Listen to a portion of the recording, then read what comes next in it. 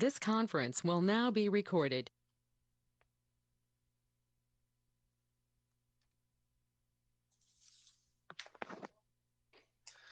The school board of the Duval County School District is now convened in its regular monthly meeting. To everyone virtually present and to our television viewers, I wish to extend a warm welcome to this meeting of the Duval County School Board. The vision statement of the Duval County School Board states every student is inspired and prepared for success in college or career and life. The mission statement of the Duval County School Board is to provide educational excellence in every school, in every classroom, for every student, every day. The Duval County School Board is here tonight to listen to the reports from district staff and to set policy for the district that will improve student achievement. We will also address budgets, contracts, personnel appointments, and other business items that require a vote of the board. The management and day-to-day operation of the district are the responsibility of the superintendent. It is not the role of the board to make managerial or operational decisions. The board has policies and procedures in place to assist the superintendent in resolving management and operational issues. For those wishing to address the board during our public comment portion of the board meeting, please note that we accepted public comment through email between 8 o'clock a.m. through 4:30 p.m. on Monday, July the 6th. For this board meeting, according to the requirements set forth in the notice for this meeting, if items appear to move quickly, it is because the board meets in an agenda committee meeting prior to the board meeting for an in-depth review of all agenda items. The committee meeting for the August 4th, 2020 school board meeting will be held on July the 21st, 2020 at 9 o'clock a.m. and the public is invited to participate. Thank you for taking the time to join us this evening and for your interest in the operation of the Duval County School District. Board members, I invite you to stand for a moment of silence and remain standing for the Pledge of Allegiance.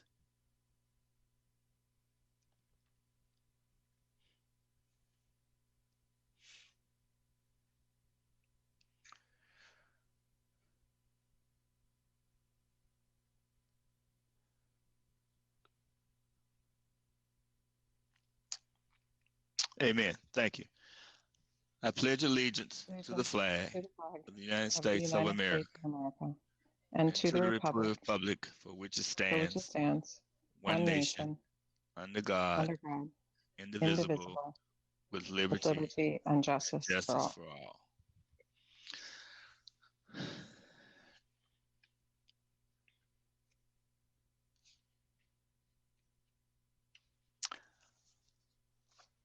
We now will have roll call. Board Member Anderson, Here. Board Member Smith Juarez, Here. Board Member Joyce,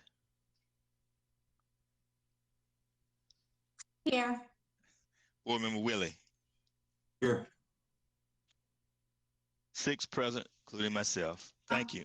Board Member Jones, I'm here. Okay, I'm sorry. I skipped Hershey. Thank you. 1, 2, 3, 4, 5. Okay, thank you for that correction.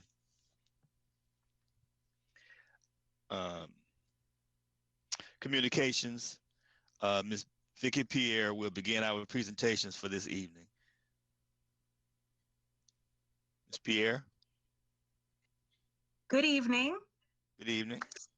So last month, we were thrilled to introduce to everyone 3 students who had absolutely perfect attendance from kindergarten all the way through their senior year.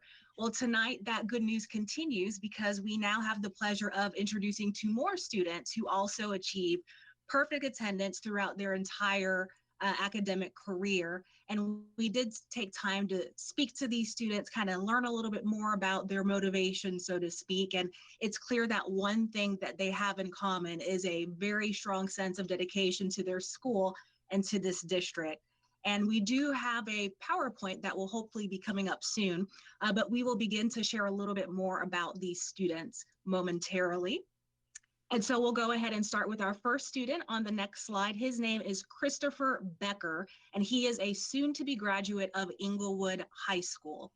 Christopher says he was in elementary school when he decided that he wanted to achieve perfect attendance, and he realized that he hadn't missed a day of school, so he said, why stop now? So from that point on, all the way in elementary school, he wanted to try his hardest to get to school every single day, and clearly he succeeded. So much so, he was sure to schedule important appointments and procedures after school so he would not miss any class. Now, Christopher graduates at Inglewood High School's valedictorian, and he will be attending the University of North Florida to study mechanical engineering. For our next perfect attendance student for the evening, we have Dorian Kendrick of Edward H. White High School, and he's on the next slide. He says perfect attendance wasn't something he necessarily set out to do, but it was really his parents who encouraged him never to miss any school. However, he says by the time he got to middle school, he also realized he hadn't missed a day of school, and so he decided to focus on the big picture and keep it up. Dorian, as you can tell by the picture, he is this year's reigning Mr. Edward H. White, and he has been sworn into the United States Air Force, which, by the way, he made sure to do that during spring break so he wouldn't miss any class and ruin his streak. And he says he wants to make a career out of the Air Force, but also attend FAMU to get a degree in criminal justice. And moving on to our final slide, Mr. Becker and Mr. Kendrick, they join a very elite group of students. You can see all of them in this picture. And just to recap from last month's board meeting, we have Jesse Bailey of Stanton College Prep. He'll be attending the University of Central Florida. Timothy Sinclair, also of Stanton, and he'll be attending the University of Florida. And finally, Vijay Thomas of Paxson School for Advanced Studies. She'll be going to the University of North Florida. And even though we weren't able to welcome all of these students in person, each has either received or an award, or they will be receiving one shortly. So we certainly congratulate all of these students for this amazing accomplishment. And that concludes this evening's presentations. Okay, thank you, Ms. Pierre.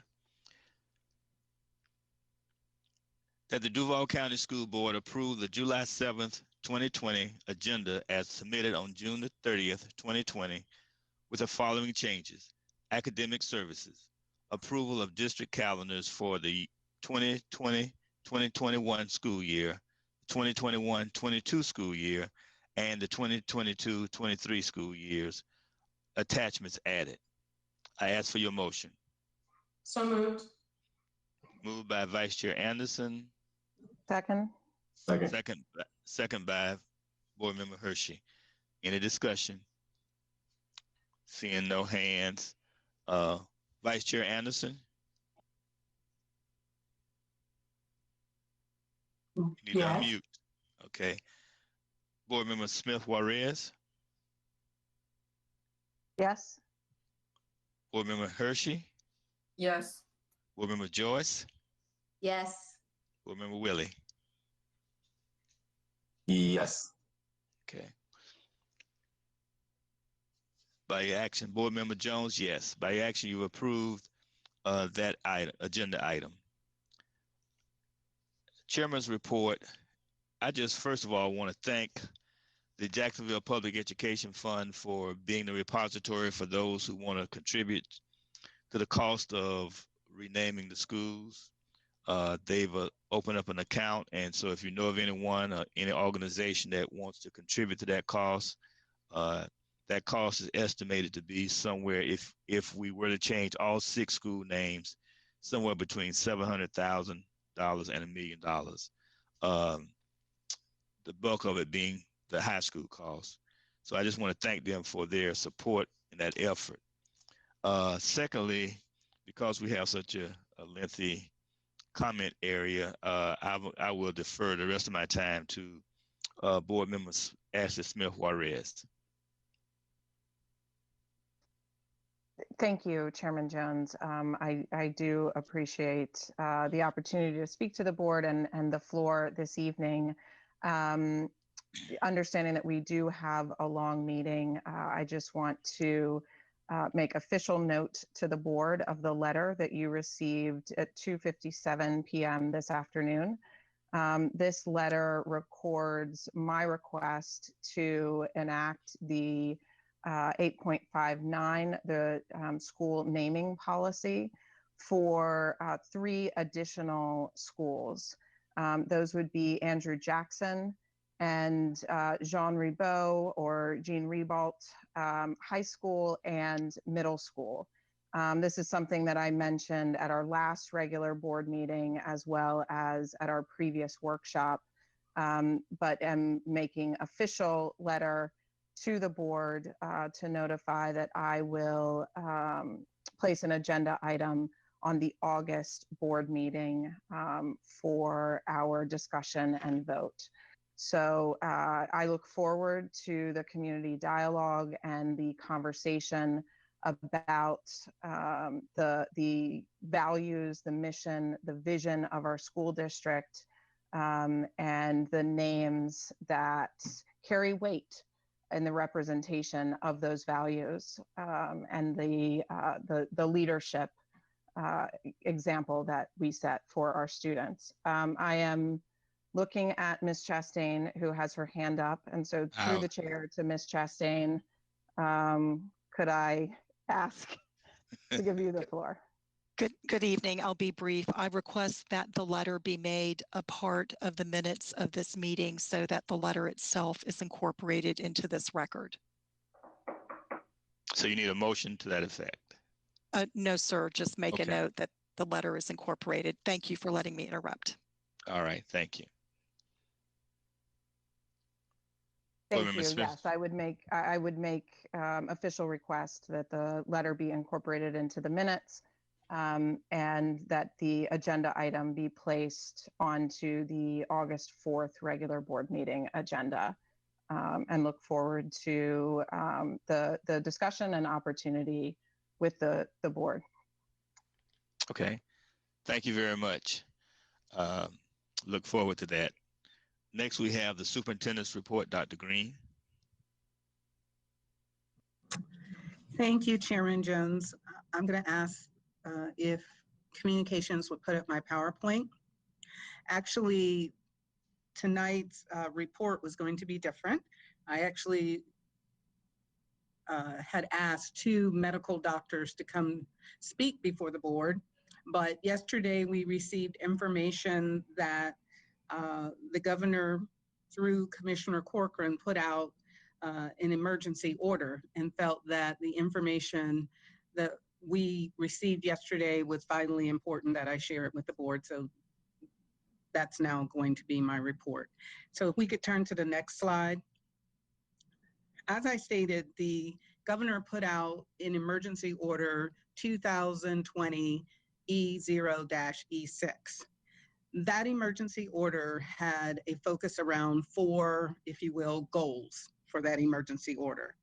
The first and probably the most important goal the emergency order addressed was the reopening of brick and mortar schools 5 days a week with a full array of services.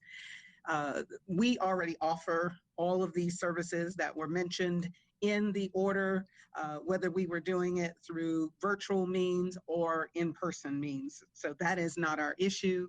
The issue is that our schools now have to reopen 5 days a week. As you remember, we had a plan that offered a hybrid model where students would come to school for high school 2 days a week, middle school, it was 6th grade 4 days a week, and 7th and 8th grade 3 days a week. Elementary actually meets the order from the based on the information I'm sharing tonight, because elementary, we were opening up 5 days a week, all services being offered with an online option through Duval Homeroom for those families that were not comfortable sending their children to school. Number 2, suspending and adjusting reporting requirements to ensure appropriate monitoring and financial continuity. I'm sure we'll get more information about this particular item, but basically the goal is to ensure that districts will receive the funding that they need at the survey period, starting with survey period 2. 3, retaining high quality school choices with a focus on eliminating achievement gaps. The Department of Education has put out a number of grants supporting additional services, additional choices, especially for those children that may be struggling or may have lost, have some learning loss from being on virtual since spring break. Many of those grants require that students are in person, so we will start implementing those grants at the beginning of the school year. 4, maintaining services that are legally required, IEPs, ESOL plans, and Title I services. We, even with our original plan, our services were intact, and so we really did not have an issue, or we weren't going to have an issue with number 4. Next slide. So the key components of the executive order, again, all schools open 5 days a week for face-to-face instruction.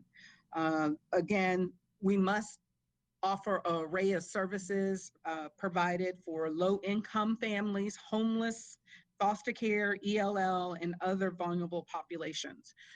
Again, we had this in place, ready to provide those same services even with our original plan. Progress monitoring. We will be required to do student progress monitoring and report to the Florida Department of Education.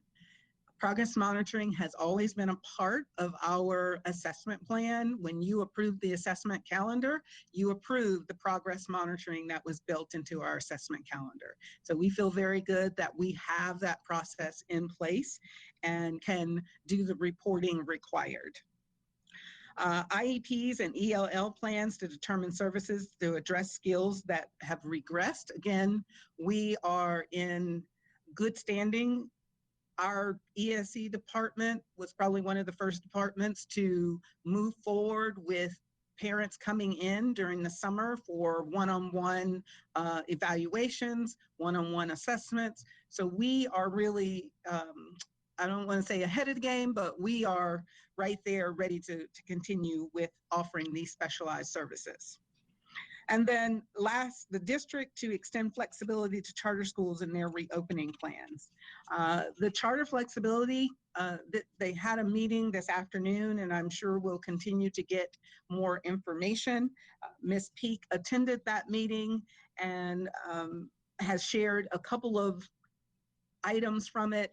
Even though it says flexibility, I'm not sure it's that flexible, but the unique thing is that the school district actually has to approve the charter schools plan for reopening. Next slide. So as I stated, we have to submit a plan if we're doing anything other than opening our schools 5 days a week and offering a virtual option for those families who may not have a comfort level sending their children back to school. However, no matter what options we provide to the Department of Education, 5 days of school must always be a part of that plan. So even if we were to offer a unique hybrid situation, every school still has to be available to be open 5 days a week. Charter schools, they submit their plans to the district. We approve those plans. Everything is due to the Department of Education by the end of the month, July 31st. Private schools that receive students that are accepting the state scholarship program, they must submit their plans to DOE for review only. It is a requirement that DOE approves our plan if we don't want our FTE or funding impacted. Next slide. So other provisions in the order. Districts submitting an approved reopening plan are eligible for the following. Again, everything that we are eligible for, the bottom line is you also are offering a 5-day-a-week plan that parents have the option of sending their children to school 5 days a week. You can get a waiver for the requirement of uniform and fixed date for opening and closing. That information still need more clarification, what that waiver actually means. Because if you are offering a 5-day-a-week plan, then that requires 180 days and it requires high school seat time. So even though they say these waivers are available, we just simply do not have enough information as to when would you actually use the waiver if you're required to have your schools open 5 days a week. Full FTE based on membership forecast for the 2020 fall semester. If your plan is approved, they're giving you that assurance. If your plan is not approved, you will not receive that assurance. Virtual education, DVIA, to be funded based on prior funding model, credit completion. I'm sure you'll have questions about DVIA, and we'll talk about that as you ask questions. The waiver requirement to operate school for 180 days are the hourly equivalent. Again, not sure why we would need the waiver if we're also required to offer 5 days a week in our brick and mortar. Full FTE credit for offering innovative learning requirements. And that's what we're working on, our innovative learning requirements that we're trying to develop now, a new plan that will incorporate this notion of innovative learning requirements. And then last, flexibility in recording and reporting student attendance and instructional hours. I believe that is really tied to this innovative learning requirements. But again, we just received this information yesterday. There was a meeting today. The meeting today was more about the technical aspects, the template, how we're supposed to submit the plan, not a lot about really what is the impact of what was in the order. It is more about how do we get our information to the Department of Education, how do we work with our charter schools in getting that information and having all deliverables in by July 31st. Next slide, please. So that is the basics of the order. Chairman Jones, normally during my report, I don't ask questions, but this came about so quickly that maybe I should give an opportunity if someone wanted to ask a quick question. And as I also need to preface it with, I'm very comfortable saying I don't have the answer to that at this point. Or I can just complete my report and we can discuss it.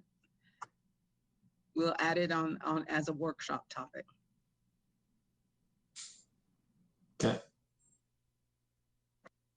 Chair Jones, you're on mute.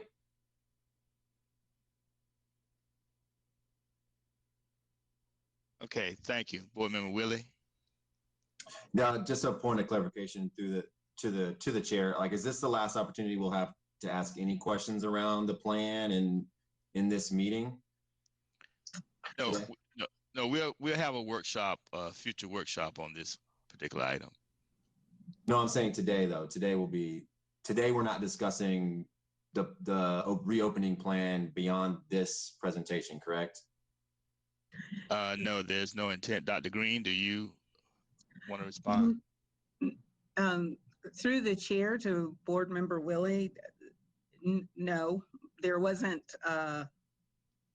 anything else prepared other than I wanted to get, last night I sent you the executive order and today I just wanted to go through the basics of that executive order.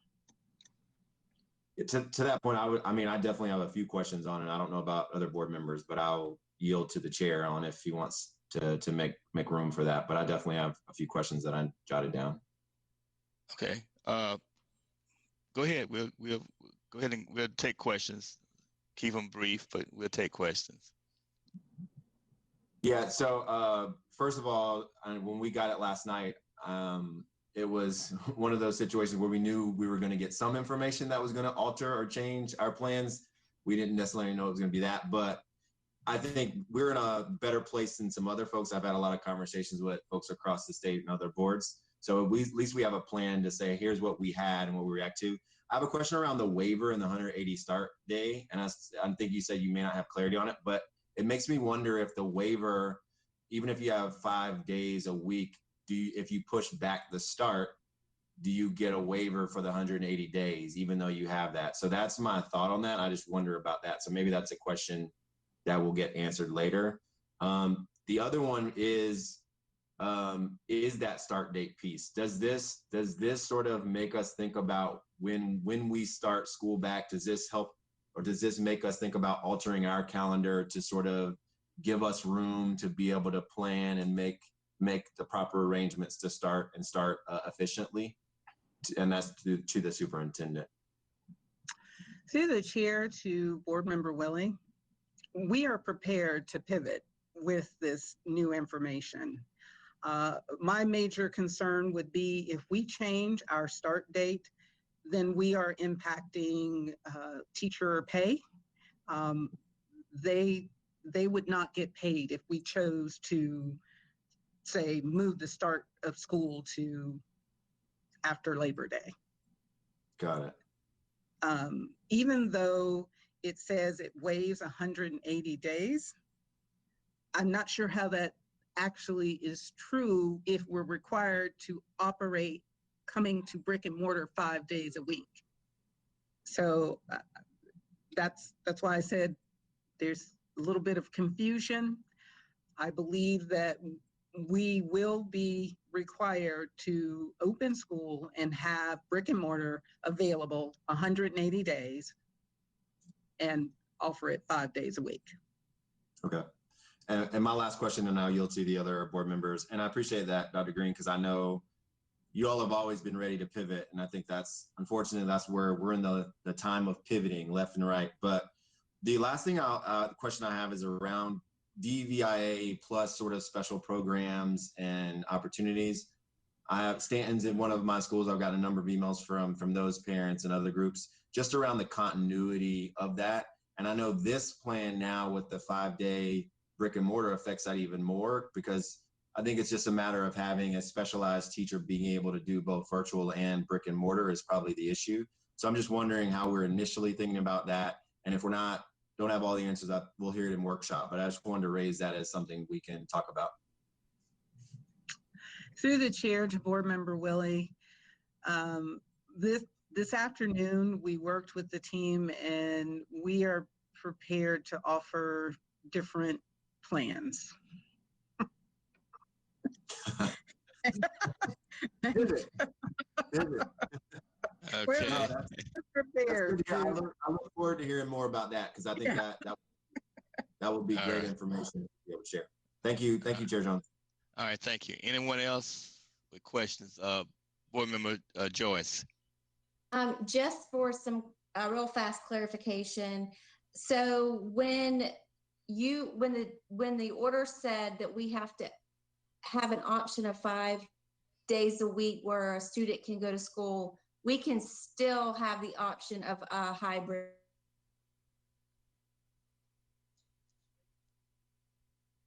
Through the chair to Board Member Joyce, I hope, for some reason, I think I lost the last part of your question.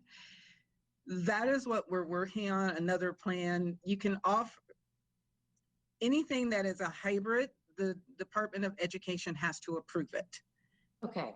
With the bottom line of students have the opportunity to go to school 5 days a week. Okay, my computer froze, so I missed that whole response. I'm so sorry. Could you repeat that? Through the chair to Board Member Joyce, we can provide an option under the innovative option, if you will, and it has the capability of something like a hybrid, but bottom line is that we still have to make sure we're offering brick and mortar 5 days a week. And I'm sure we don't have an answer to this, but do we have any idea? Have we begun surveying the parents to see what option of the three they would be interested in? Or do we have any number there? No, we have not surveyed parents. Again, this just came yesterday, and today there was another meeting, but we will be prepared for whatever changes we make in our plan. I believe we'll be ready to start July 10th to make that shift and look at these additional options. Thank you. All right, thank you. Any other questions? I don't see Chair any other Jones? hand. Chair Yes, Jones? Vice Chair. Yes. Vice I Chair have a Anderson. couple- Thank you so much. I have a couple quick questions.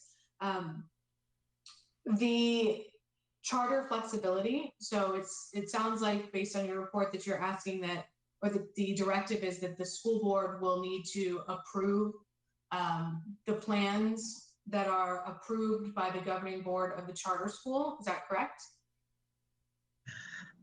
Based on, to the chair, to Vice Chair Anderson, based on the information we received, it is not the school district has to approve their plan, and our plans have to then be sent to the Department of Education. And so are we going to need the charter school plans before we send our district plan to the Department of Ed? That is through the chair to Vice Chair Anderson, that is the desire. However, at today's meeting, it was indicated that if a charter doesn't turn it in on time, that doesn't preclude the district from submitting its plan and getting the district's plan approved. But we have the requirement to review the charter's plan and then make the decision whether we will approve their plan. And once that process is complete, we would then submit their plan to Department of Education. Okay, I'm just trying to think of, I mean, this is such a tight turnaround, especially given we are supposed to start school in 1 month, that obviously we would need those plans in pretty quickly. Along those lines, have we heard from the department what we could expect as far as turnaround time from them with approving our plans? So if we're talking about maybe pivoting and adding some options, we're going to start that on July 10th. Let's say it takes us a week to put that together. Now we send it to them by, and I feel like obviously that is ambitious. So let's say we get it to them by the 23rd, 24th, something like that. How quickly is that going to be back, and can we open school? Do we know? Through the chair to Vice Chair Anderson, no, we do not know. However, we believe that the plans that we are working as a team are in alignment with the assurances, and that we can, with confidence, be able to sign off on those assurances and feel like we'll be ready for the first day of school.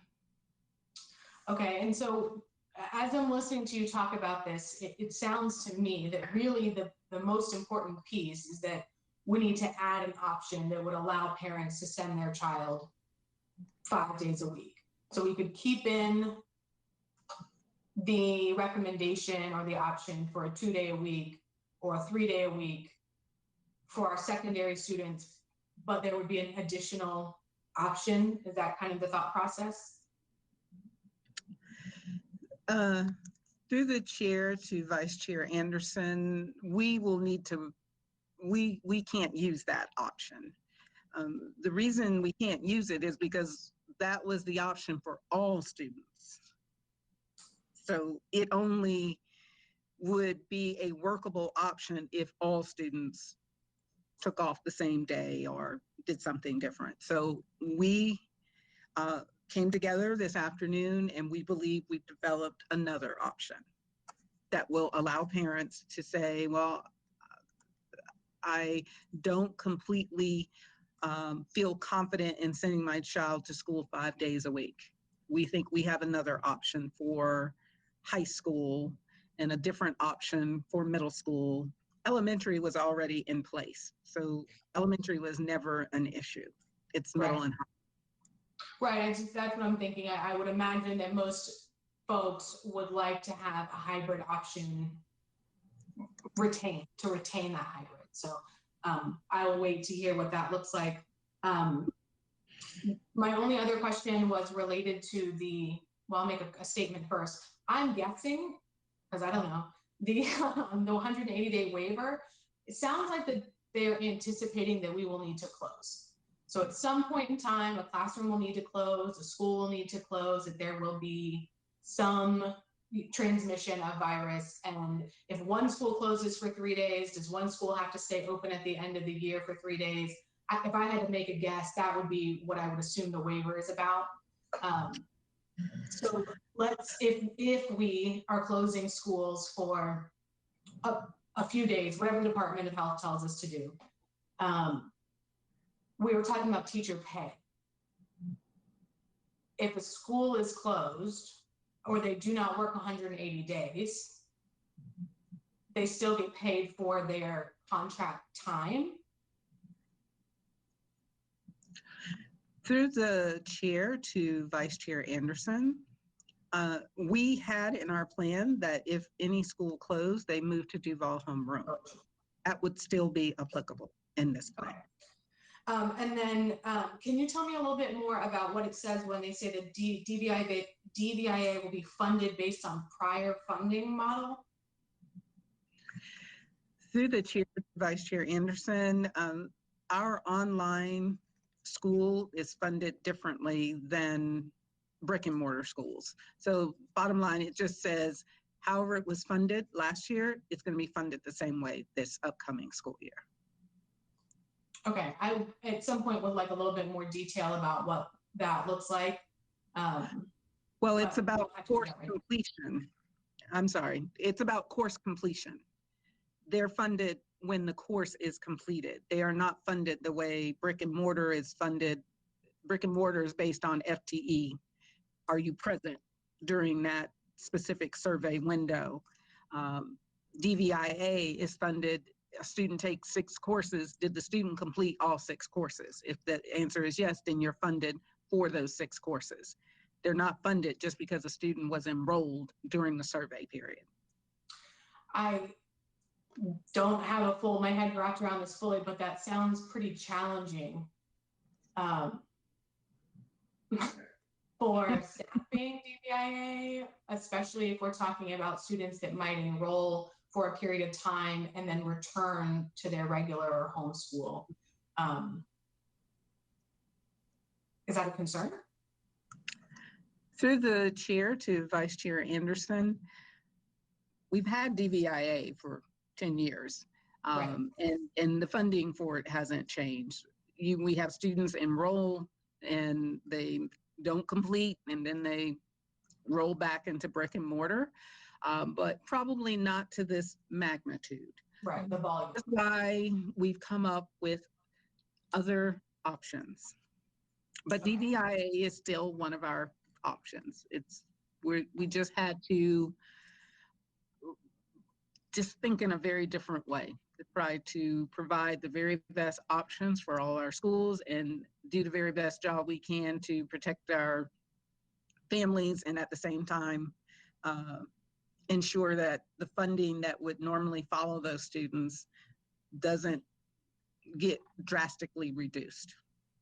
Right, my concern would be that there might be a gap, right? So if I'm enrolled in DVIA and I don't count in the enrollment of Stanton, if I don't count in the enrollment of my magnet school, and then I don't complete the course in DVIA, do we lose out? Through the chair to Vice Chair Anderson, yes, anytime a student doesn't complete a course in DVIA, we lose out because we only get paid for course completion. Okay, thank you. That was all of my questions. All right, thank you. Can Okay, I board. follow up with 2 questions? Let me make sure no one else has any questions before we come back. Board Member Hershey, you have any questions?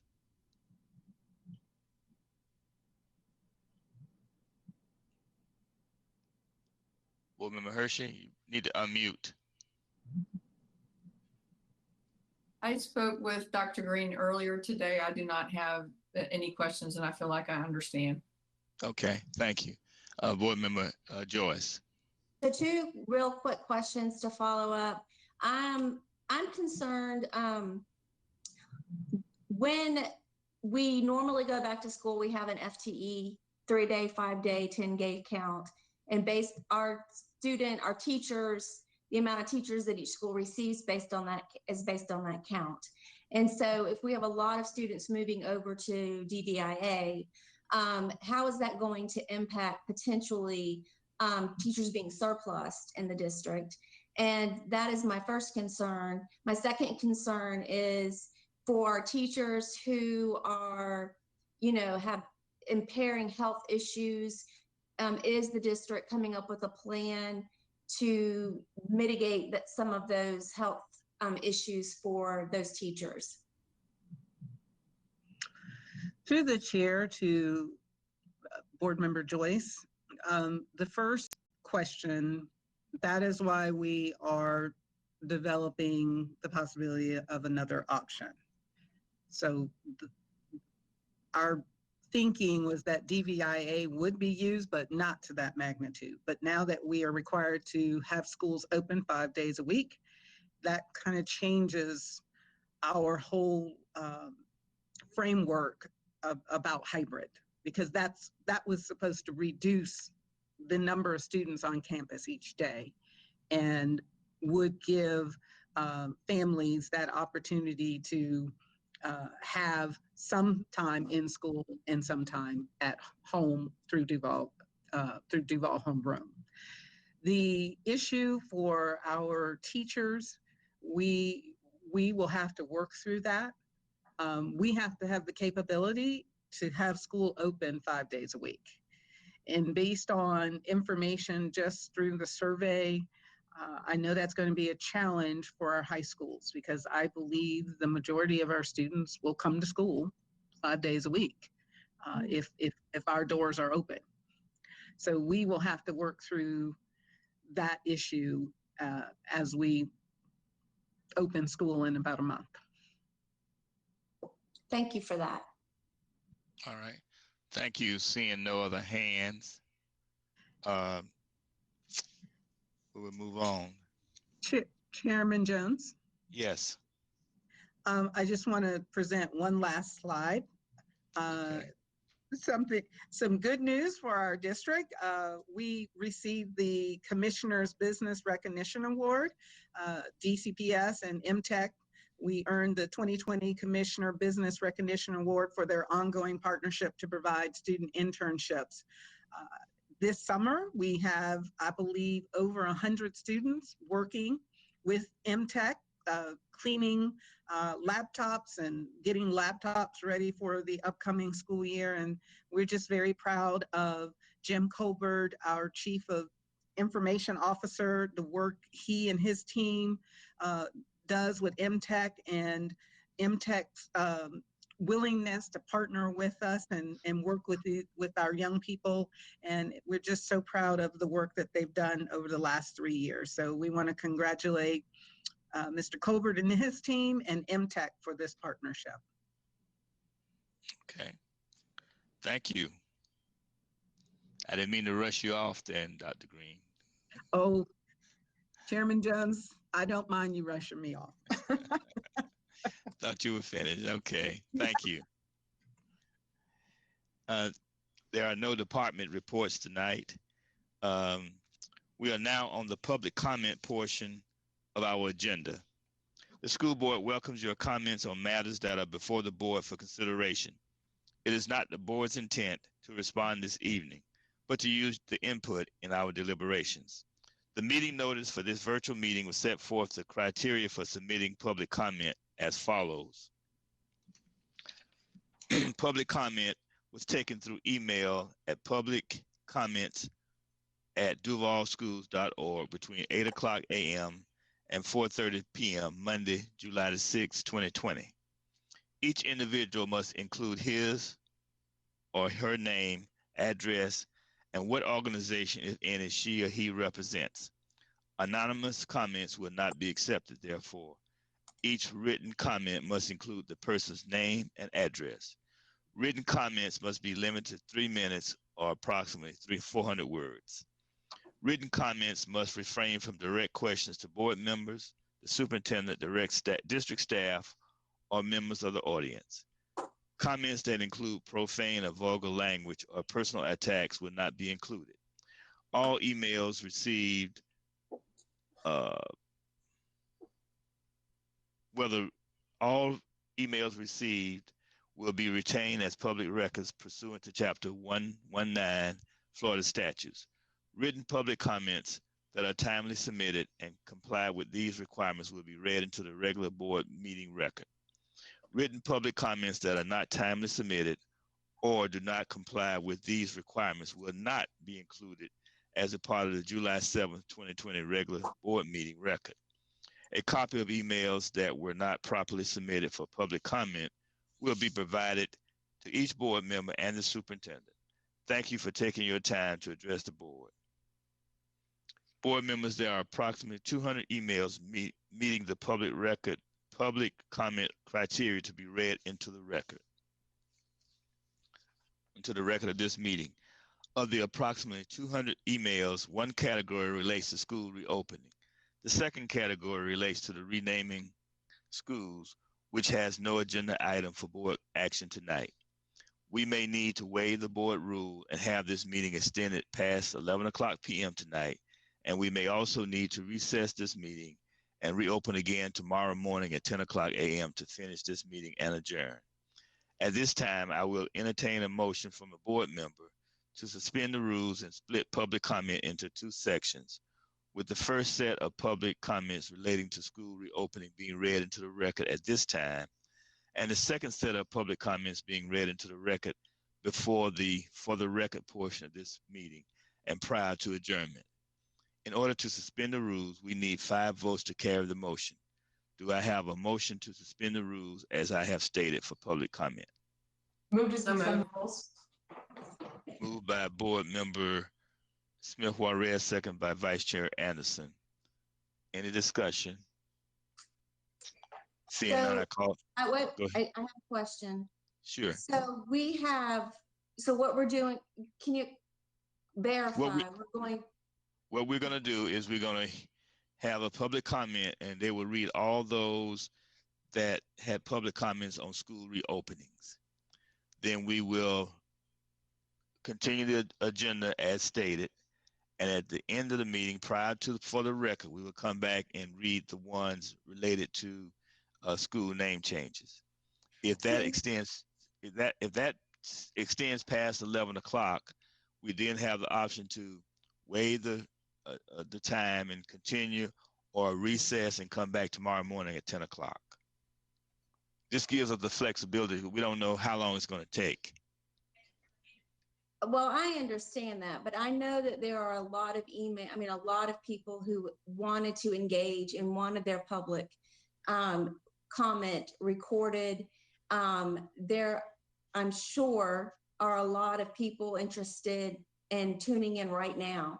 And so I think that, to be fair, I don't know that, I don't agree that we should change this policy. I think we should go through and hear all the public comment, give everybody a fair opportunity, because at any other board meeting, they are allowed to come, our constituents are allowed to come and address the board during the public comment section.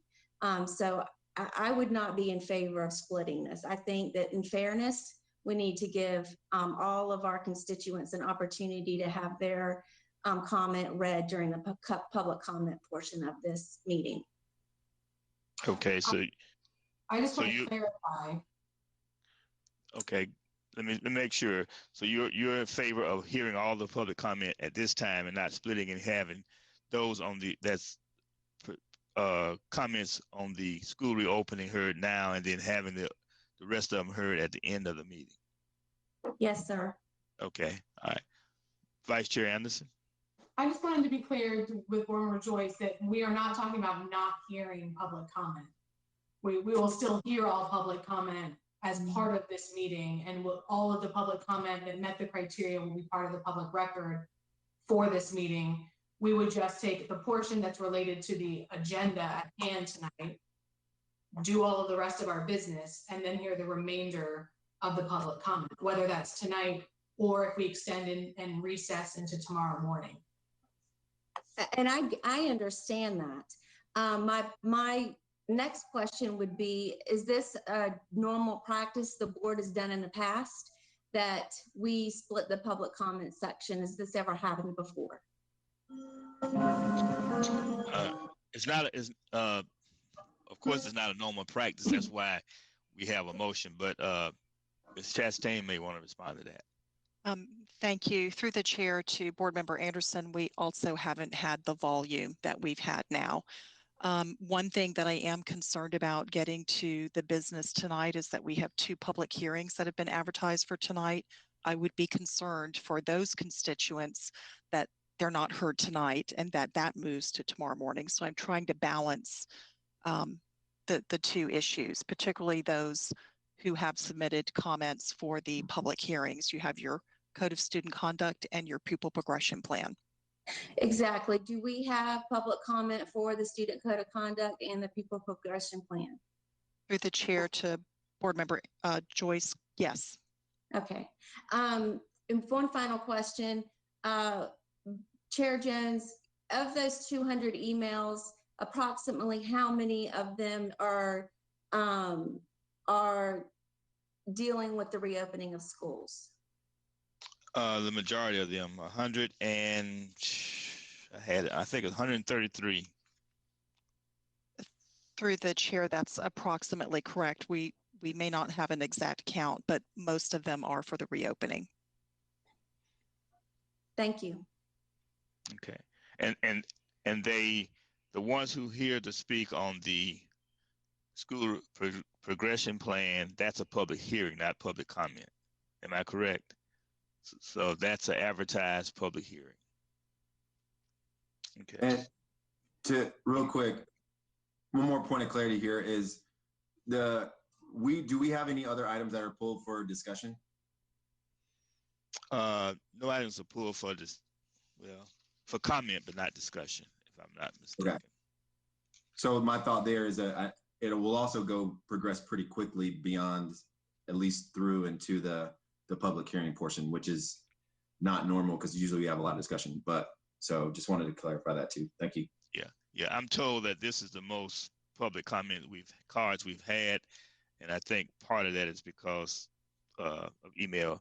There were a lot of emails submitted prior to and after the time frame, and there were a number of emails submitted that didn't comply with the requirements of the notice. So those will be given to you as part of the public record, but not be read. Okay. We have a motion and a second on splitting the public hearing. Is there any more discussion? If not, call for your vote. Vice Chair Anderson? Yes. Board Member Smith-Morez? Yes. Board Member Hershey? Yes. Board Member Joyce? Yes. Board Member Willie? Yes. Board Member Jones? Yes. By action, we approve the motion to split the public hearing 6-0. Thank you very much. Comments from, where are we? We're in public comments. Dr. Pierce. Thank you, Mr. Chair. Our first comment is from Darlene Miller, whose address is on file. Ms. Miller writes, scenarios of ESE children identifying information has been changed to protect their privacy. Student 1, Susie is a 10th grade regular education student with PIKA. Due to her disability, she often feels the need to chew.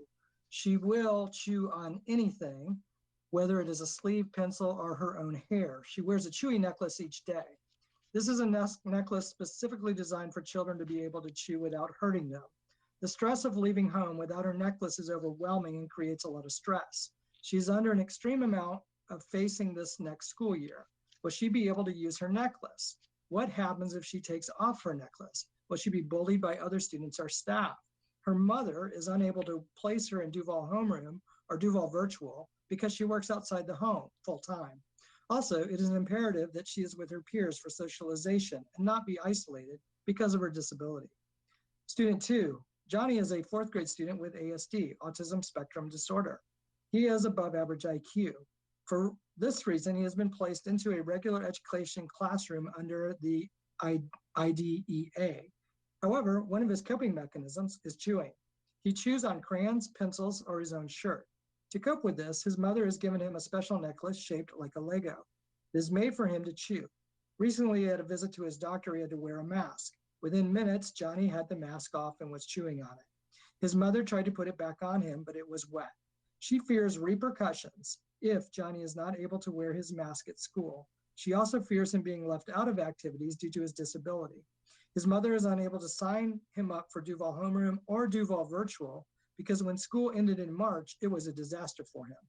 The lack of structure and constant support of a trained person to assist with his behaviors. He requires not only accommodations for his academics, but also for his behaviors.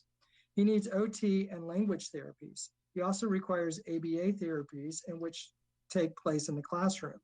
His mother has seen serious regression since March and is afraid that his academics will begin suffering soon. She is also afraid how he will be treated if the classroom or outside if he's unable to wear his mask. All ESE children want to be normal. The biggest fear is that their disability will somehow separate them further from their peers. Children and their parents are fearing this school year the most, but not because of COVID.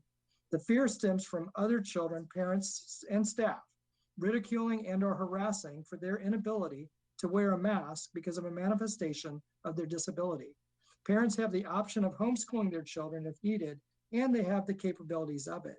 Please keep in mind that some parents work in grocery stores, warehouses, or restaurants. Not everyone can homeschool.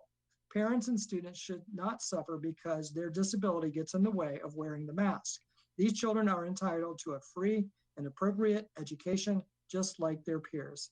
And that concludes this comment.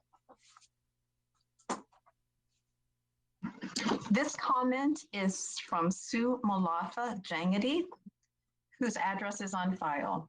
Most Duval County public school teachers and parents want to continue online learning because it's not safe to return to campuses. Even if we return to school for just a couple days a week, we are still endangering the students, teachers, faculty, staff, as well as their families. It is not safe to return to school campuses, which is why I am requesting the county for a full-time Duval homeroom for K through 12 students and teachers so our families can be safe. Let us all work together in preventing the spread of COVID-19 so everyone can stay healthy and resume school when it is 100% safe to do so. Thank you so much for your time. And that concludes this comment. These comments are from Sujatha Copy. I have 2 kids attending magnet schools in Duval County. My son, Ichina, is in 9th grade going to Stanton High School, and my daughter, Anchita, is in 4th grade going to Jacksonville Beach Elementary School. My husband, Dr. Ravi Padreddy, is a medical doctor working in St. Vincent Hospital at Riverside. As a mother, I prefer online classes for the kids next school year. As all of us know, these kids have low immunity compared to adults. We know that the COVID virus is spreading rapidly and cases are increasing day by day. It's very safe for kids to stay home and learn online. Please consider online classes for the next school year. And that concludes this comment. This comment is from William L. Hudson, whose address is on file. Dear members of our Duval County School Board, please consider the following.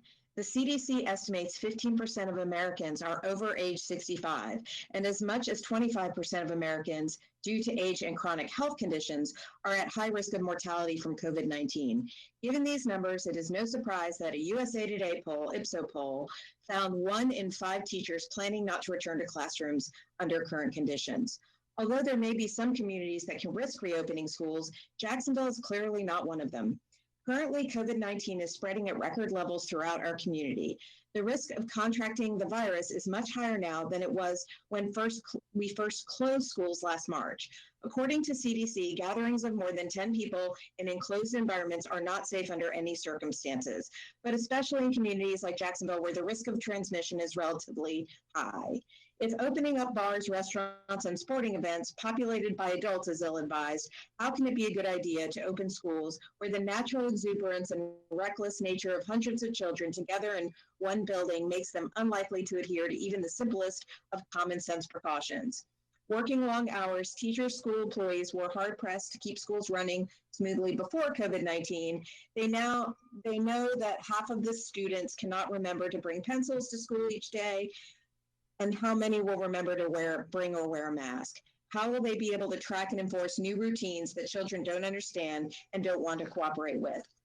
It is time to face the fact that against a background of rampant community spread, even our current well-crafted reopening plans cannot adequately protect vulnerable students, faculty, family members, and community at large. If we reopen now, we risk turning our schools into transmission hubs that will greatly accelerate the spread of coronavirus throughout our community. Staying virtual is a hard choice fraught with many problems, but is still better than the alternative. Thank you very much for your consideration of these comments. That is the end of these comments. Our next short comment comes from Shri Raghavi Latha Kota, whose address is on file. And this writer writes, "Good afternoon. We prefer online school until we get a vaccine for COVID-19. I am a parent of 2 girls, 1st and 6th grades, going to Duval County schools." And that concludes this comment. These comments are from Kyle Newman, whose address is on file. I'm writing to express my concern with the reopening plan this year. I think the plan is highly flawed because there has been almost zero input from teachers and staff. Their safety is as important as the students. I believe that face masks should be required for everyone on a Duval County school campus. Studies show that they are extremely efficient in stopping the spread of the coronavirus. Teachers and staff should not be required to be on campus while not teaching. There is a lot of confusion on the requirements for teachers who are teaching on campus and operating Duval Homeroom. There is not sufficient time for teachers to operate Duval Homeroom, teach 4 to 5 days out of the week, attend meetings, create lesson plans, and grade work within contract hours. The plan does not address resource and elective teachers. 25 students will not fit in most classrooms, even with plastic barriers. There are not enough custodians to wipe down desks and barriers in an efficient manner. Does 25 mean each specific class or just an average? What is the process for an outbreak of coronavirus? Will teachers and staff be required to use FMLA and their own leave for an outbreak or getting infected from a student? Or will the district waive those requirements? There seems to be a lot of confusion and specific details. And that concludes this comment.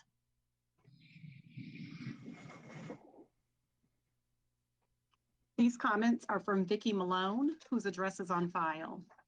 Hello to all, and thank you for allowing Duval residents to speak about concerns and/or feedback we may have with the Duval County Schools plan to reopen. The major concern I have as a grandmother to 9 grandchildren who are all enrolled in Duval County schools is the transparency we will have as it relates to positive COVID-19 cases and outbreaks in classes as well as schools. Initially, I did believe that opening schools face-to-face can be achieved with adequate safety measures taking place, like mandatory masks, sanitizing stations, proper distancing, etc. However, a big key factor in controlling the spread of the virus lies in quick, transparent, and well-communicated plan. Students in classrooms should be notified, teachers and staff notified, and contact tracing should begin promptly. Lastly, the entire public should be notified because we should be aware of the outbreaks in our community and determine for ourselves if we may need further medical assistance. I was recently made aware that there have been Duval County schools recently closed because of COVID outbreak or related to COVID spread, yet there has been no public news of it. Alerting our community of an outbreak should be public news and a requirement if you want the trust of residents. I am not asking for names, grades, or anything that can affect HIPAA laws to be released. But especially if I live in the neighborhood, if it's a school that my grandchildren attend or a school my daughter works at, there should be transparency among the school board, and its affiliates to keep us informed of school closures, as well as, more importantly, a potential spread of that disease. If I do not feel I can trust all parties will be notified in a timely manner, then I do not feel safe in having my grandchildren return to school for in-face learning. Thank you. That concludes this comment. These comments are from Dulcimer Hawes, whose address is on file. I have great concern for the start of this coming school year. I have 2 rising second graders that attend a magnet school, one of whom is a gen ed classroom with an IEP that allows him one-on-one para. I am disheartened that no one from the district has reached out to us regarding how they are handling cases like this. This past spring, my son did not receive adequate services and did not have access to his para. I became his one-on-one para to help him while helping his twin and working full-time remotely. While I understand that this was due to the quick decision to go virtual, but now you have had nearly 4 months to devise a plan and share for the fall. As far as I have read, it seems that if I keep my children home and to use Duval homeroom, because there is not a way to have students in school safely, my son will not receive adequate services again. This is unacceptable. I shouldn't be forced to send my children to school in unsafe conditions due to his IEP accommodations. I've worked very hard for 2 years to finally have my twins be together in their magnet school, and I shouldn't have to give this up as well. I'm also disheartened by the fact that teachers are not being protected, a part of decisions or even thought of during this process. Teachers need to be part of the conversation and given the option of returning in person or virtually. Too many responsibilities that are not truly a teacher's responsibilities are already placed on teachers. They are not parents, they are not nurses, and they are not janitors, they are teachers. I have no idea how a teacher will teach to children behind partitions. Will there not be small group instruction? How will a teacher be able to help my children on a paper that they are working on if they need to be distanced from them? I understand that some families desperately need an on-site solution due to their working schedule, but there are many families that can make virtual work for them and do not feel safe sending their children to school. Lastly, I believe it would be detrimental to have children return to school 2 weeks before the RNC convention will be in town. Thank you. And that concludes this comment. This comment is from Estrella Bailey, whose address is on file. I have dedicated my entire career to teaching thousands of students in Duval for 29 years as a health PE teacher. I love my job, my school, my students, and my colleagues. There is nothing in this world that I want more than to return to face-to-face teaching, but only when it is truly safe. If we return to schools, even with masks and dividers, students will be exposed and will become positive with COVID-19. We already know how many students contract the regular flu once flu season hits in schools. When students get COVID-19, they will most likely survive, but some teachers and staff will not. None of us signed up to be frontline workers like the medical community. More importantly, for me personally, I made the choice to take in my elderly mother, 87 years old, and 50-year-old brother with Down syndrome, very high risk, 2 years ago, without ever imagining that I would have to face a decision, my job, or their lives. Both of my sons who attended ACHS will do virtual school this year to minimize the exposure in my home. We have been taking no risk at my house since March 13th. My heart is torn, knowing that my district is asking me to go inside a building to be exposed and bring home tremendous loss of lives to my family. I, myself, am at high risk with 2 medical conditions listed on the CDC site. I've been waiting for information from the district on when I can submit my documentation from my doctor, but I don't even know where to send this to. I have considered retirement, but I cannot afford to live on the monthly pension payment from FRS for retiring at 29 years, $1,900 per month. I must wait to complete my 30th year, June 2021. Even then, I am too young to retire.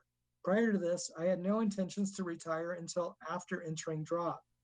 When DH started, I challenged our students every day. I taught life lessons, I made home videos for our students, and I even gave them a quiz. I was able to cover everything in the county curriculum, including water safety lessons. DH can be done effectively, and it will keep us all safer from a virus that every day changes. I ask that you consider the lives of your most valuable resources, your teachers. And that concludes this comment. These comments are from Victoria Dykes, concerned mom of 6, whose address is on file. As a mom of 6 children, 2 in elementary, 2 in middle, and 2 in high school, I have several concerns for this coming school year. I want my children to have the education that they each deserve. We did not enjoy distance learning. It was hard to navigate, especially having multiple children in multiple grade levels. I want to send my children back to school. That is where they will learn the best. However, under the new guidelines, I now also have to worry about their mental health.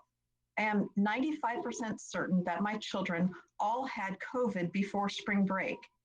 I cannot see sending students back to school forced to wear masks. Not all masks are made equal from my own experience. I myself cannot breathe wearing one for more than a few minutes before I feel lightheaded and unhealthy. It's humid in Florida. Many of our schools don't have AC in the hallways. Add a mask and you have hot, crying children who can't breathe and are developing anxiety if they don't already have it. On the middle school and high school level, I am worried about an increase of students who will skip school and even decide to drop out. Sports and clubs are being taken from our older children and masks being forced on them. I have already heard several high school aged students say that if they have to wear a mask and are only in class 2 days a week, they will give up. I have one high schooler in a bridge program. She doesn't want to go back now. She was in a different county.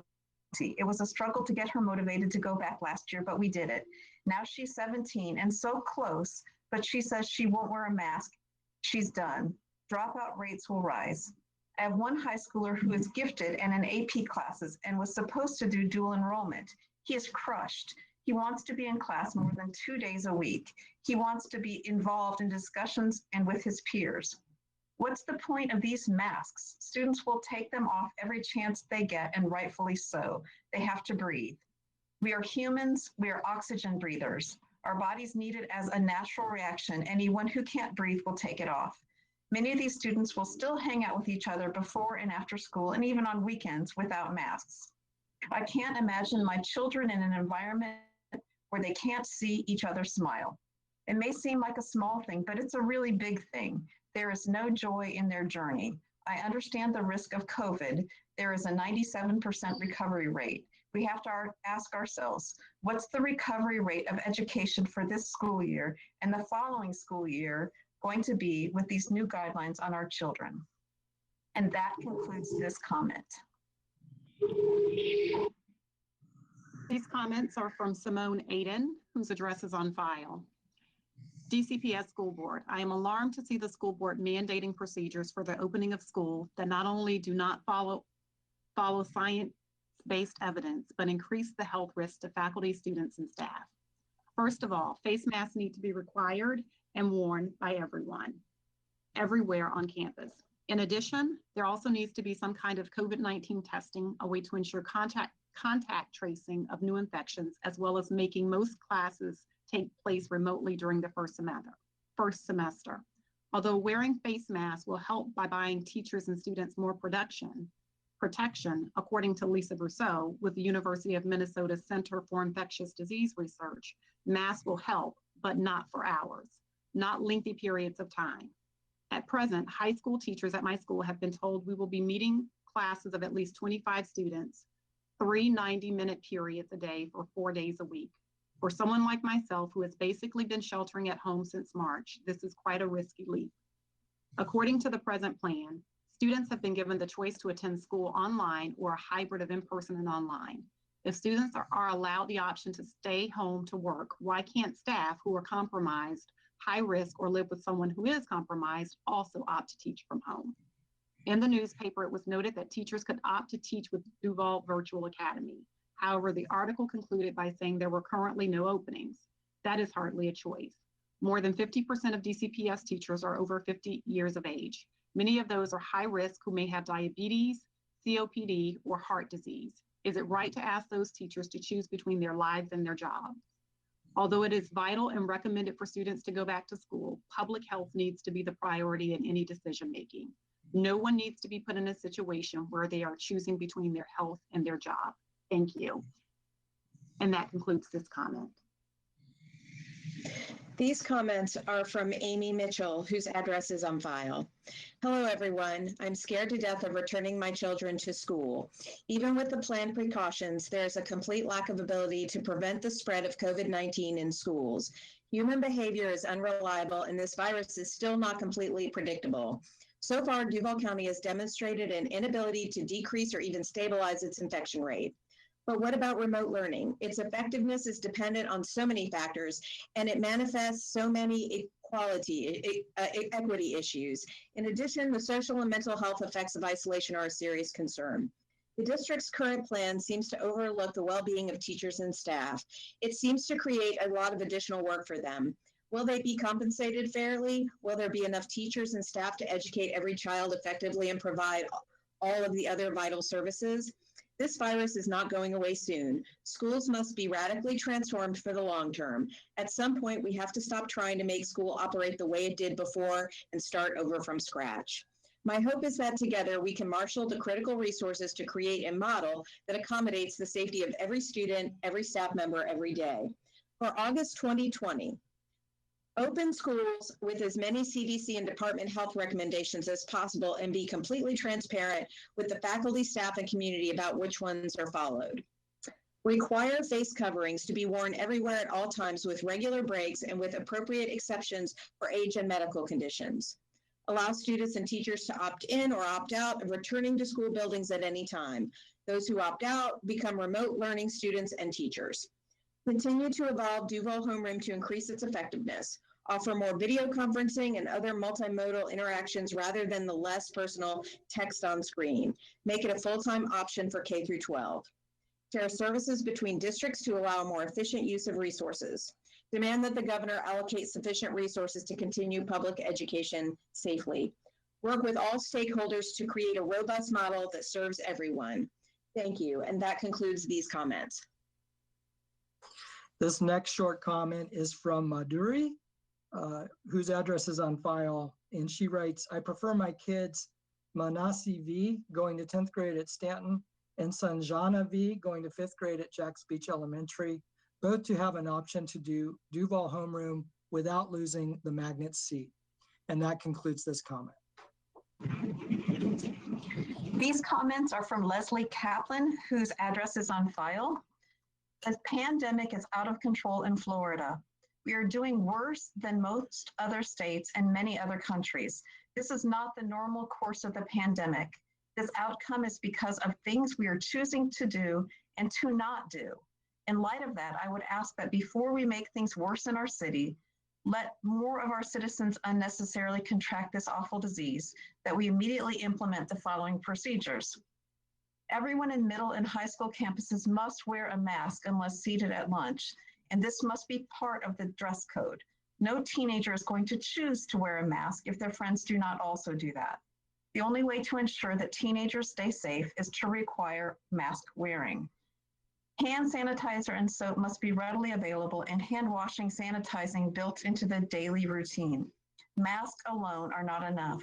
We must also ensure social distancing at all schools, which should place everyone and every desk 6 feet apart according to the CDC recommendations.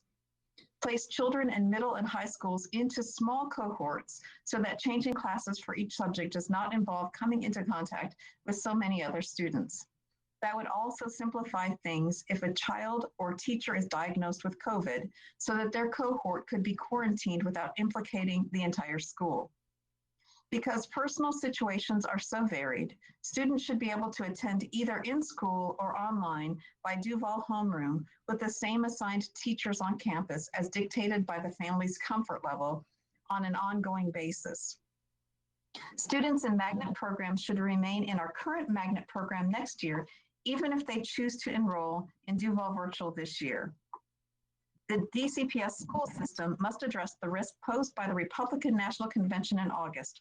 Perhaps we start in person, but transition to online for some period during and after the convention. Finally, DCPS should create a task force with parents, teachers, and administrators to help finalize a better school reopening for our schools and to further engage our education stakeholders. And that concludes this comment. These comments are from Sarah Price, whose address is on file. Hello, my name is Sarah Price. I am writing as an individual citizen and concerned parent of 2 children in DCPS. Due to the COVID-19 pandemic, it is unsafe to return to school this August. Please allow children to maintain their current enrollment but attend via virtual school. Give families the option to return mid-year if we have a vaccine. Commit to the following CDC guidelines if students return in January. Provide celebratory events such as prom, graduation, etc., following CDC guidelines. This will minimize health risks, allow teachers to focus on students rather than an impossible daily hourly sanitation task, and set the tone for all of Duval County to be responsible in face of this deadly pandemic. Thank you for your time. That concludes this comment. These short comments are from Sarisha Bodapati. I have two kids. One will be in 5th grade and the other will be in 8th grade this year. Because of the pandemic situation, I don't feel it is safe to send my kids to school. So I request you please consider Duval homeroom option for K through 12 students. Thank you. And that concludes this comment. This comment is from Rebecca Link, whose address is on file. As a teacher, I am concerned about running out of sick days if I am stuffed up due to allergies or a normal cold and an app tells me I can't report to work for the day as a result. We have not been in the school building since March, and I worry that when we go back, combined with changing weather, many teachers will get a normal cold that will prevent them from entering the building. This could create undue stress on teachers worried about pay and lead to regular teacher shortages in a building due to a lack of sufficient substitutes. And this concludes the comment. These comments are from Yvette Nutter, whose address is on file. I believe high school should have more than 2 days a week, or a choice for virtual for kids that have to stay home. My son did not do well mentally with Duval homeroom. He did do well in his classes. He is in band in an art school, and they need to be together to practice and grow in their arts. A lot of parents are working full-time and the kids will be stuck home alone on computers for 8 hours a day. And that concludes this comment. These comments are from Rambaba Basamexi. I am the parent of Devon Sari. She has completed her 6th grade in James Weldon Johnson Middle School. My child likes to continue her school in online learning during the COVID-19 pandemic. I'm thinking it's not safe to return to school during COVID-19 pandemic. This address is on file, and this concludes this comment. These comments are from Shannon Shanklin, whose address is on file. Good afternoon. I am an ICU nurse currently working in a COVID unit in Jacksonville and am very concerned about schools opening under the guidelines that have been proposed. The recent increase in cases we are seeing in the hospital is alarming, and I fear we will continue to get worse if schools open in August without some modifications to the current plan. As we learn more about this disease, we know that 6 feet space is not enough, and these droplets can stay in the air in an enclosed space for more than an hour. An environment in which children and teachers are talking to each other, sometimes laughing, coughing, and sneezing within the classroom environment, makes it absolutely vital that everyone wear a mask to mitigate this possibility. In addition, I propose as much outdoor learning as possible. We have learned that the transmission of this virus decreases significantly in the outdoor environment. We live in a place where outdoor learning is possible much of the year. We should take advantage of it. For the benefit of our teachers and students, please consider these changes to the school plan. And that concludes this comment. The following comment is from Jacqueline Rivard, whose address is on file. Hello, thank you for working hard to find solutions that will work for everyone for the upcoming school year. I know the decisions you make are difficult ones. My child is in middle school and does not have Duval homeroom available as a full-time option, but I wish she did. I do not believe returning to school is safe at this time, but I do not want to remove my child from her school for the entire year. When this option has been brought up in the past, it is immediately shut down. Other counties are allowing all grades to do 100% virtual learning with their child's school. I know Duval may pose different challenges, but it doesn't appear we are trying to make this option work at all. Can we learn from other counties?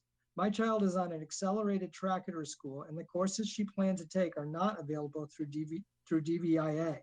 The current options are not ideal for our family. How are the schools handling staffing for brick and mortar DVIA without knowing where the students will choose to go or what the teachers will choose to do? DVIA is an existing program, but can it handle a large influx of students? If we are unhappy with DVIA, will we be able to choose another option mid-school year? How are you accounting for the teachers that do not feel safe returning and may retire early or choose another career? When will we hear more about how the schools will handle positive cases, quarantines, etc.? If a child needs to be quarantined, how will they stay up to date with their assignments? What happens if there are continuous outbreaks within the school? Will you revert back to Duval homeroom as an emergency plan? COVID cases are rising. Hospitalizations are rising. Deaths are rising too. Thank you for helping to keep our community safe by making the hard choices, not the convenient ones. And this concludes this comment. These comments are from Stacy McLean, whose address is on file. Honorable school board members and Superintendent Green, I'm writing to you as a concerned parent of a rising sophomore in the IB program at Wolfson School for Advanced Studies and Leadership. My daughter loves her school. The thought of not being at Wolfson literally brings her to tears. However, the current plan for reopening schools leaves me gravely concerned about the safety of students, faculty, and staff. For example, social distancing only when feasible is just not enough. Social distancing must be required. That may mean having classes outside or in other unconventional spaces. Another issue is high school students continuing to change classes. Why not consider grouping students into cohorts and having teachers change classes? Fewer people in the hallways means less cross-contamination. I know this would be challenging in high school due to electives, but it is being done in Denmark. Honestly, given the current level of community spread, all virtual schools seems like the safest choice. The problem is that choosing the safety of all virtual school means losing your magnet seat. This is unfair to magnet students like my daughter. These kids worked hard to get into the IB program, and this pandemic is not their fault. They have already lost so much to the pandemic. Prioritizing health and safety should not mean any child loses their place at Wolfson or any magnet school. Magnet school students should be allowed to do all virtual school without losing their seats with the ability to return to their magnet school at the beginning of the 9 weeks when the spread of COVID-19 is contained.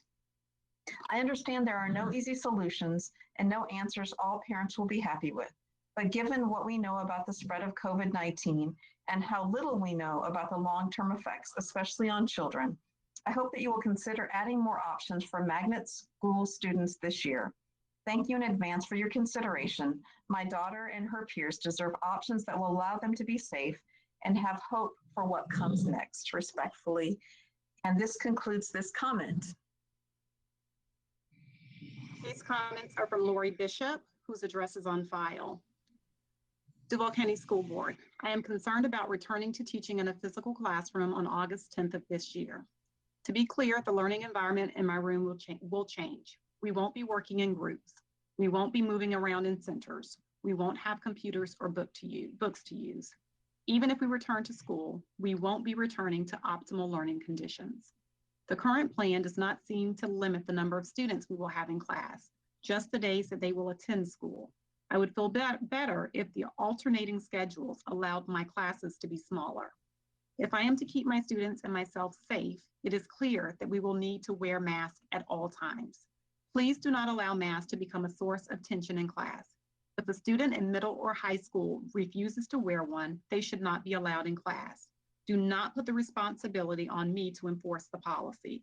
Let students and parents know in advance that students will wear masks all day at school. If they do not want to wear masks, they should choose virtual learning. When I get COVID, I hope that I will not be expected to provide substitute lesson plans while I am sick. A friend who is a teacher recently described that in her 2 weeks of having COVID, she was too weak to pick up her phone, much less make and deliver lesson plans. This means that the healthy teachers will step up and provide lessons for the substitute teachers. If there are not enough substitute teachers, will students be split between classes or housed in the auditorium or other common areas? I am struggling about returning to a profession that I love.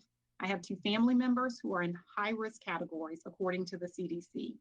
Please give us more information so that each of us can make an informed decision about returning to teaching in a school building. And that concludes this comment. These comments are from Aruna Veraparla. Greetings.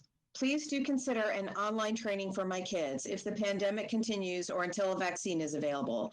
I prefer both of my kids do an online class rather than attending school and risk their lives. We truly appreciate if you can consider our request. And that concludes this comment.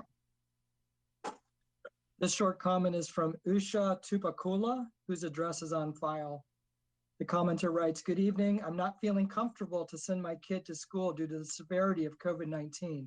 I request not to reopen schools until the vaccine is out, and please give full-time Duval homeroom learning option for K-12 kids. Thank you." And that concludes this comment. These comments are from Jessica Caton. Her address is on file. Good morning. I am a Duval County teacher, parent, and graduate. I, like many, am desperate to get back to some sort of normalcy. My sons want to be back in the classroom. I want to be back in the classroom, and I know my students want to be back in the classroom. However, this must be done safely. I encourage the board not to make any decisions right now. Let's wait to see the effect the mask mandate has on our city.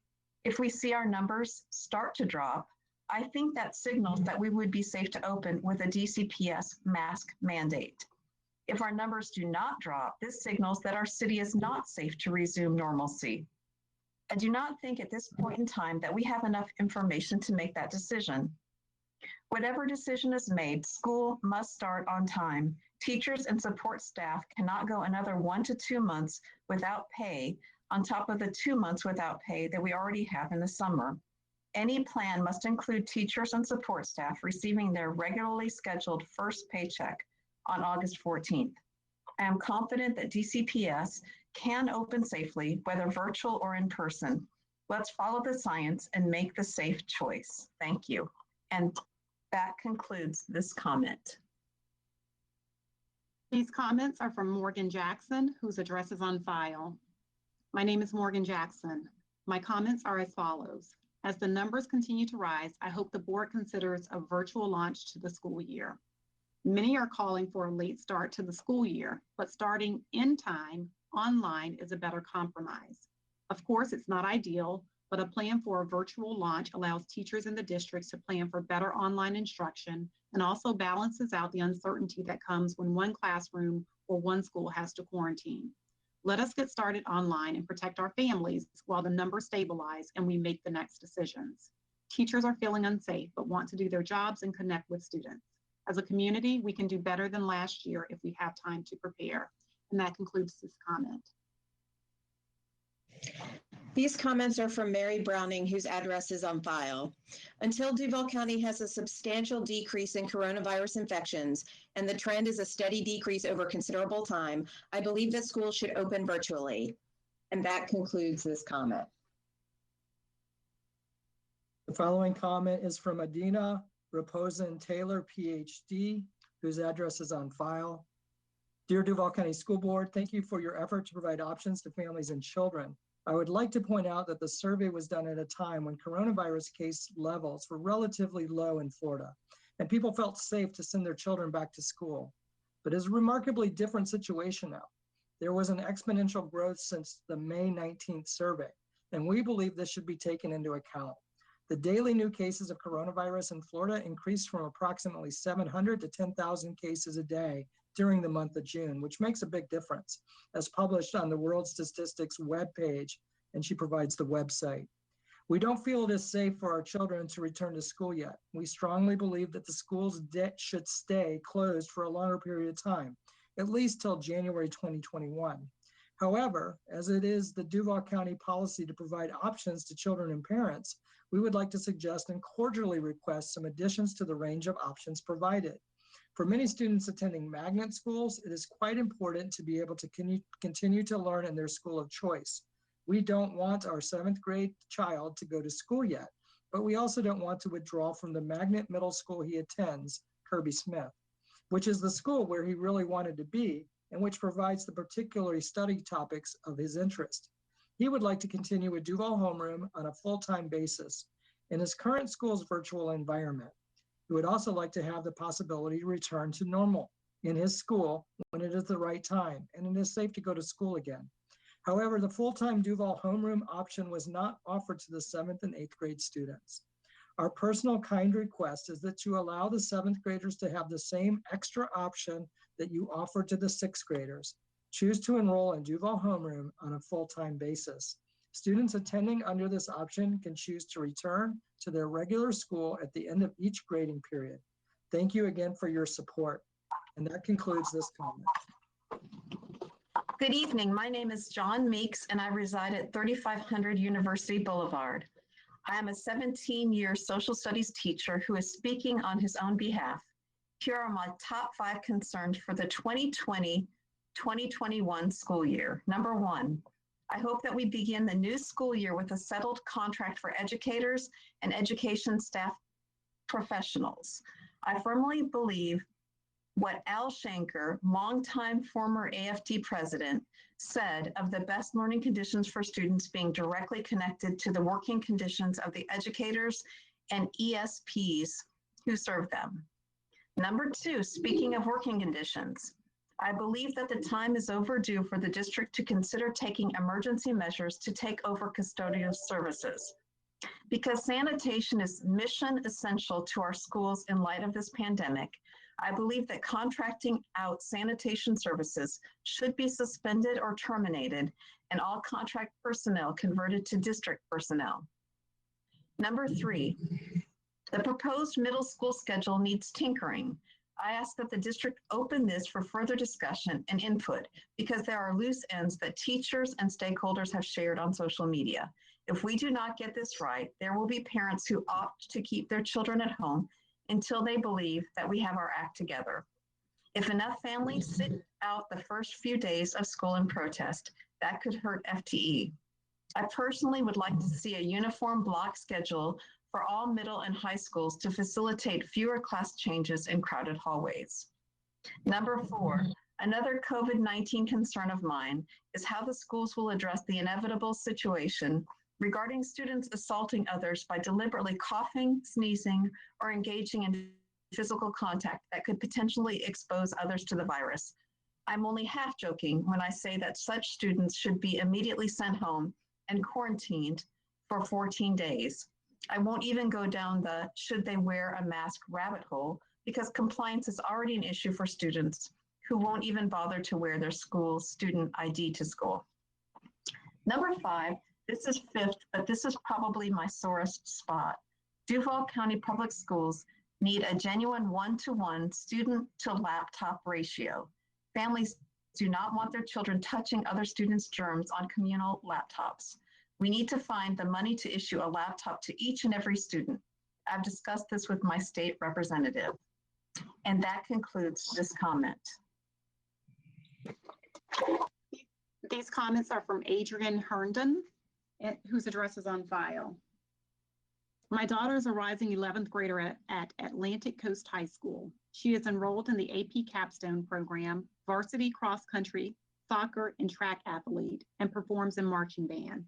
Additionally, I have over 15 years experience in the corporate learning and development space. Students have different learning styles, and not all students thrive in a virtual environment.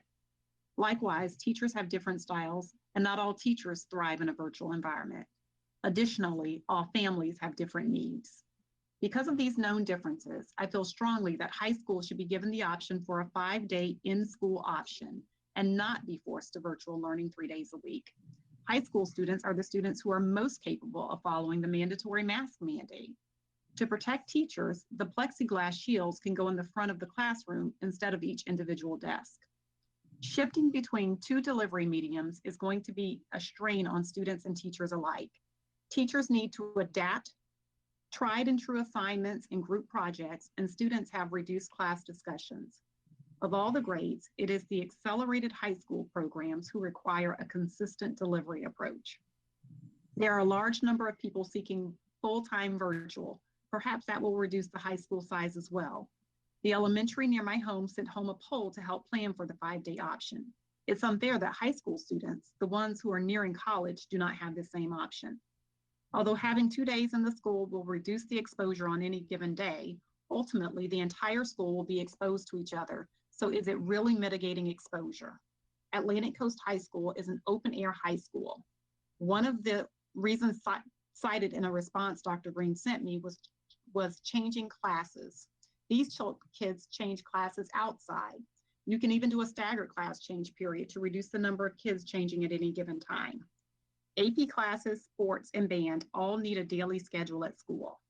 Beside these direct concerns with my daughter, I feel our teen depression rate and suicide rate will continue to climb based on prolonged isolation. Duval also has a number of kids who see school as their haven to escape abusive homes. Let's open up our schools. And that concludes this comment. These comments are from Stacy Dern, whose address is on file. We can safely return with a mask mandate as part of the code of conduct and reduce as needed. We should not be waiting to enforce this. Bus and hallway mandates are not enough. Families need time to plan. If masks are mandated now, we might have fewer numbers signing up for online school. This is based on the recommendations of the American Academy of Pediatrics and the CDC.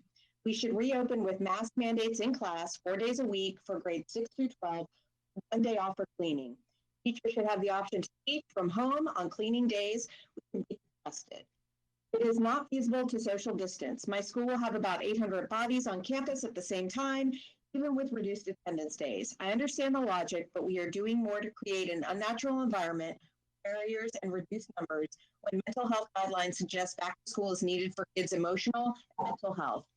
The American Academy of Pediatrics states evidence suggests that spacing as close as 3 feet away may approach the benefits of 6 feet of space, particularly if students are wearing face coverings and are asymptomatic. This indicates that we have more normal settings and provide secondary students with more than 2 or 3 days per week. The AAP also recommends block scheduling, but the district has moved high school from block to 7 periods, increasing movement and proximity. I understand why we need pre-K through 5 daily. I also think we need better options for teachers who are concerned about their health when teaching, but not sure what that will look like or what to do when children choose online and want to come back. When John chooses online, then Q2, he wants back in school. How will the schools accommodate him? What will happen to the online teacher? What happens when John chooses DBIA and wants to go back to school? We can't deny him entrance, but the school won't get his funding. What will happen to teachers who sign up to teach online and have reduced student numbers because the kids head back? How are you going to ensure job security of teachers? I'm not alone with these questions and opinions. I know back to school is fluid. So that said, if it is fluid, then let's plan for masks now, not later. Vote Chris Guerreri. That concludes these statements. The next public comment is from Sonia Barber, whose address is on file. Good evening. I am emailing you as a concerned parent of a soon-to-be 9th grader. I was hoping that a full-time Duval homeroom option would be added for high school. My daughter was accepted into the AA program at Sandalwood, which we are so proud of, but I am very uncomfortable sending her to school in early August. However, I also don't want to withdraw her from her school to put her in Duval virtual because she will lose her seat in the program. She is overwhelmed and nervous to return because of COVID-19. The cases are on the rise and are the highest they have been, so it is frightening sending them back too early. There are a lot of children that have compromised immune systems, and it just isn't safe. Also, I feel that Duval homeroom will be a great option because they can return to school when situations are improved. I don't want her to suffer and miss out on the early college program due to health issues. Another concern is that there is a lot of other parents, such as myself, that work in healthcare, possibly bringing the virus home to our kids, which then may bring it to school. I am a registered nurse who will have direct care with COVID patients. I strongly recommend masks when schools do open. Thank you so much for taking my concerns into consideration. I will pray for good news, and this concludes the comments. These comments are from Karen Lee Duffel. Dear school board members, whose address is on file. Dear school board members, there are so many competing interests and priorities regarding the reopening of the schools. Anything less than full-time in-person instruction will deepen existing inequities and dangers for students with home life challenges and place a severe burden on many parents who rely on schools not just for their child's education, but also supervision and enrichment during their normal workday. Anything less than 100% virtual instruction while our viral spread is uncontrolled will have our schools likely to be a serious vector in spreading deadly illness, not to mention handling the challenges that will arise when students and staff become infected and need to be isolated. Our teachers need to get back to work because they need their paychecks. but they should also not be asked to walk into a lion's den of potential exposure when they and their loved ones may be at high risk of complications. As I am a healthcare worker, I'm also acutely aware that even young and healthy people are becoming very ill and dying from this. And experts in epidemiology and infectious disease are asking us not to downplay the dangers or compare it to the flu. There is no easy answer, but requiring face coverings at all times during any in-person school days should be at least one easy decision. This should be in place until we have significant control over the spread of the virus, with decreasing cases and testing percentages within CDC guidelines. Even young children and those with disabilities can learn to wear a simple face mask the way they learn that we wear our shoes and our glasses at school.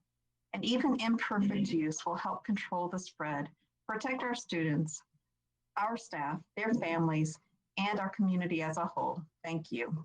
And that concludes this comment. These comments are from Amanda Mahon, whose address is on file. The mission of Duval County Public Schools is to provide educational excellence in every school, in every classroom, for every student every day. Please remain true to this commitment and offer a return to school plan that serves every student every day. The American Academy of Pediatrics strongly advocates that all policy considerations for the coming school year should start with a goal of having students physically present in school. According to the AAP, transmission of coronavirus by children is uncommon, while remote learning is likely to result in severe learning loss and increased social isolation. Social isolation can breed serious social, emotional, and health issues.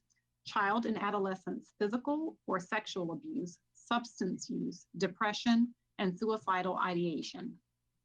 Offering on-location school for every student every day is imperative. All children require daily supervision, including students grades 7 through 12. Working parents cannot accommodate extended at-home learning and remote supervision.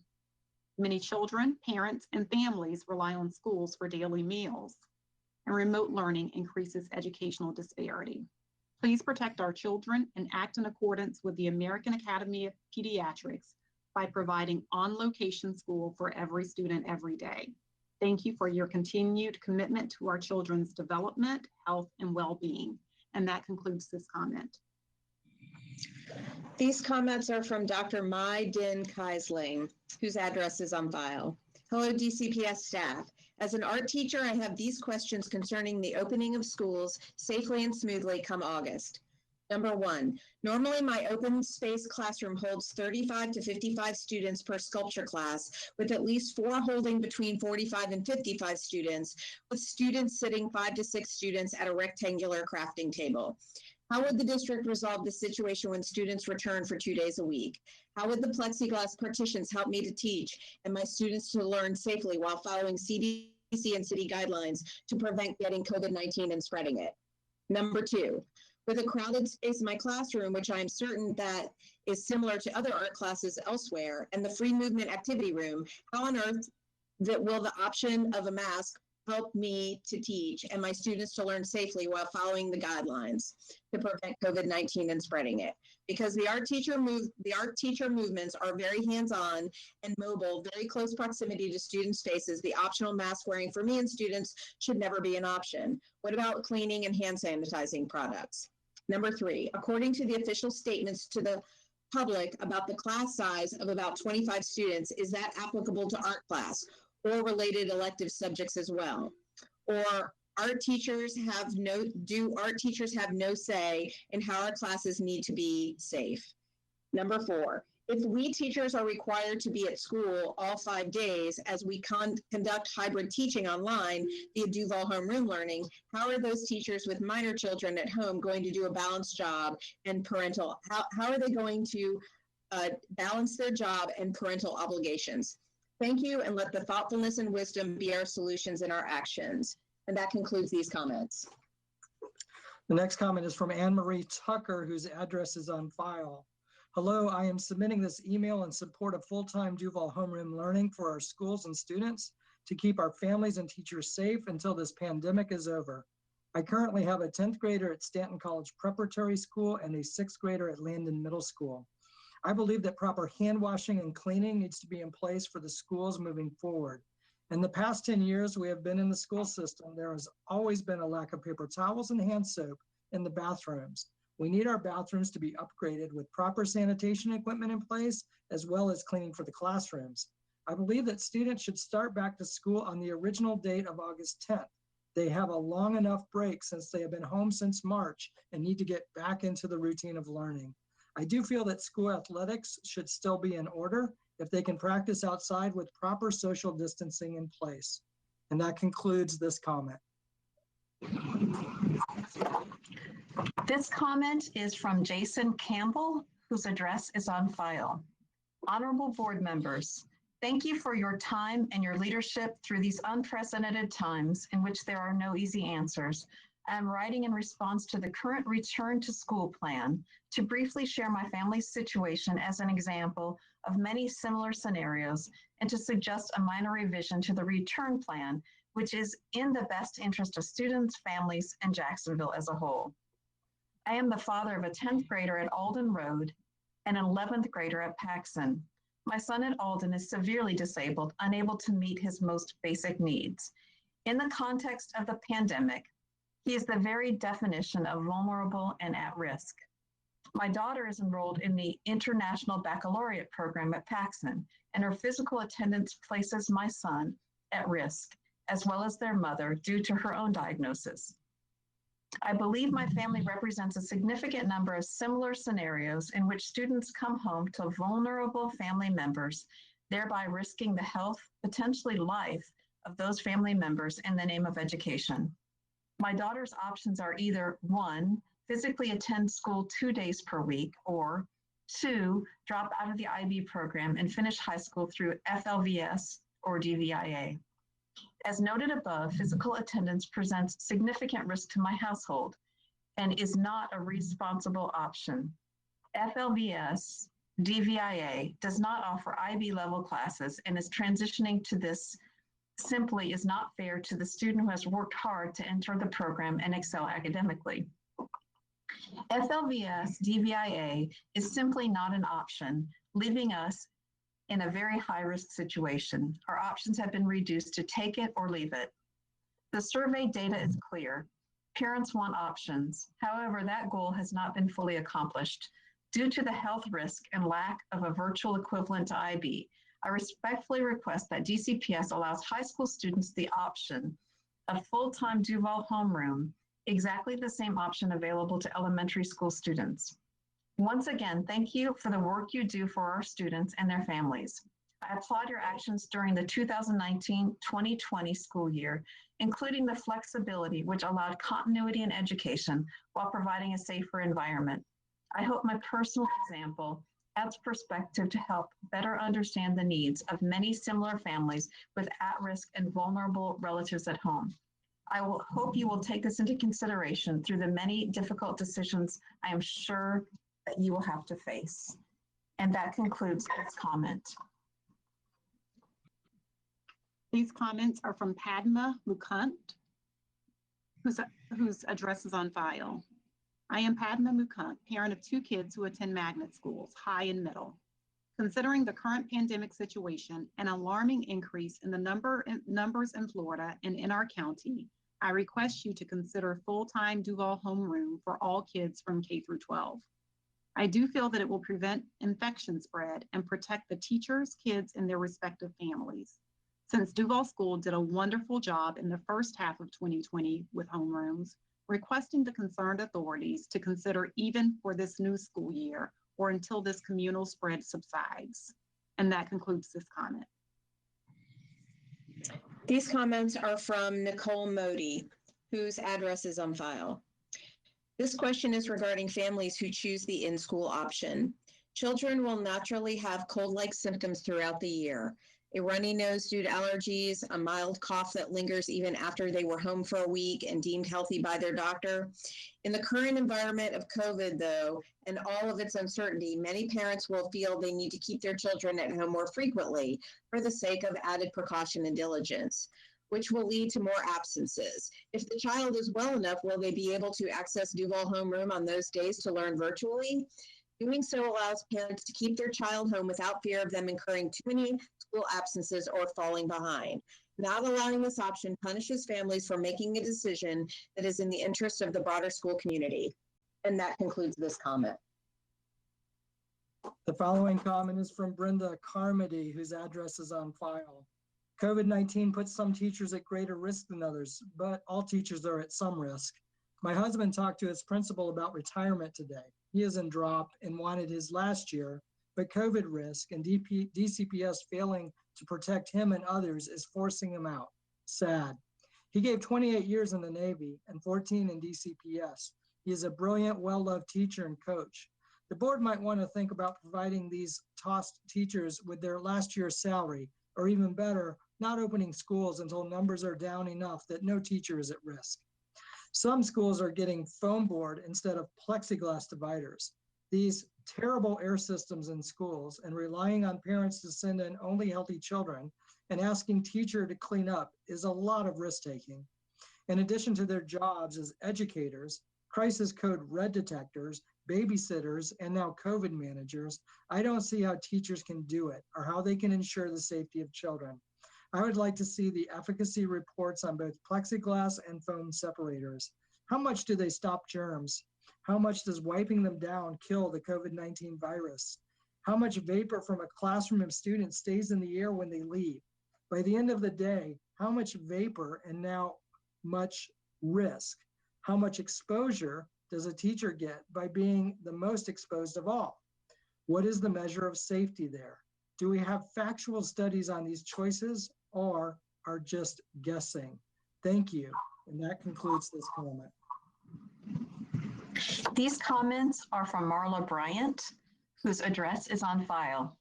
Board and Superintendent, due to the current numbers of COVID-19 5 times higher than those recorded during the spring school closings, the Duval Schools Pandemic Solutions team believes that every child in every grade, including middle and high school, should have the full-time option to continue their education from home the first 9 weeks via Duval homeroom.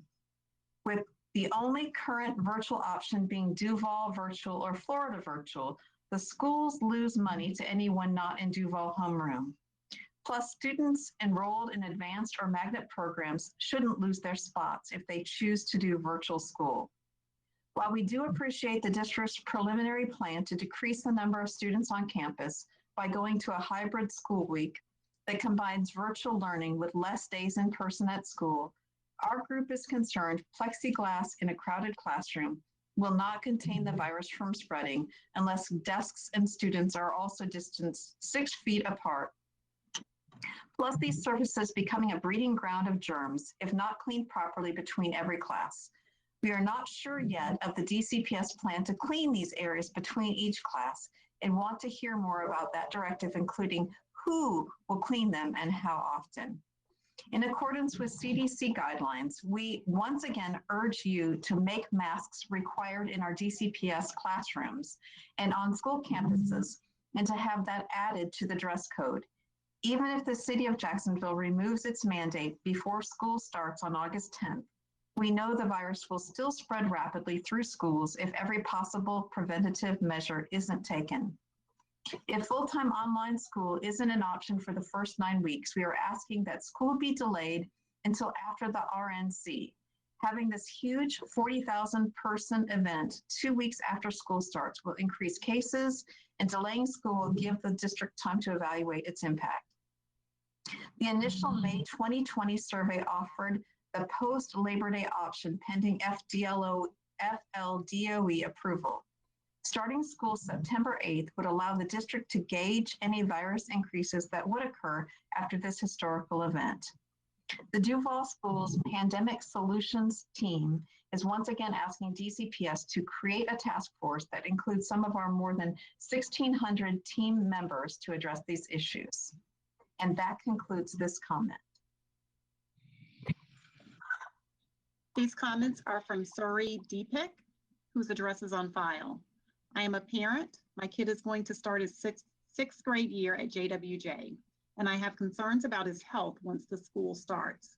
As the COVID numbers are rising up here in Florida, I think it is not safe for the schools to open, as it would cause the numbers to skyrocket. Recently, an 11-year-old kid in Miami died of COVID. The board should consider shifting to online school.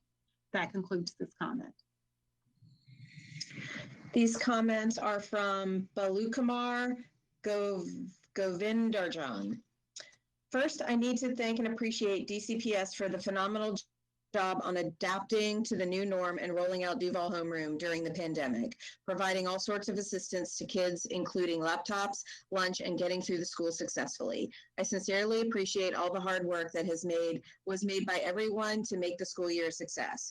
My humble request is to provide a Duval Homeroom option for the seniors for the coming year, keeping in mind the safety of our children, teachers, and school staff. At present, the pandemic is not getting better, and health and safety should be the first option. Hope you will consider this option and let the kids complete their school year in Duval Homeroom, still being enrolled in their school. And that concludes these comments. Our next comment is from Shabha Sama, whose address is on file. To whomever it may concern, I have two daughters, a senior and a junior, and I believe it is unsafe and impractical for them to go back to school. With the extremely contagious nature of the virus and the late appearance of symptoms, it seems very likely to spread amongst the student population. Giving the option of staying enrolled with the school, but being able to continue fully online seems like the best idea for parents with children that will not go to school at the same times. This would ensure that they stay enrolled in their schools and that they would be able, additionally, even if everyone does go back to school, we should have more protocols to consider if someone at the school has the virus. Masks should also be mandatory and included within the dress code. I understand that this may be difficult, but this is the only way to protect those that are immunocompromised. Schools should be pushed back in consideration of the upcoming RNC, which will impact families and increase the spread of the virus. And this concludes this comment. These comments are from Amy Becky Santavica, whose address is on file. To whom it may concern, I am writing as a District 3 parent of two children who attends Hendricks Avenue Elementary and a representative and member of the Duval Schools Pandemic Solutions team. I'm eager for my children to return to school.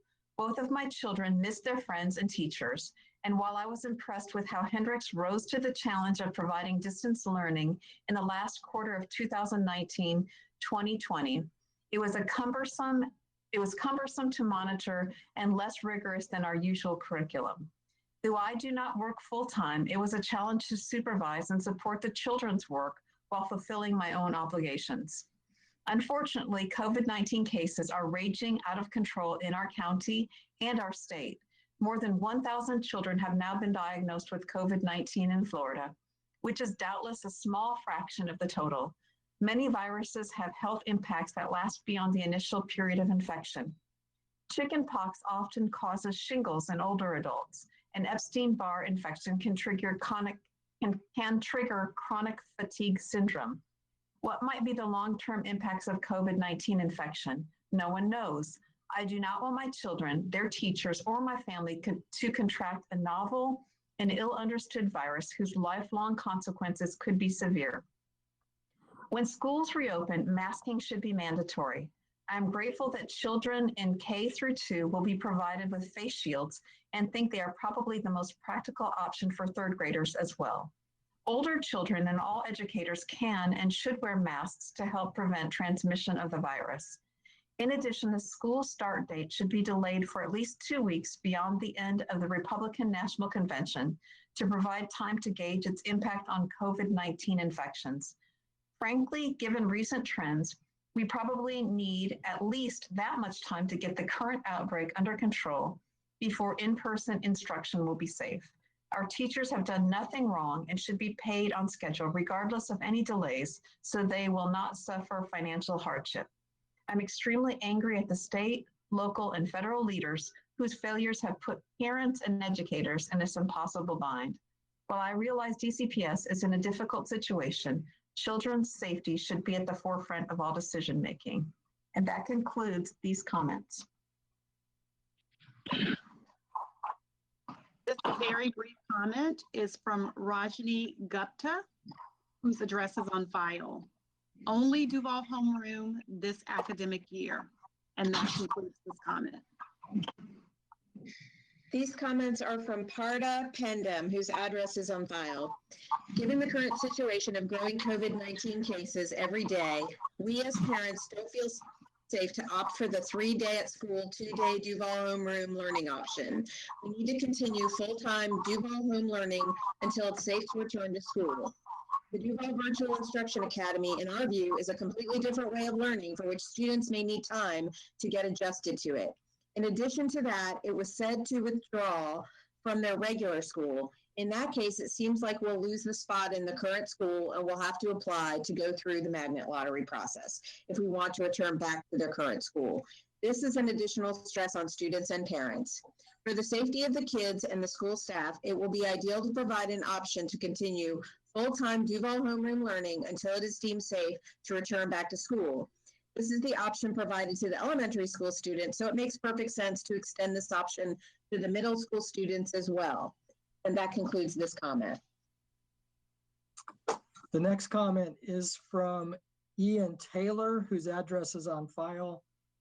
Dear Duval County School Board, the COVID infection rate is remarkably different since the May 19th survey that you conducted. On May 19th, there were 1,300 cases, which seem to be stabilizing and even perhaps on the decline. That has changed considerably since the reopening. Today, there are 9,366 cases, which has seen massive growth in the past 2 weeks alone. In this environment, we can only expect things to get worse, and I don't feel it will be safe for our child to return to school in 1 month's time. Our school, Kirby Smith, did a great job with the homeroom last semester, and we would much prefer to stay virtual for the time being until Duval starts to contain the virus. I therefore cordially request a full-time 7th grade Duval homeroom option so he can continue to learn in the magnet school he qualified for. Thank you for your consideration. And that concludes this comment. These comments are from Chris Jansen.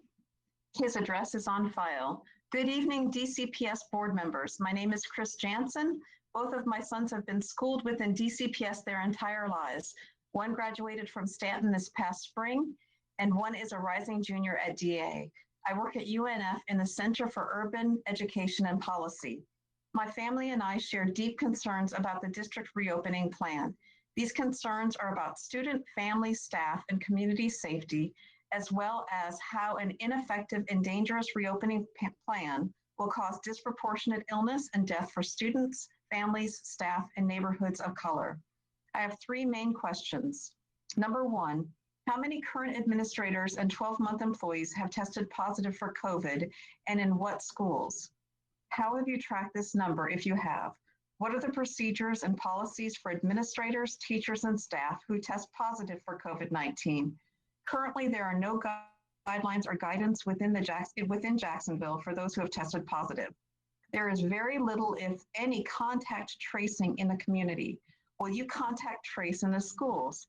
For instance, if a middle school student in a class tests positive and you become aware of it, will all his classmates and teachers then be quarantined? That is a CDC best practice. Number 2, is it true that middle school and high school buildings will only be using half of the spaces in each building to save on cleaning costs, thereby negating the social distancing opportunities from only having half the students on campus at one time? If this is true, why has it not been made clear to the public? When parents and students and staff hear about students rotating through the school, so only half are there on any given day, the easy assumption is that schools will be optimizing social distancing. We have a right to know if this is not the case. Anything else appears intentionally deceptive. Number 3, do you recognize the racial implications of your reopening plans when people of color are being infected and dying at rates 3 times that of whites? Those harrowing statistics are true both national and here locally in Duval. Our nation and community has not only been gripped by the COVID pandemic, but also the pandemic of systemic and structural racism. What is the policy that puts risk Black and other people of color at a rate 3 times that of white people, if not an example of systemic racism?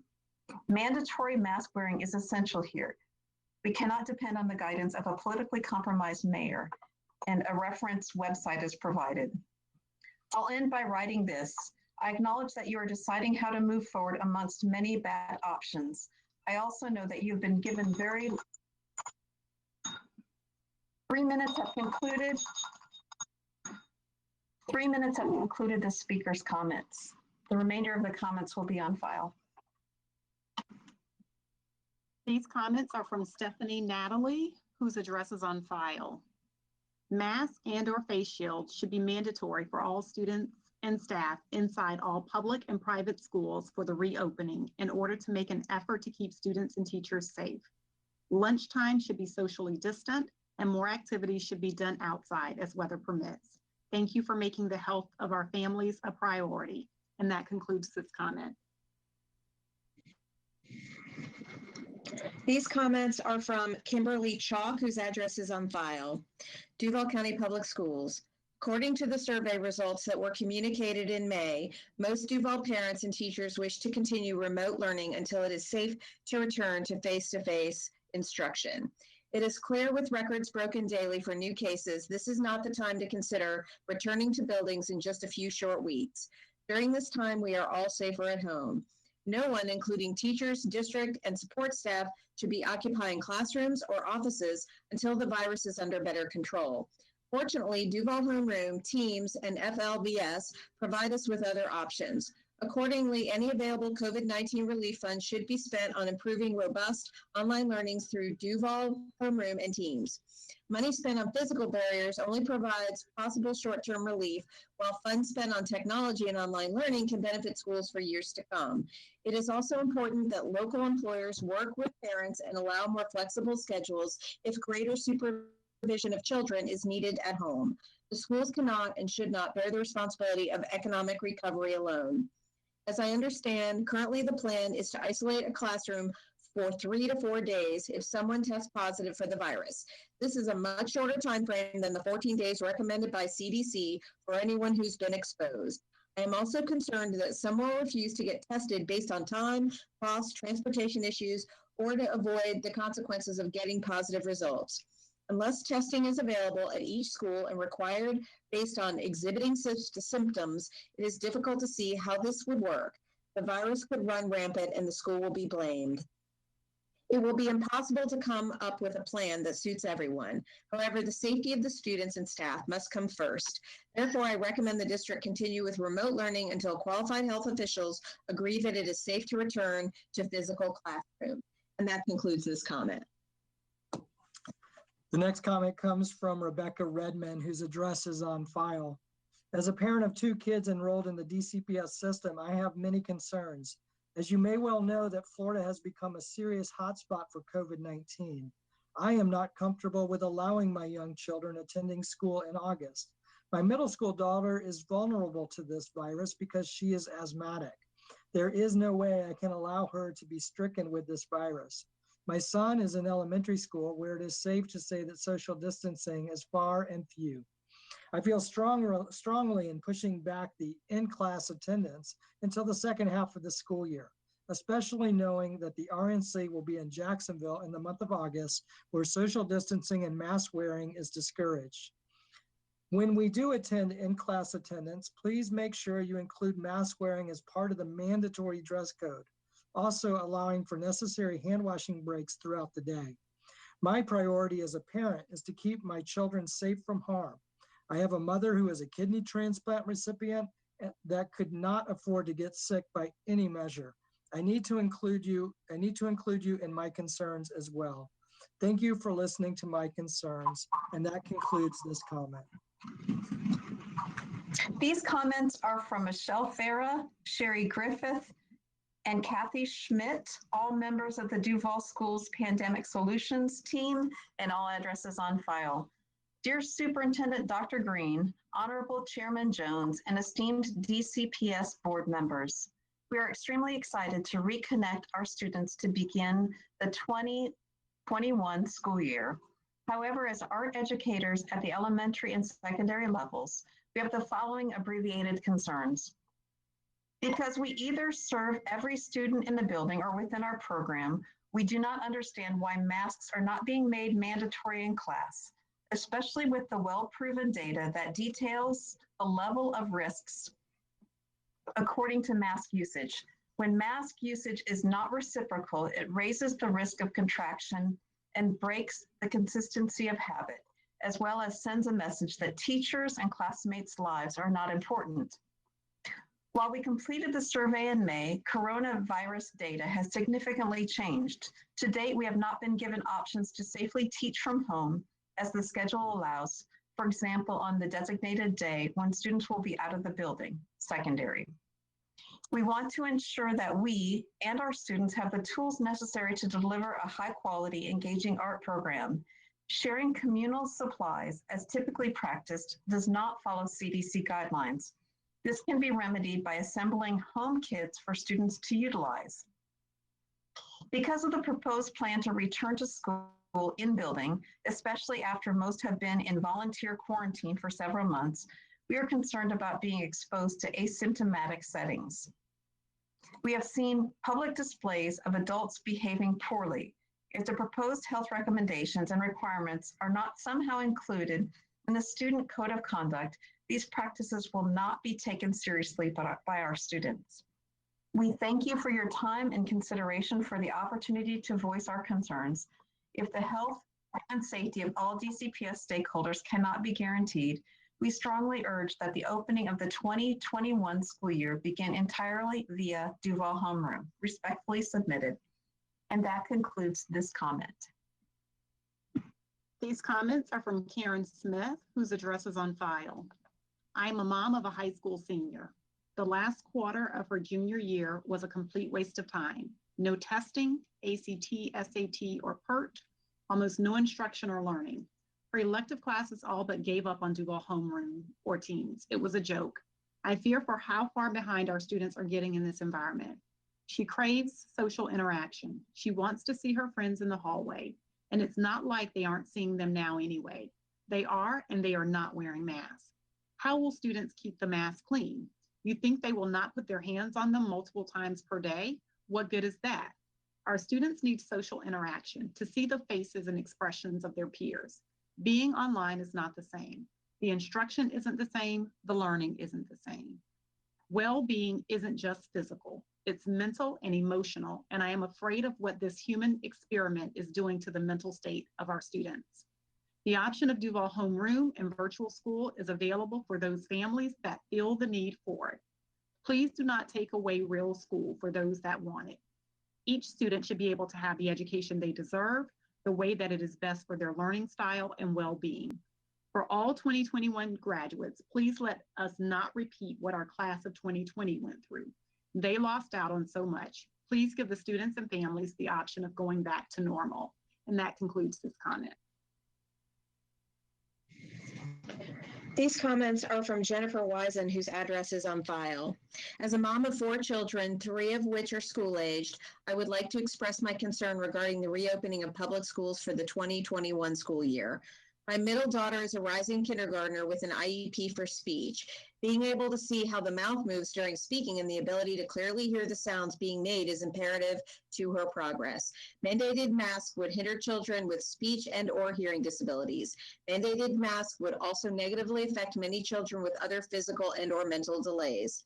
My oldest daughter is a rising sophomore with diagnosed ADHD.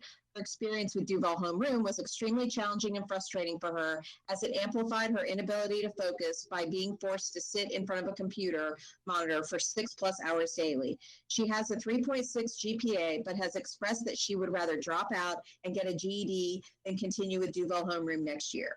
Elementary age children cannot navigate Duval Homeroom and all of the other various websites and programs on their own. I am lucky to be able to be at home with my children, but what about those younger children whose parents both work full-time? It's unrealistic to expect those children to participate online during school hours without the assistance or guidance of an adult. Unfortunately, many young children are home alone while their parents are at work when school is not in session. A large portion of Duval County has Title I schools due to the low income level of the areas surrounding the school. A staggering number of children depend on their school for meals and to be a safe harbor. Please don't take that safety away from them. If there's just one thing you remember from my comments, I would love it to be choices. Parents and guardians know their children best and should be allowed to choose what suits their students and families best. Please give parents the ability to choose to mask their individual child or not. Please give parents the option to choose in-school learning or home online learning. Thank you for your time. And that concludes these comments.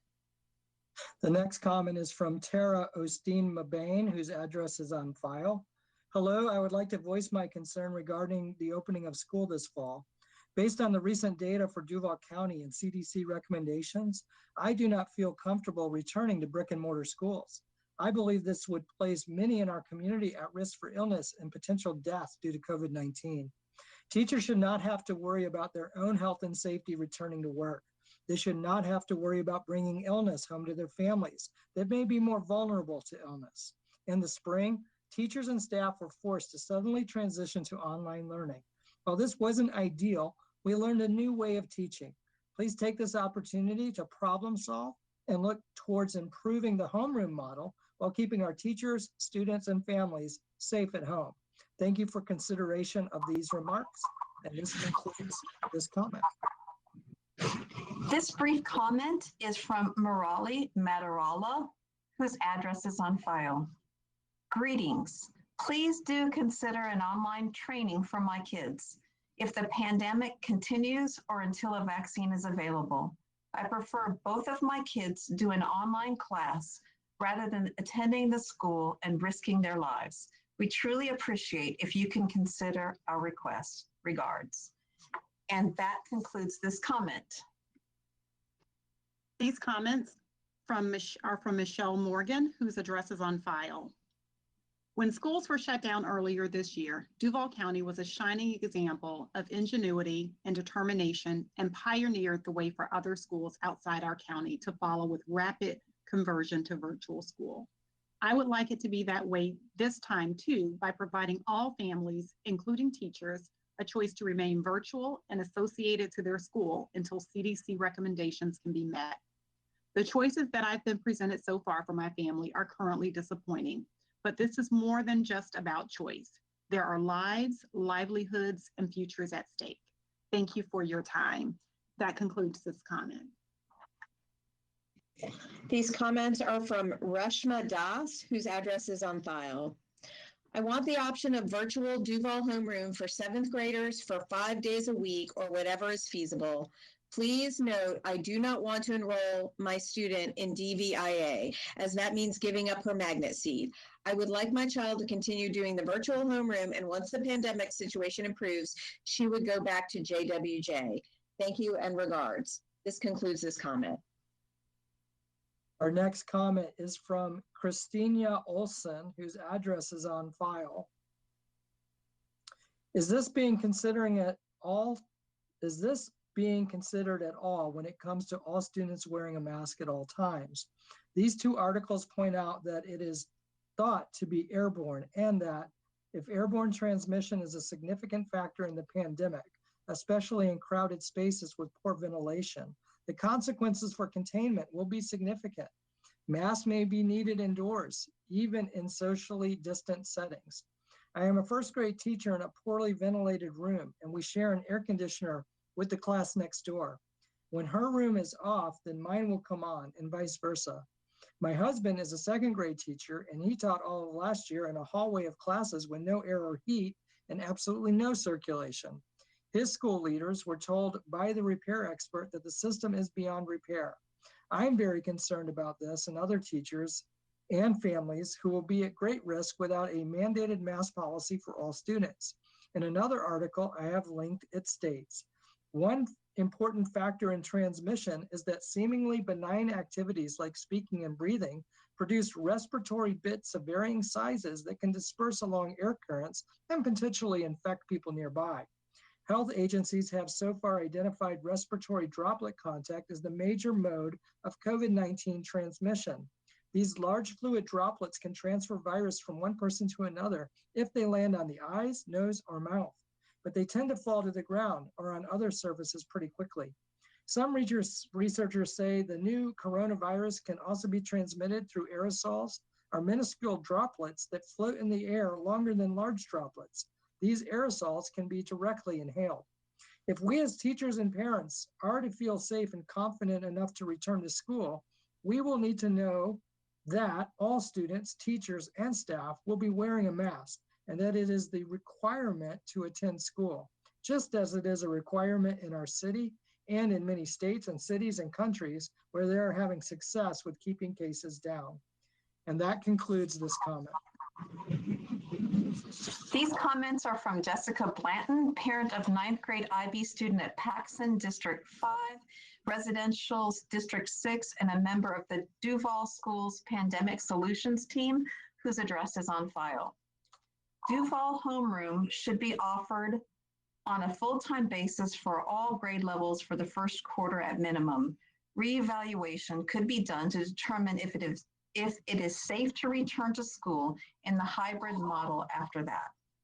Although DVIA is an option for all students, those at magnet and choice schools will be severely impacted by electing this option as the student loses their seat at their current school.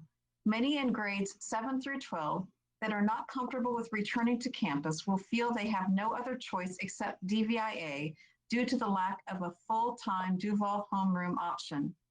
Many parents, students, and educators have voiced their concern that they do not feel safe returning to any amount of on-campus learning at this stage. Many families have high-risk members in the household that could be impacted by the students returning to on-campus learning. It is unjust that grades 7 through 12 are only offered two choices: hybrid on-campus learning combined with Duval homeroom or DVIA, whereas grades K through 6 are offered full-time Duval homeroom without having to give up their seat at their assigned school. Students that have been allotted seats at non-neighborhood schools through the magnet program or special transfer option have parents or guardians that have devoted much to procure these seats and have made special accommodations to ensure that these students have the ability and resources to attend. Additionally, high school acceleration programs such as IB, AP Capstone, ACE, and pre-early college are not supported by DVIA. For example, my own daughter, who is a rising 9th grade student and was accepted into the IB program, would no longer be able to follow the path that she has worked hard to gain the opportunity to participate in. By electing DVIA, she not only would lose her seat at Paxson SAS, but would only be able to follow a standard curriculum with DVIA. With full-time Duval homeroom as an option for the first quarter at minimum, the opportunity to pursue the IB program would still be available for students such as her. I also strongly feel that it is educationally and emotionally important that Duval homeroom incorporate teachers from the School of Attendance to align with students of the same school. And that concludes this comment. These comments are from Sal Castronavo, whose address is on file. I am a parent of two. One is presently attending our schools, married and a teacher of math, chemistry, and ESC and DCPS as well. As this pandemic unwinds, we are seeing a state, Florida, along with many others, who are seeing sharp rises in coronavirus cases. Battles over following basic health mandates, such as wearing of masks, clutter this difficult time. But one thing that I do believe, that a reopening of our schools at this time will enable a larger case number with much more transmission to many of our vulnerable population. In my family, we have various vulnerabilities as well: asthma, age-related, allergies specifically. Asking us to choose an option which will almost surely cause great harm to our citizens is wrong for now. We need to strengthen our abilities to provide virtual learning to the highest quality. Then we can do this while the cases drop and medical research pushes forward. This needs to be done for ourselves, our grandparents, our children, and our city and state. That concludes this comment. These comments are from Sidrar Rahman. My name is Sidrar Rahman, and I'm the father of a freshman middle schooler and a rising 10th grader. We thank the school board and the superintendent and her team for guiding the school system during these unprecedented times. For the new school year starting in August, I want to submit my feedback and encourage providing Duval homeroom option for all years till 12th grade. The option to review every quarter can be put into place so that if the pandemic gets under control, we can safely return our children back to school. So can we please have the option of classroom and Duval homeroom for all grades? I hope you will consider this and plan accordingly. And that concludes this comment. The next short comment comes from Sarush Babu Veji. Hello, whose address is on file. Hello, due to spike of COVID-19, I would prefer Duval homeroom learning from August until the vaccine is out for my daughter, Sai Tajazi Veji, who is going to be in the 7th grade. Thank you, and that concludes this comment. The next comment comes from Suzanne McIntyre, a visual arts educator at Inglewood Elementary School, whose address is on file.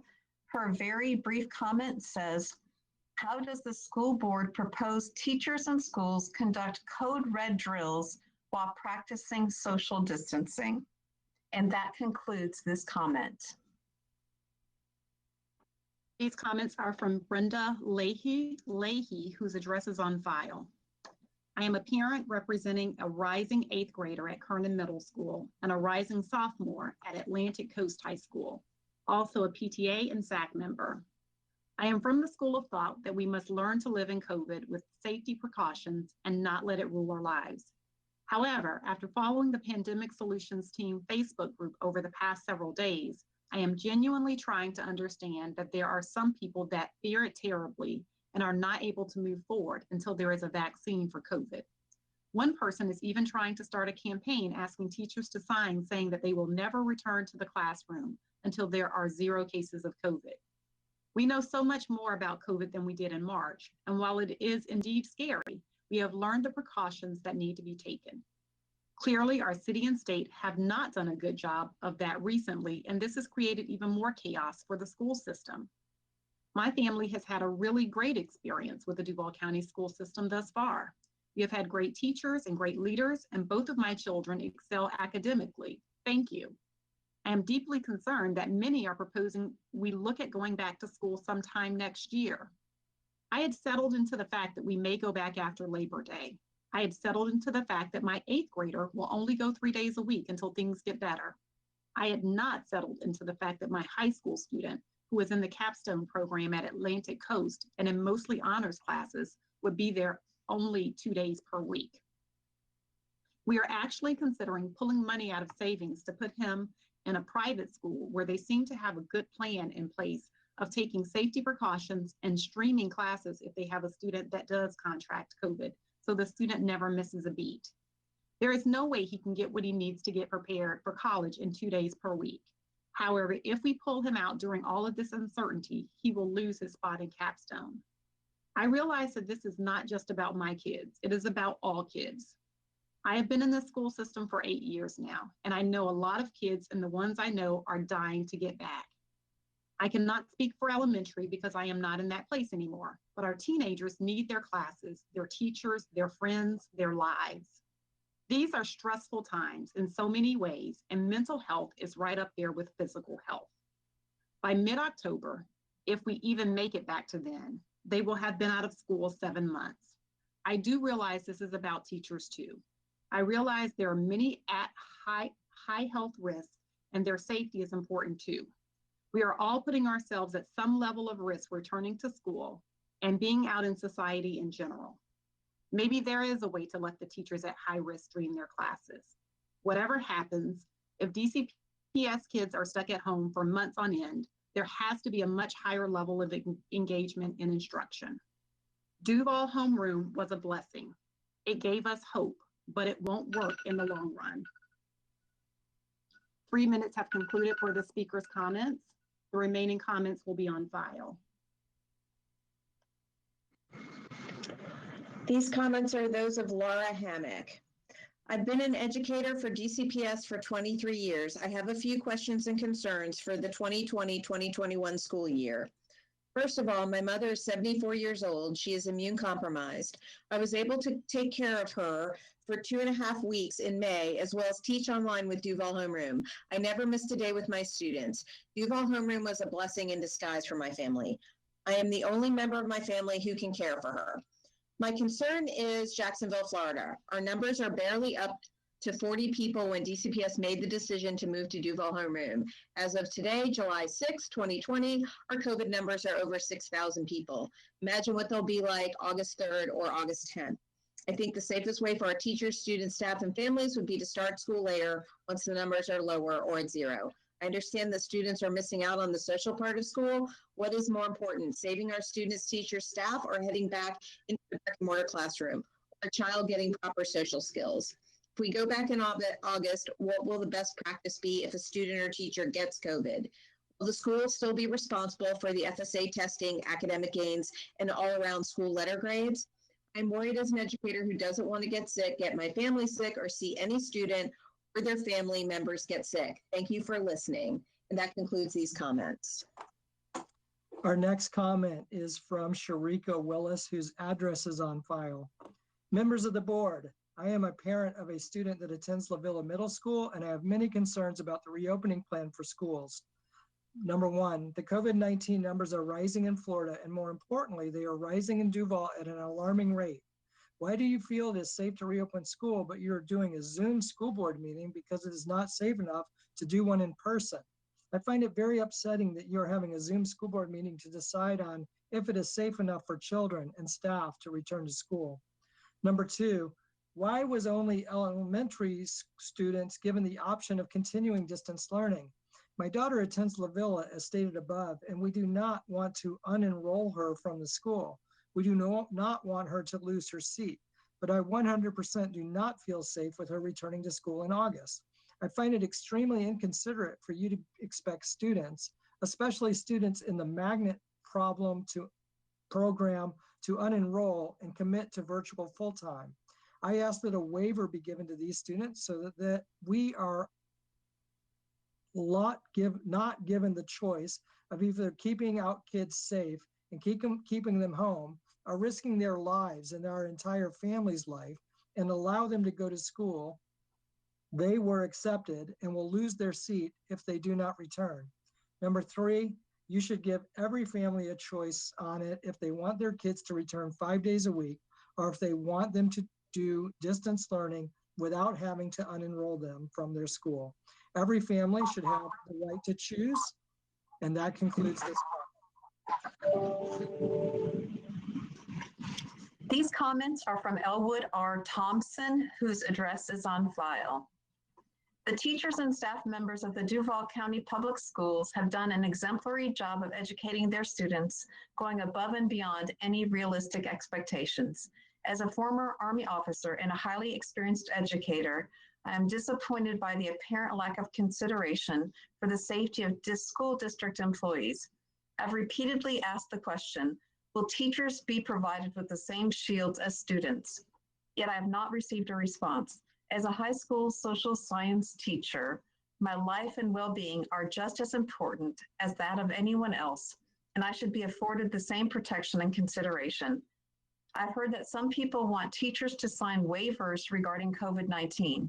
If true, this is an effrontery to all personnel. We need to take active measures to minimize risk, not throw staff under the bus. Students, staff, and visitors need to be required to wear masks, and no teacher or staff member should be required to work with students without masks. On June 22nd, 2020, the state of Florida reported 100,000 active COVID-19 cases. Today, there are more than 200,000, and the numbers are climbing. Jacksonville is experiencing hundreds of new cases on a daily basis. We need to act deliberately with both short-term and long-term planning in mind. I want to return to the classroom next month, fully confident that the words and actions of DCPS demonstrate that I matter. And that concludes this comment. These comments are from Mayshawn Foster, whose address is on file.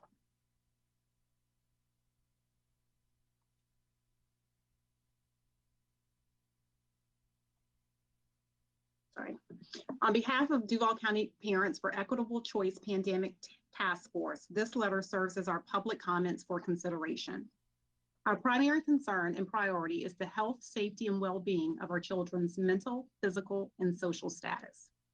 We do not purport to represent all parents and would respectfully request that no interest group be considered as a representation for all parent stakeholders of DCPS schools. Our public comments are as follows. 1, our task force supports the current in-school plan of masks being optional and not mandatory in the classroom. Masks are not created equal and vary in thickness and breathability factors.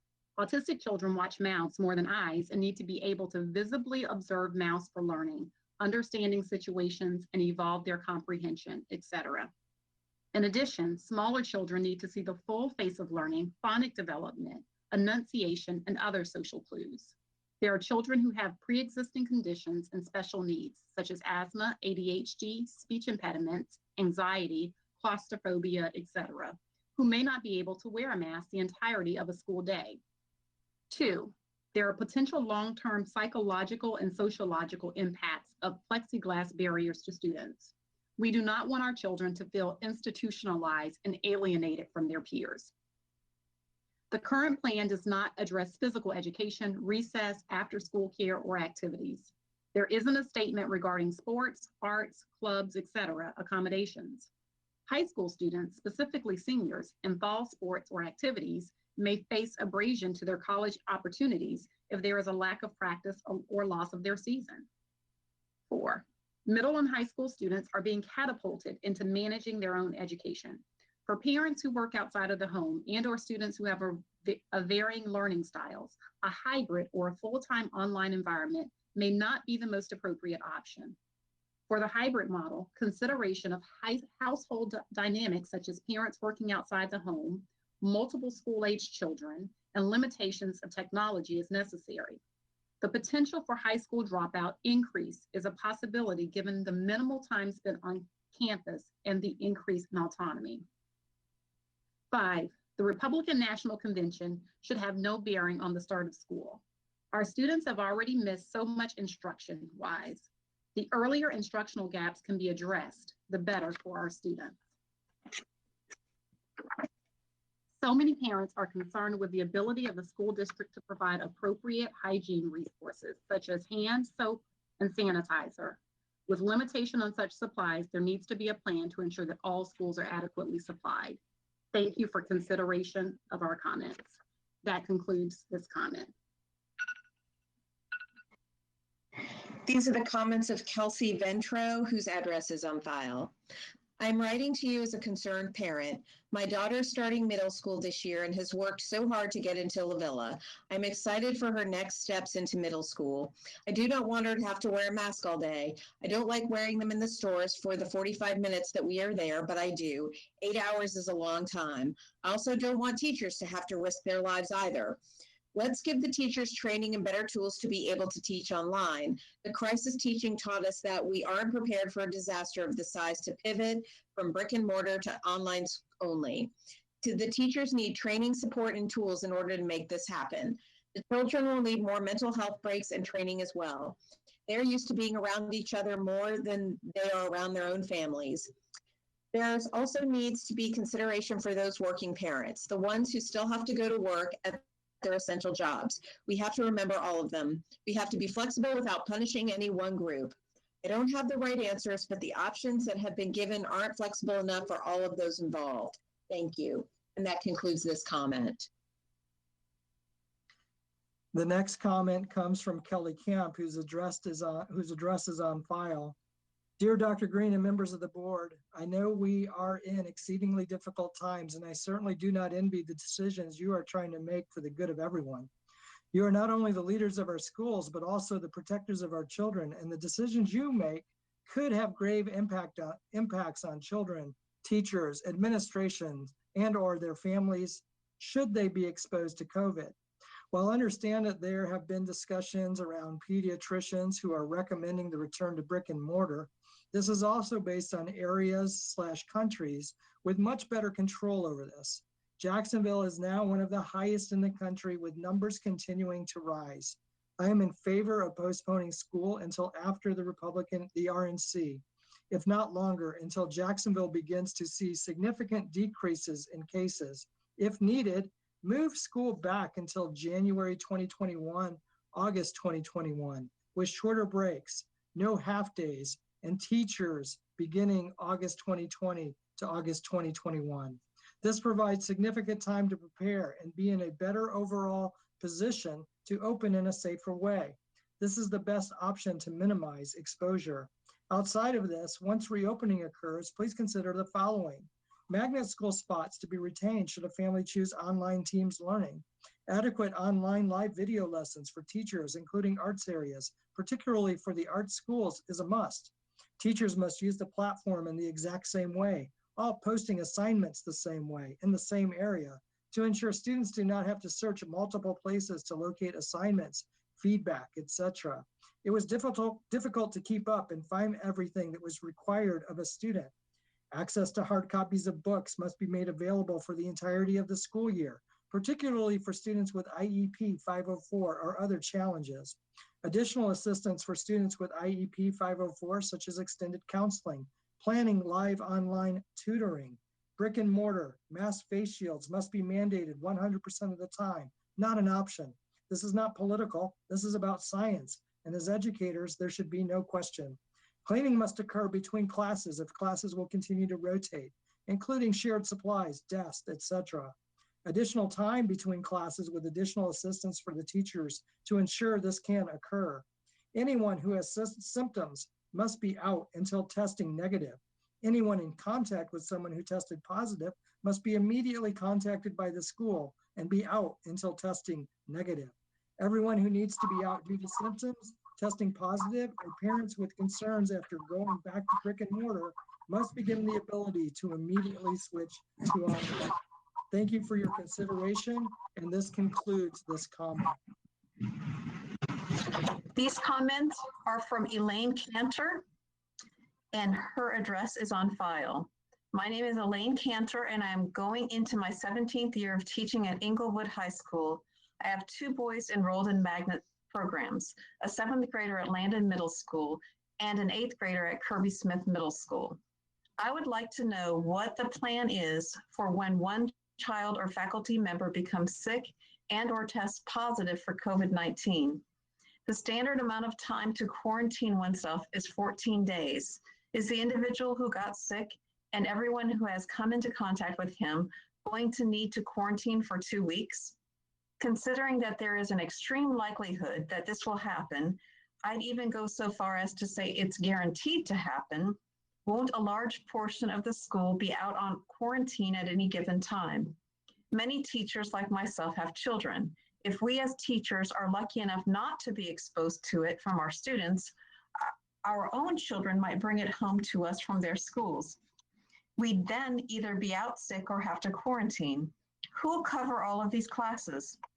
Consider that many of us, like myself, fall into a high-risk category and may become extremely sick for much longer than 2 weeks if we get this virus. People will say, parents need to get back to work, and kids need to be back in school for their mental health. Agreed, but parents won't be back to work when they have to quarantine because their child was exposed. Children's mental health will suffer when every day they have to adapt to this new hyper-sterile environment and start to get frustrated having a mask on their faces at all times, or when teachers and classmates start getting sick. There is no perfect solution, but it is just too soon to reopen.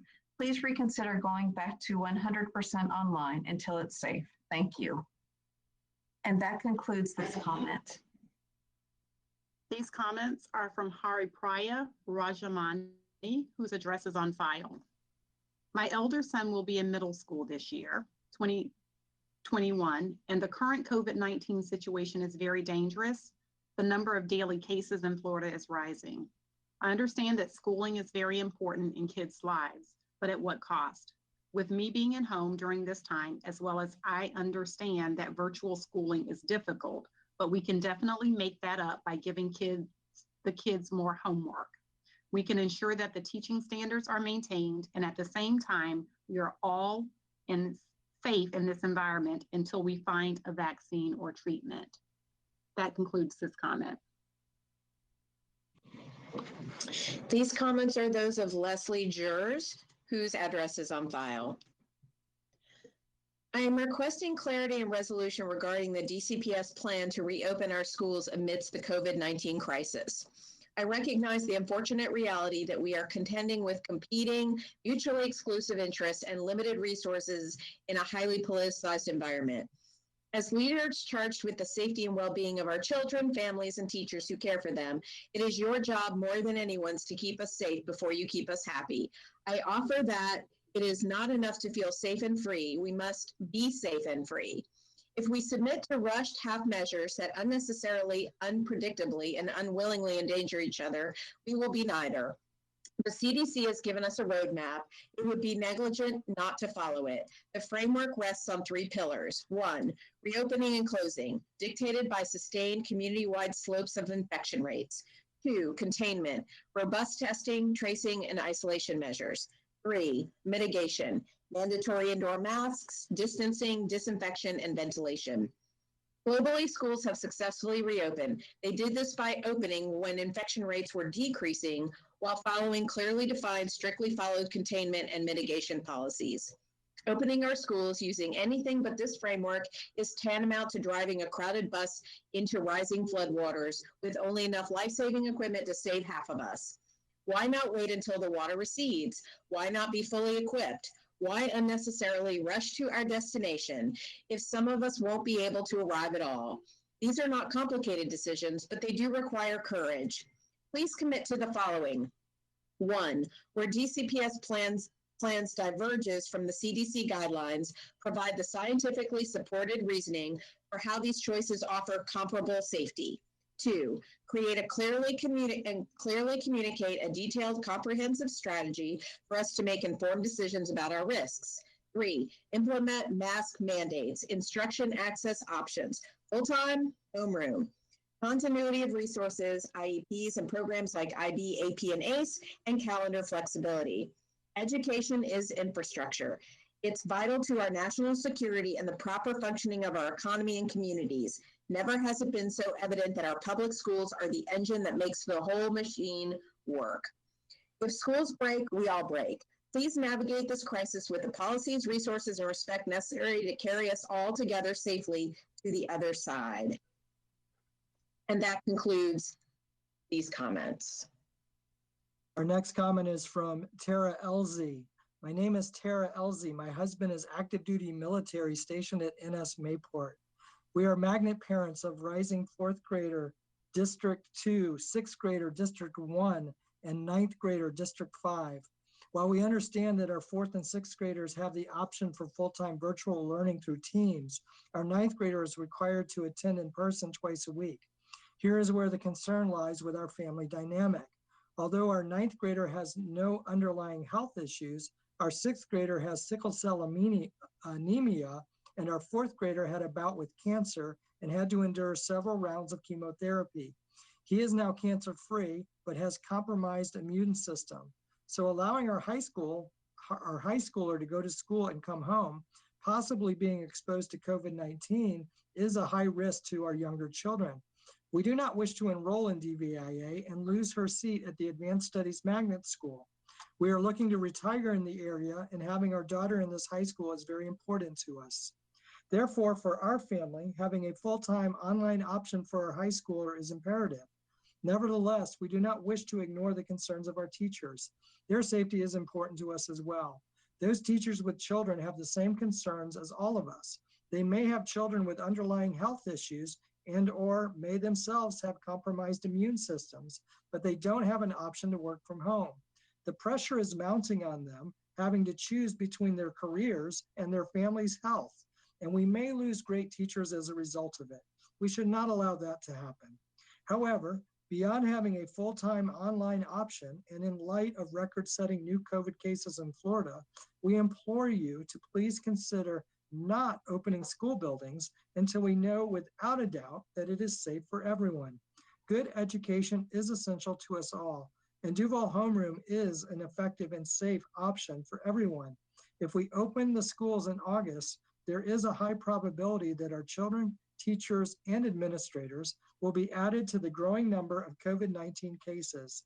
Is that a risk you're willing to take? Respectfully. And that concludes this comment. These comments are from Latricia A. Gillis. Her address is on file. To the Duval County Public Schools Superintendent and board members, thank you for all your time and consideration to hear the voice of parents and families. My daughter is a rising 10th grader, pre-IB student at Paxson SAS. Despite the COVID-19 crisis, she has continued to keep up her grades. In Q3, she had straight A's, and in the fourth quarter, she had only received a B in chemistry. She is a highly functioning student. At the same time, she has limited social interactions. To make the decision to want her to complete at least the first half of this upcoming school year at home is a quandary for me. The COVID-19 crisis is relentless. Due to my underlying health condition, the high possibility of her contacting the disease, I cannot and will not send her to a brick and mortar school environment. She is proficient on Teams and is self-started. See below for my main concerns and suggestions. This is not an all incomprehensible list, but it is a starting point. Number one, concerns for families, students, and all staff to be safe. Number one, for K through 12 students not having the option to enroll in full-time Duval Homeroom in their assigned program.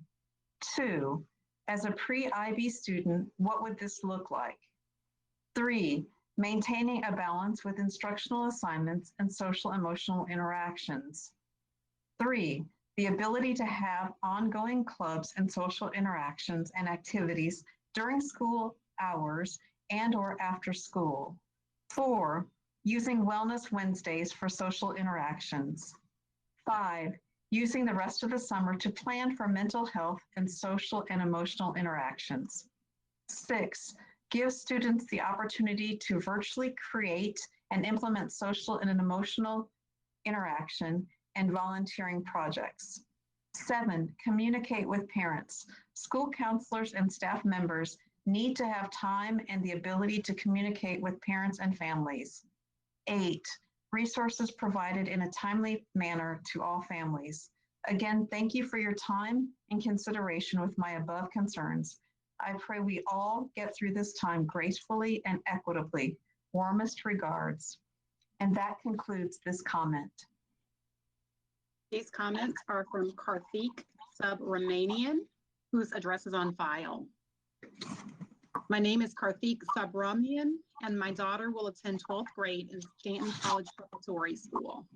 First of all, I want to appreciate the DCPS for the phenomenal job of adapting to the new norm and rolling out Duval Homeroom during the pandemic, providing laptops to kids, free lunch, and successfully getting through the school year. No easy feat, and appreciate everyone's hard work. My humble request is to provide Duval Homeroom options for the seniors for the coming year, keeping in mind the safety of children and the teachers. The pandemic is not getting better, and health and safety should be the first option. Hope you will consider the option and let the kids complete in the Duval Homeroom still being enrolled in their schools. Thanks, and appreciate all of your hard work. That concludes the comment. These comments are those of Akansha Rai. As per the current pandemic situations going on, we as parents of two school kids are worried about our kids returning back to school and campus coming this fall. My kids go to middle school and elementary school. Also, I am worried as my elder one has to take the bus. We sincerely request that the kids should be allowed to do virtual learning as they were doing from spring until May's end. We also want school teachers directing them and guiding them through virtual learning as the kids are comfortable doing that instead of solely Duval virtual learning program. In this tough situations, we should keep kids safe at home as they can bring infections from outside, which in turn may be harmful for someone elderly in the home. This concludes this comment. Our next comment is from Leslie Snyder, whose address is on file. To whom it may concern, I personally believe that parents should have the choice of requiring their individual children to wear masks or not. I have 2 children that attend DCPS. There are many reasons why, which I will not get into because I know they have already been presented to you. I also believe that teachers should be able to decide if they should wear a mask or not. I am a VPK teacher and know that there will be times that I will have it on, but also times where it's important for me to not have it on as well so that I can teach. As COVID numbers rise, I know you have difficult decision on when and how school will start back. I trust that you will make the best decision on that for us all. I realize the mask, no mask, parents and teachers are divided, and that makes this all the more difficult for you during these uncharted territories. I just wanted to make my opinion known and will be praying for you all during this trying time. And that concludes this comment. This very brief comment is from Swati Bandaru. Good afternoon. My name is Swati Bandaru. My son's name is Aksha Gala. We want virtual online learning without losing his magnet seat for the upcoming school year. And the address is on file. Thank you. And that concludes this comment. These comments are from Lisa Halbert, whose address is on file. I have been a public school teacher for 37 years. I truly love teaching. I truly love the position I hold in my department. I have seen some great improvements over this past year, and I want that to continue. That being said, I want you to remember that most Duval County public school teachers and parents want to continue online learning if it's not safe to return to campuses. I would like for the board to answer the following questions, which are bulleted below. I have borrowed some of them from Chris Guerreri. Wouldn't this be our opportunity to make distance learning better? If a teacher, para, administrator of a school, custodial worker, or cafeteria worker catches COVID-19, what happens to sick leave? Teachers are allotted 10 days of leave with pay, but will have to quarantine 14 days. Who foots the bill because we are being sent into harm's way? It appears that schools are being thought of as daycare. Why is that? Because that is not the job of schools. How are you going to rectify this situation? Why do we have to risk our lives to keep our jobs without any compensation? How will the 4th of July, hurricane season, and the RNC affect things? As a former kindergarten teacher, how will you deal with masks and plastic barriers? I have nightmares about masks and young children using them as toys, not tools. Speaking of masks, will you be providing N95 ones to all of your workers along with gloves since this virus is now proving to be airborne? In closing, I want you to know the following information. My elderly mother lives with me. She has 2 autoimmune diseases, one of which I may genetically inherit. I have done everything I am able to do to keep her safe and will continue to do so. I am in drop, have 4 years left on it, and I do not want to retire, but I will in order to keep my mother safe from this terrible virus. That concludes this comment. These comments are those of Alyssa Bergeny, whose address is on file. To whom it may concern, I am writing to urge the school board to include in their fall reopening plans consideration for vulnerable teachers so as to enable early retirement or find alternative assignments that do not require them to come into the school buildings. Thank you. And that concludes these comments. Our next comment is from Rhonda Hall Patrick, whose address is on file. Good afternoon. I'm a parent of a STY student that attends Duval County School. My first question is, 1, if it's safe to return to campuses, why are y'all holding a virtual meeting? 2, if a school has a student or teacher that has the virus, will the parents be notified? 3, Who will be making sure the schools are clean if the custodian staff also gets the virus? 4, does Dr. Green or Governor DeSantis' children attend the public education schools? 5, if my child catch COVID-19, will he, she be penalized for the missing work? And that concludes this comment. These comments are from Sarah LaChavo, whose address is on file.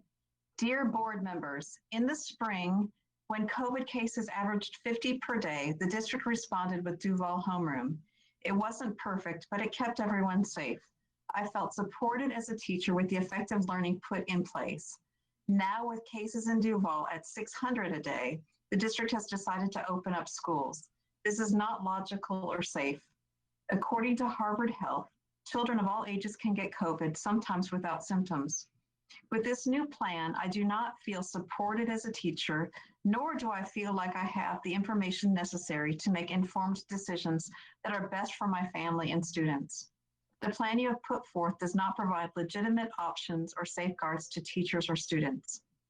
I'm a 1st through 3rd grade teacher at Axon and a parent of 3, all in magnet schools, Axon, JWJ, and Stanton. I am passionate about learning, being fun and effective for all kids, but I don't want anyone to get sick or die. With the safeguards recommended by the CDC for going back to school in person, I know that learning won't be as engaging as it could be online. When we taught online in the spring, we were able to continue as if we were in the classroom with kids learning, happy and healthy. Online learning could work even better with proper training and planning. All students should be able to continue online with their school, and they should not lose their magnet status if they choose DVS. While many questions need to be answered about this plan, 2 days a week is a good option for high schoolers. We need an option like this for elementary and middle school students. We should be giving them real choices instead of choosing for them. We need to involve teachers and parents in the solution. Essentially, we should be giving everyone an option to teach or learn online with their school. A Duval homeroom online option for all students at their school, taught by teachers at that school, would solve all of these issues. No teacher or student should feel that their life is in danger by going to school. We cannot deal with inequities in society if we decide that protecting lives is not a priority. Let's use the tools we have to provide safe, effective learning online, respectfully. And that concludes this comment. These comments are from Alexandra Shawning, whose address is on file. As you open up the schools, I ask that you please consider the following. Face mask. Please require face masks or shields for the younger children, even in the classrooms for all members of campus at all times during the school day, allowing for regular comfort breaks and lunch. Students and staff with special needs should have an individual plan developed for them. If the city lifts the face mask policy too early to accommodate the RNC or otherwise, please continue to require face masks in the schools until science indicates they are no longer needed to reduce the spread of the disease. Duval homeroom. Please allow all students, even those in high school, to attend Duval homeroom full-time and then return to their school at the end of each 9 weeks. Some students have worked extremely hard to be accepted into special programs such as the IB programs. These students and all students shouldn't have to choose between a great education and their family's health. Creative solutions can be developed for activities such as labs that are not easily accommodated remotely. If full-time Duval homeroom cannot be made available to the older students, please allow our children to stay in the programs they have worked so hard to be accepted into, even if they move to virtual learning temporarily, and please allow them to return to their brick and mortar school throughout the school year. School year start. Please consider delaying the start of on-campus activities until about 2 weeks following the end of the Republican National Convention. Sick and health days. Please consider a flexible policy on the number of sick days students are allowed so that they can stay at home at the slightest sign of sickness without risking maxing out on the number of absent days allowed. It is not reasonable to obtain a note from a doctor every time a student feels a slight illness. Thank you for helping keep our children, staff, and communities safe. That concludes this comment. These are the comments of Chris Guerreri. whose address is on file. I do not know a teacher or parent who does not want school to start on time. We must all remember the district making plans to open up, and parents and teachers who have grave concerns are not enemies of each other. The enemy is the problem we are trying to solve, which is how to educate our students while keeping both our staff and our students safe. I also think everyone should acknowledge all the hard work the district has done preparing to get us back. That being said, I have questions I would like the superintendent and board to answer. Since the district is knowingly sending teachers into conditions where they may get sick, if they do, can teachers sue if they do so? What about the family of the child, or does the family just assume that risk by sending them to school? If a teacher must quarantine because of exposure, then their family will as well. If the spouse is working with the district, does the district compensate their employer for their time and work missed? If a spouse of a DCPS employee gets sick, will the district cover all their medical costs and expenses? Are teachers going to be expected to teach while quarantined or sick? What about students? What is the expectation for them if they are sent home? If a teacher exceeds the allotment of missed days because their exposure to or catching the coronavirus, will the district hold their PTO harmless, reimburse any medical costs? How is the district going to require staff to put an app on their personal devices? If the app tells an employee to stay home, do they have to use personal or sick leave? The sad reality is there is no way we can open schools safely. In the spring, we shut down the entire city when there were just a few dozen cases. Now there are hundreds. It took Florida 111 days to get to 100,000 cases, and then just 13 days to get to 200,000. We are fooling ourselves if we think things will be much better at the start date. Wouldn't it be better and safer plan to use the time we have left to figure out how to make distance learning better? We do so many things out of the abundance of caution, and where I get, we are not throwing caution to the wind. Everyone knows schools will be dangerous places where the virus will inevitably find its way into. And that concludes these comments. Our next comment is from Kevin McLean, whose address is on file. Honorable members of the Duval County School Board, dozens of scientists on the leading edge of the pandemic just sent an open letter to the World Health Organization urging them to classify COVID-19 as an airborne virus.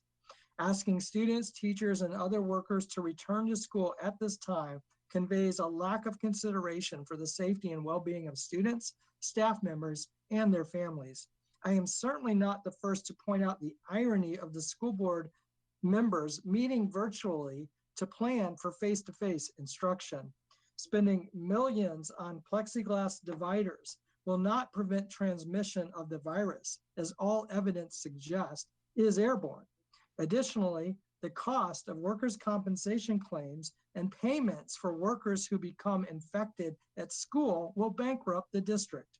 While our leaders at the federal and state level are mostly absent in handling this crisis and showing poor judgment when they are present, it is incumbent on you to make the right decision for our students and community. I respectfully request that you exercise good judgment and common sense and delay the opening of schools until there are therapeutics or vaccines, or until we have decreased our numbers and have a coherent testing strategy with contact tracing in place. And that concludes this comment. These comments are from Nicole Snow, whose address is on file. To whom it may concern, I do not support forcing masks in the classroom. There are at-home options for parents and/or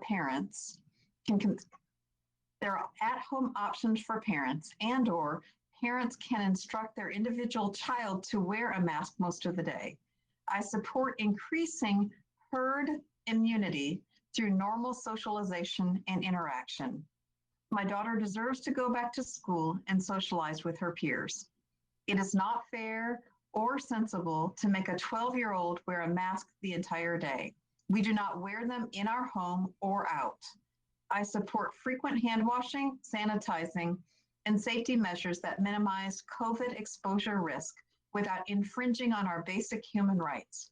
Please hear us and find another way so our kids can enjoy being kids. Thank you for reading this email. And that concludes this comment. These comments are from Anupama Bashu, whose address is on file. It would be very beneficial if Duval homeroom was implemented for students from grades 7 through 12. My son, Panchul Bachu, is MU compromised, has various respiratory issues, and has rheumatic fever.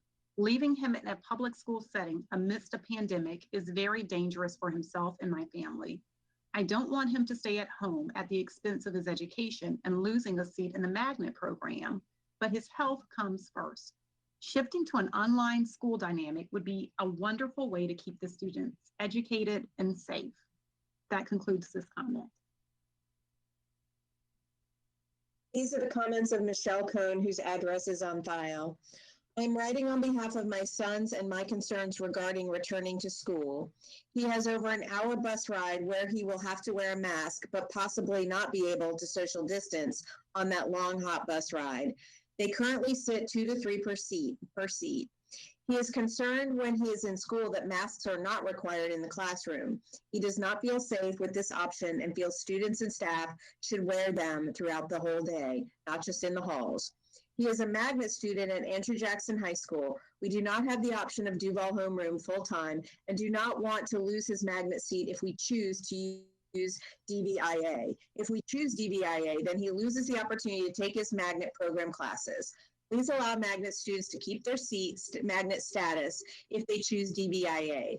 Please have students wear masks for the full day they are in school. With the numbers rising, please consider starting the school year off virtually for all. Families should not have to be making a choice of education or health. And that concludes these comments. Our next comment is from Brooks Decker, whose address is on file. My name is Brooks Decker, and I am a parent of a junior at Douglas Anderson. I have many concerns about the coming school year and management of COVID. With so many students and staff returning to a building, there will undoubtedly be positive tests. I am concerned that this will lead to a constant back and forth, in and out of brick and mortar schooling. This to me is even more unstable and unsettling than just working to do a good job providing online classes until we can send our students and faculty back without the constant threat of having to shut down again. As the parent of a magnet school student, I am also concerned that should I choose for my child to stay home, he will lose his place at Douglas Anderson, as well as all of the art programming and potential for art scholarships when he graduates. I do not think it is fair to have to choose between my child's safety and his ability to participate in the art programming that he has worked so hard at these past few years. Thanks for considering my thoughts. And that concludes this comment. These comments are from Laura Bellinger, whose address is on file. To whom it may concern, this is truly an unprecedented time. In my 19 years of teaching, I've never been so torn as to whether or not to be in the classroom. There is no doubt that the numbers of COVID-19 cases are rising. Pediatric cases are being seen as well. However, all students need face-to-face interaction, some more than most. I truly appreciate your dedication to try to come to an agreement that would be best and accepted for and by all students, parents, and stakeholders. Unfortunately, that will not happen. That is just reality in a school district this large. As a first grade teacher, my personal plan is to plan like I did for Microsoft Teams Duval homeroom. That way, if a student is absent due to quarantine or illness, or we have to do online learning, the pace of my teaching is the same. My main concern is with cleanliness and illness spreading in the classroom. We have 2 janitors for over 600 students. They do a great job, but it is not enough. I cannot teach effectively and clean, disinfect thoroughly. One will suffer. Foam boards will not be effective for young students. Please consider beginning the school year using Duval homeroom until a better plan is made. My prayers are with you as you continue to make tough decisions. And that concludes this comment. These comments are from Shelley Spillers, whose address is on file. Please see below for my questions for discussion during your meeting tomorrow, July 7th, as requested per your meeting notice. Number 1, why won't 7th through 12th grade students be divided into cohorts per AAP guidelines and similar to elementary students to reduce interactions? Number 2, what information will be shared when someone at a school tests positive? If no cohorts are created, any positive test would require measures to be taken by all students or families of that school. Number 3, why are 7th and 8th graders not being offered a hybrid option like their middle school peers? 6th grade, i.e. Duval homeroom plus option to return to brick and mortar. Number 4, if a hybrid option already exists, wouldn't it facilitate a seamless transition when a coronavirus case occurs? Number 5, if an in-person school with socialization is better for students, then families at high risk for COVID are at a disadvantage. Since they can't initially return to school, zero data on infection rate at schools, or rise in cases in Florida, they must fully unenroll for the entire year. Number 6, if magnet students are forced to unenroll in brick and mortar, high risk COVID, do they lose their seat at the magnet school for the subsequent year? Would 8th grade magnet students lose their prioritization for high school magnet applications if unenrolled in magnet for 8th grade year? Number 7, if a teacher child in a specific school tests positive, what remedial actions will be taken? Closing the school for 24 hours to clean it, asking infected individuals to self-isolate doesn't help the rest of the students and faculty. The infected individual could have already infected many others at the school, so returning after 24 hours could cause continued transmittance. 8, what if a sibling is exposed at a different school? Example, a younger sibling school has a positive COVID result. No specific names will be provided due to HIPAA. Does the older sibling stay at home? If so, the older sibling is home for 1 to 2 weeks. In 7th through 12th grade, that length of absence is almost impossible to come back from unless one is able to stay current on material or work, i.e. a hybrid option. Without an easy, seamless hybrid option, aren't you encouraging parents to send their kids to school even if sick? If a child has a fever or has been near someone exposed to COVID, parents will have no way to keep their students current on work, especially hard for 7th through 12th graders without a hybrid option. That was number 9. And number 10, what screening questions will be asked of teachers and students? Will these questions be asked weekly? Please note that I sent a letter last week to the school board members of District 3 and 7, as well as the superintendent, but have received no response. This letter incorporates these questions with context, concerns, excerpts from the American Academy of Pediatric recommendations. That concludes this comment. These are the comments of Marcus Pickering, whose address is on file. As a 20-year veteran teacher, I would like masks to be mandatory to the students and faculty dress code until a successful vaccine is deployed against COVID-19. Students and faculty needing accommodation could be assigned to homebound learning and teaching. The latest scientific consensus points to airborne transmission of COVID-19, which looks troubling considering the dilapidated and dysfunctional HVAC system in most schools. By the district's own admission, the schools are in abysmal condition and in need of over $1 billion of repairs and modernization. Also, with regards to social distancing, are you aware that the size of classrooms differs as much as twice in size, bigger or smaller? Please address not only class size, but how many students per square feet.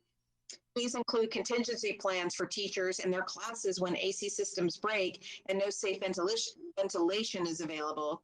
I've gone as long as 2 months without heat and air many years at the school where I teach. Will failures to provide a safe work environment expose DCPS to lawsuits or class actions?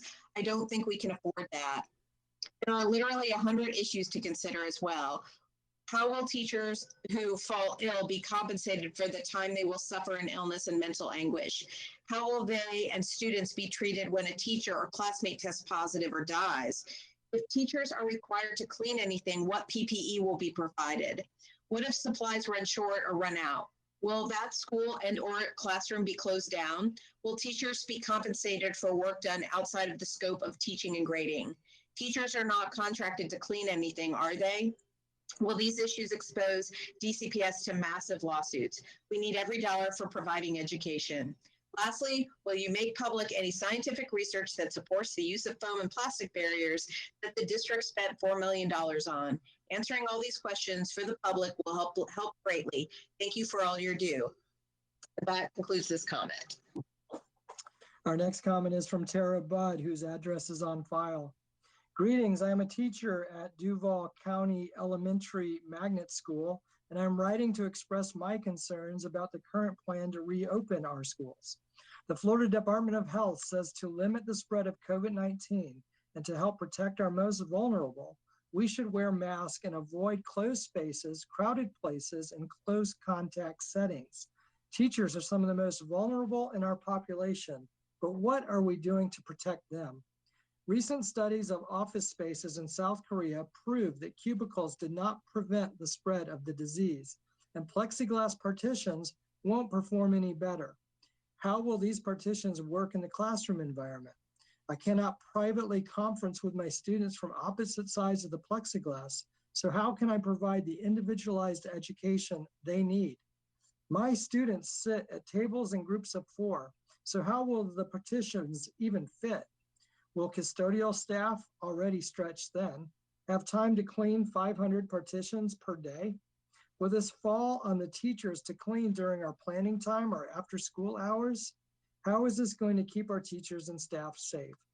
The only reasonable, practical, and cost-effective option is for all students and staff to wear masks in classrooms. Multiple studies have proven that wearing masks dramatically decrease COVID-19 infection rates. As educators, we have a responsibility to look at the data and the science to make informed decisions to keep our staff, students, and family safe. I would love to get back to the classroom and teach my students in person.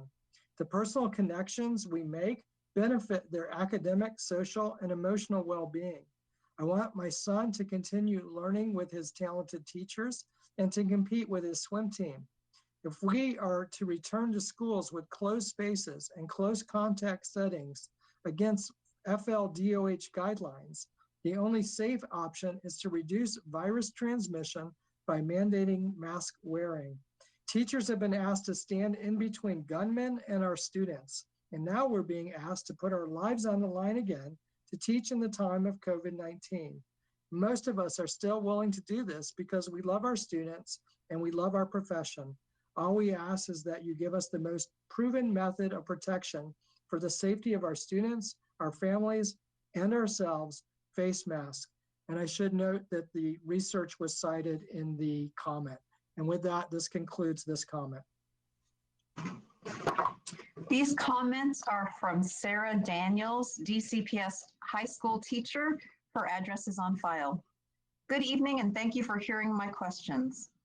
Number 1, I received an email from my principal this afternoon, 7/6, which, from how I read it, had core teachers providing face-to-face instruction 2 days of the week with 3 days online, and elective teachers having face-to-face instruction 4 days of the week with 1 day of online instruction.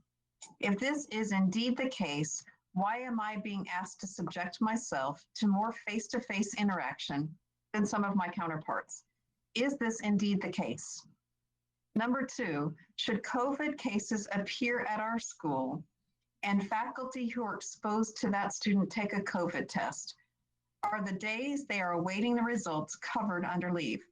If we contract COVID while at school, students are not required to wear a mask. While taking precautions, are we covered under leave? By leave, I mean paid leave. Will we be given additional sick days? What options are being given to teachers to help ensure that we are taken care of, given the risks we are being asked to take? Thank you. That concludes this comment. These comments are from Isa Ali, whose address is on file. Florida is not in better shape than it was in spring of 2020 when we started virtual school. The less than 10,000 cases per day of COVID-19 is happening with the limited social distancing that is occurring due to viral schooling, school being out, limited lockdowns, and some folks taking the pandemic seriously. Reopening schools, even with plastic shields and face masks, will have a devastating effect on the student body, staff, and Floridians. Schools are social places with concentrated populations, and Duval is a high-risk county due to poverty and healthcare access. The risk reduction afforded by PPE is dramatically reduced when peer-to-peer interactions are in the hundreds per day. People understand the toll that inadequate lockdowns and closed schools are having on the economy, jobs, homelessness, family life, and teaching. But reopening will provide those same disadvantages with the more lasting disadvantages of larger body counts, bankruptcy, and anguish associated with mass casualties. The state could have implemented quarantine, contact tracing, testing, and supporting families in a way to minimize the impact of the pandemic and increase resiliency, but we chose expedience. This is outside the control of the school board. What the board does have control over is deployment of virtual schools, developing their own contract tracing plan, working with agencies to provide antibody and viral testing to students and family members, rallying the parent body to give aid to these programs and to other families soon to be devastated by the pandemic, and setting up criteria for reopening schools that are based on sound science only. Those metrics should include things like widely available and affordable free vaccines and testing. Things are going to get worse, and we should plan for that. Things could get better, and we should lobby for that. You do not have to treat anti-science conspiracy theory as anything more. And we should always stick to the evidence and ask others to provide theirs as well. Now is a good time to get creative and take inventory of parents. My guess is you have available to you skilled and willing group of potential volunteers that might be needed for the tough times ahead. That concludes this comment. These comments are from Ramesh Babu, whose address is on file. As a representative of Jacksonville Tamil Mandarin and a parent of 2 girls who attend Stanton College Prep School, I would like to request you consider in continuing full-time Duval homeroom for K-12 students and teachers as an option, so that our families can stay safe during this pandemic situation. We value your decision and hope for a positive response. And that concludes this comment. Our next comment comes from Jada Davies, whose address is on file. Good evening, ladies and gentlemen. I'm writing this letter as a representative parent from District 3 concerning the tentative reopening plans for our schools in August 2020. I am highly concerned about details of the prospective plan for numerous reasons. My husband is a surgeon at Baptist Beaches Memorial Hospital and St. Vincent Southside locations. He's on the front line each and every day. He's also 67 years old and has underlying respiratory conditions. I am a physical therapist working for Baptist Beaches Hospital in an acute care setting, treating the ICU and immunocompromised patients. We are on the front lines. The risk of our children being exposed to COVID and ultimately spreading to us and potentially others are very high if they return to schools in August, especially when the use of masks is not currently mandated in all scenarios. My son attends Douglas Anderson School of the Arts as a 10th grader.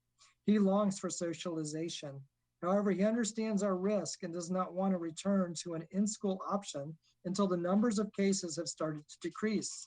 Under the current plan, he would have to unenroll in DA, lose his position that he has spent 7 years of private voice lessons and training at La Villa in order to continue in FLVS.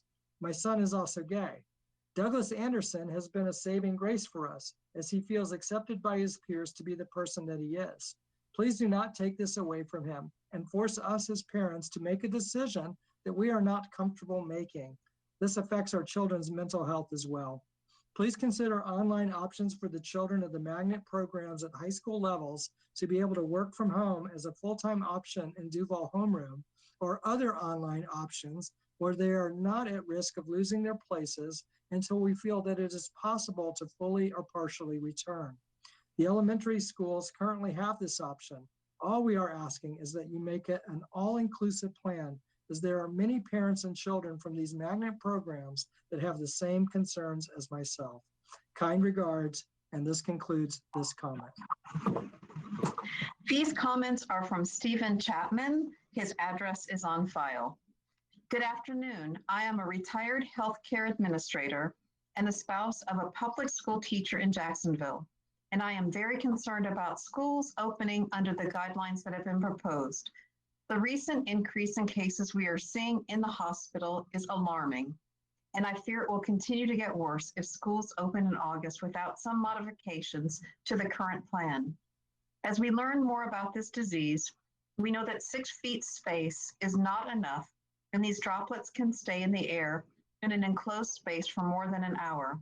I propose strictly online teaching and learning until we have learned that the transmission of this virus decreases significantly, not only for the health of our students, but to our staff and families. For the benefit of our teachers and students, please consider these changes to the school plan. Respectfully, Stephen Chapman, and that concludes this comment. These comments are from Leslie Snyder, whose address is on file. I personally believe that parents should have the choice of requiring their individual children to wear masks or not. I have 2 children that attend DCPS. There are many reasons why which I will not get into because I know they have already been presented to you. I also believe that teachers should be able to decide if they should wear a mask or not. I am a VPK teacher and know that there will be times that I will have it on, but also times where it's important for me not to have it on as well so that I can teach. As COVID case numbers rise, I know you will have a difficult decision on when and how school will start back. I trust that you will make the best decision on that for us all. I realize the no mask parents and teachers are divided, and that makes this all the more difficult for you during these uncharted territories. I just wanted to make my opinion known and will be praying for you all during this trying time. That concludes this comment. These comments are from Sharika Willis, whose address is on file. I am a parent of a student that attends La Villa Middle School, and I have many concerns about the reopening plans for the schools. Number 1, the COVID-19 numbers are rising in Florida, and more importantly, they are rising in Duval at an alarming rate. Why do you feel it is safe to reopen school, but you are doing a Zoom school board meeting because it is not safe enough to do one in person? I find it very upsetting that you are having a Zoom school board meeting to decide if it is safe enough for children and staff to return to school. Number 2, why was only elementary school students given the option of continuing distance learning? My daughter attends La Villa, as stated above, and we do not want to unenroll her from school. We do not want her to lose her seat, but I 100% do not feel safe with her returning to school in August. I find it extremely inconsiderate for you to expect students, especially students in the magnet program, to unenroll and commit to virtual full-time. I ask that a waiver be given to these students so that we are given the choice of either keeping our kids safe or keeping them home or risking their lives and our entire family's lives and allow them to go to school. The schools they were accepted in, and will lose their seats if they do not return. Number 3, you should give every family a choice on if they want their kids to return 5 days a week or if they want them to do distance learning. St. Johns County is offering those options. Why is Duval County different? Please consider all of the above. My daughter also does not want to return to school, but loves being at La Villa and does not want me to unenroll her.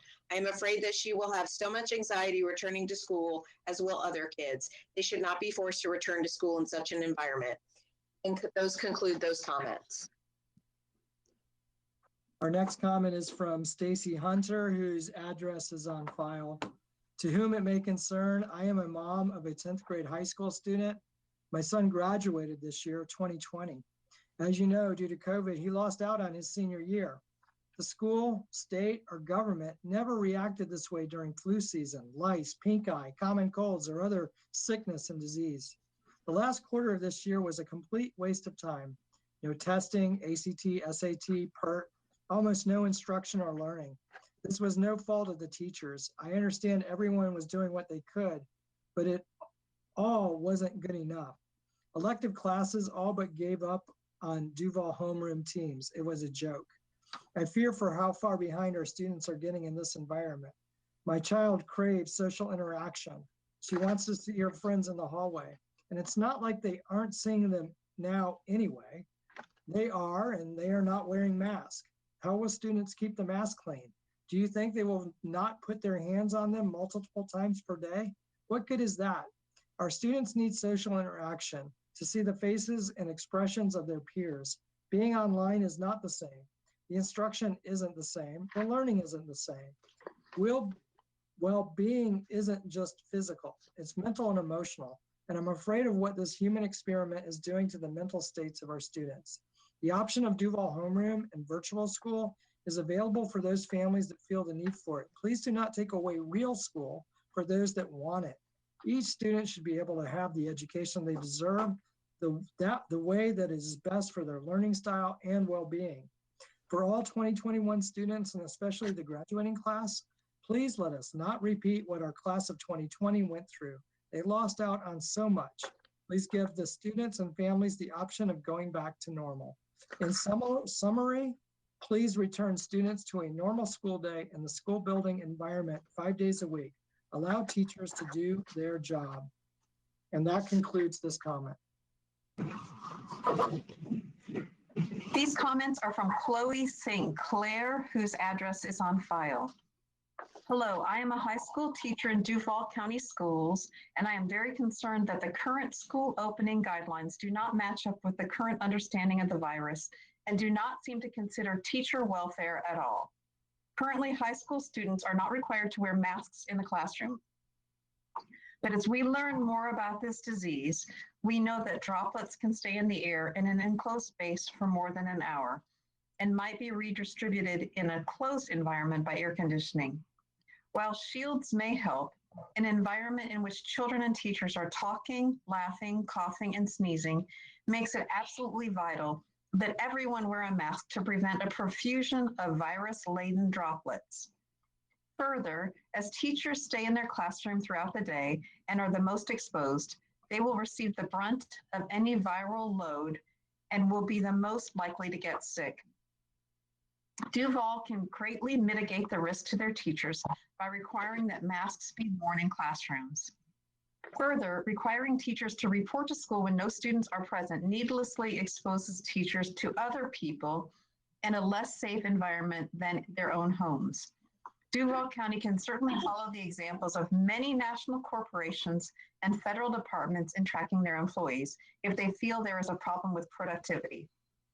Also, teachers should not have to be present while deep cleaning is going on. This presents not only a distraction, but exposes the teacher to cleaning chemicals and fumes for no reason. Further, if a school has a Wi-Fi or internet issue, then all teachers in all classrooms in the school will be affected, unlike a single teacher having an internet issue in their own home. While some teachers may prefer working at school due to internet or technology issues, it should be an option to work at school, not mandatory. Keeping track of your employees on a school-by-school basis should not be the reason you decide to place those employees' lives at risk when they can work just as easily and much more safely from home. Thank you. And that concludes this comment. These comments are from Cervanti Dalta, whose address is on file. Please provide full virtual schooling options for all grades K through 12 so that kids are safe under these pandemic situations. My kids are in elementary and middle school grades. That concludes this comment. These are the comments of Pamela Hastings, whose address is on file. I have several questions and concerns as both a teacher and a DCPS parent. Number one, why are families given a choice for online learning, but teachers and staff are not? Many staff have underlying conditions or at-risk family members. Even those without underlying conditions are only returning because they fear losing their jobs. My friend's son, who is not even 30, developed pneumonia and pancreatitis as a result of COVID-19. He had no underlying health issues. Is DCPS prepared to assume responsibility for consequences like this? Number two, when an employee tests positive for the virus as a result of being mandated to work face-to-face with students, will this be deducted from his or her sick leave? Will it be considered workman's comp? I know someone who was sick and out of work for 45 days, an entire 9 weeks.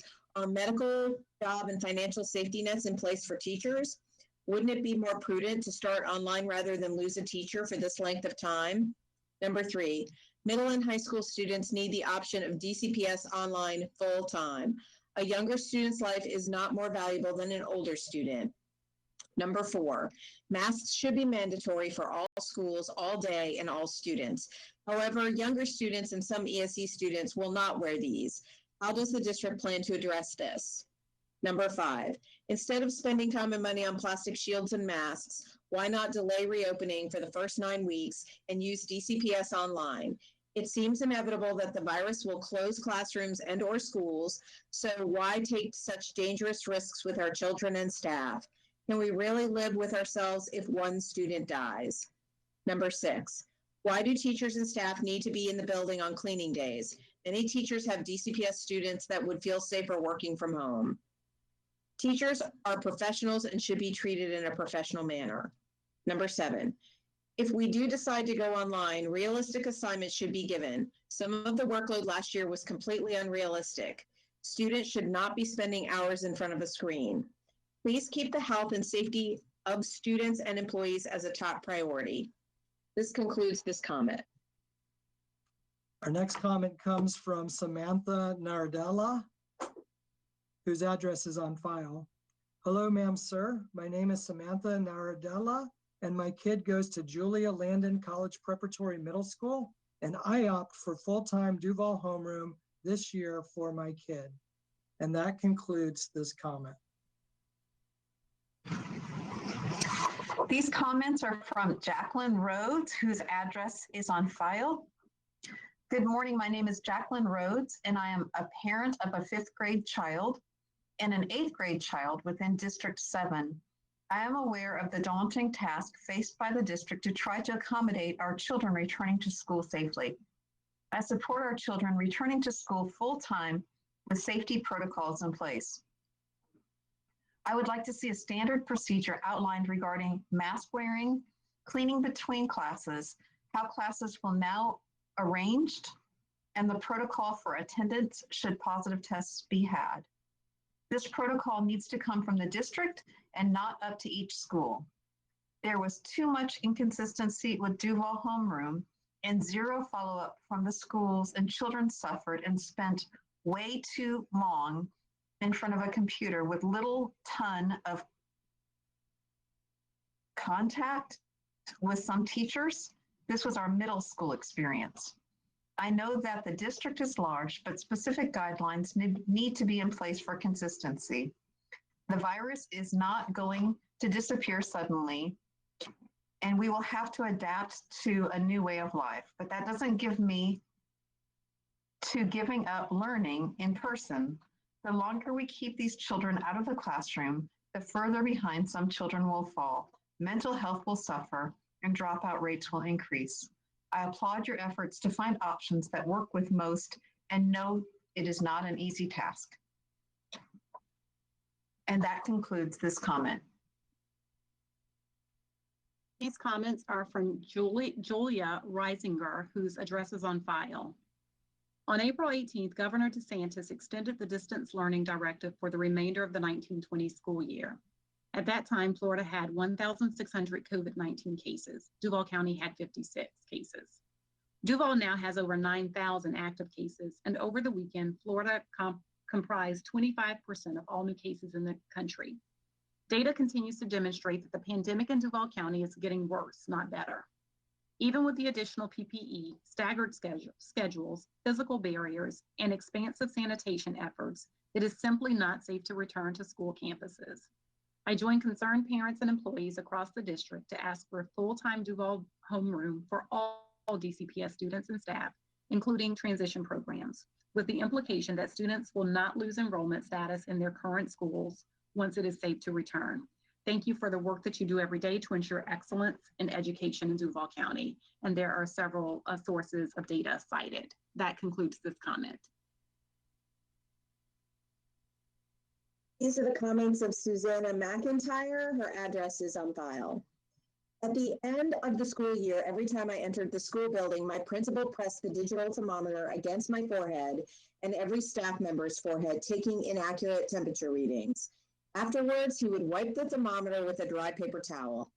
How will temperature takers be trained to properly take temperatures? Do you realize people can test positive for COVID-19 without a temperature? That concludes this person's comments. Our next public comment comes from Autumn Glamow, and her address is on file. Good afternoon.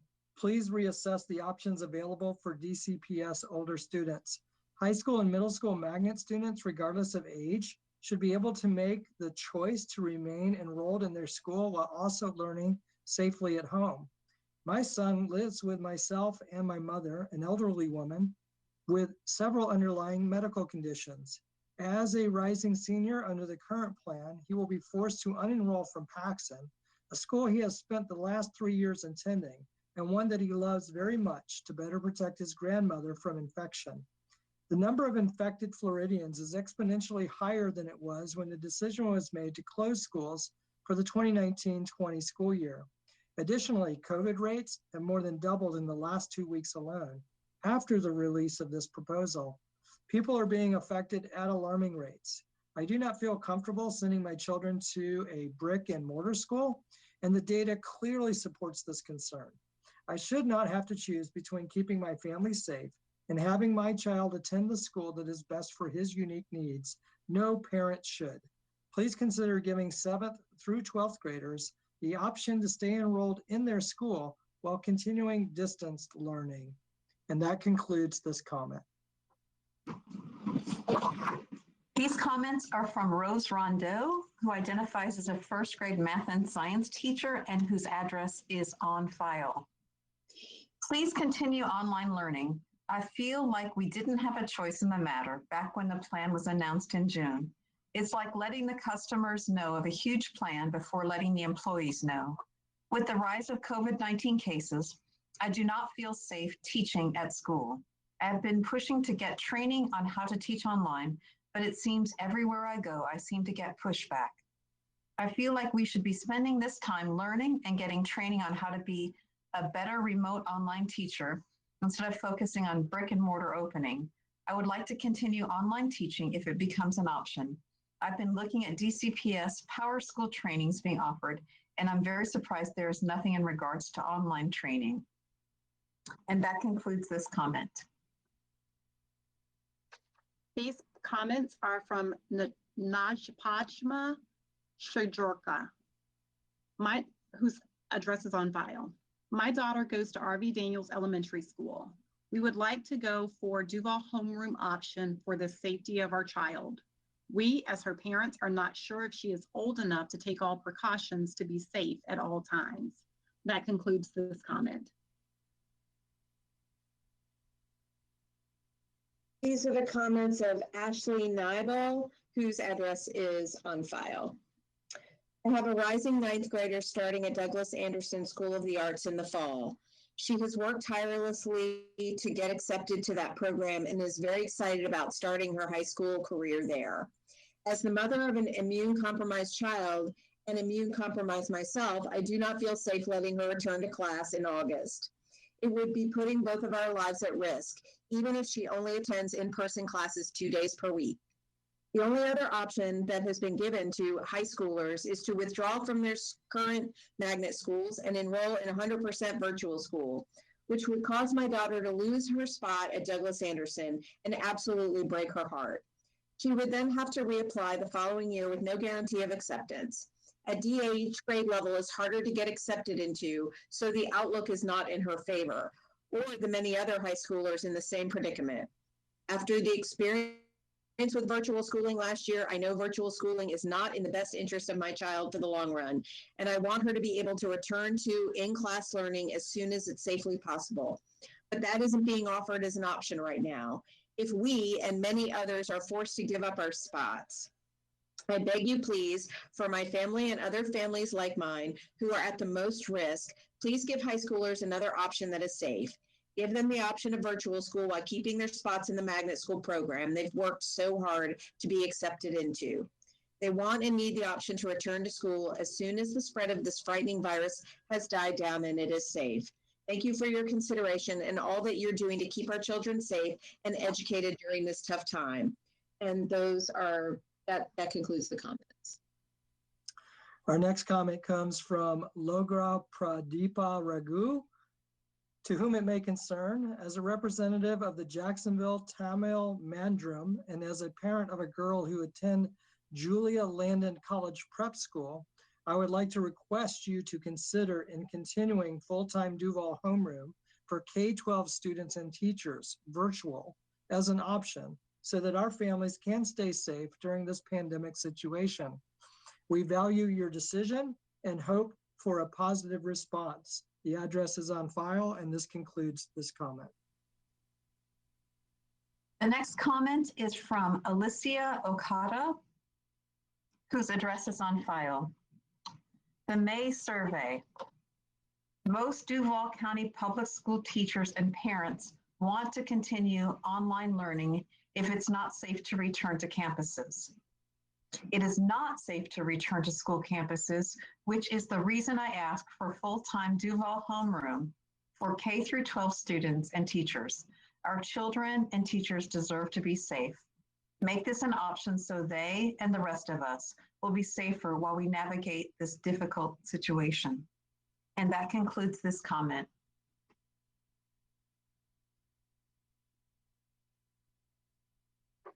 These comments are from Jennifer Wiseman, whose address is on file.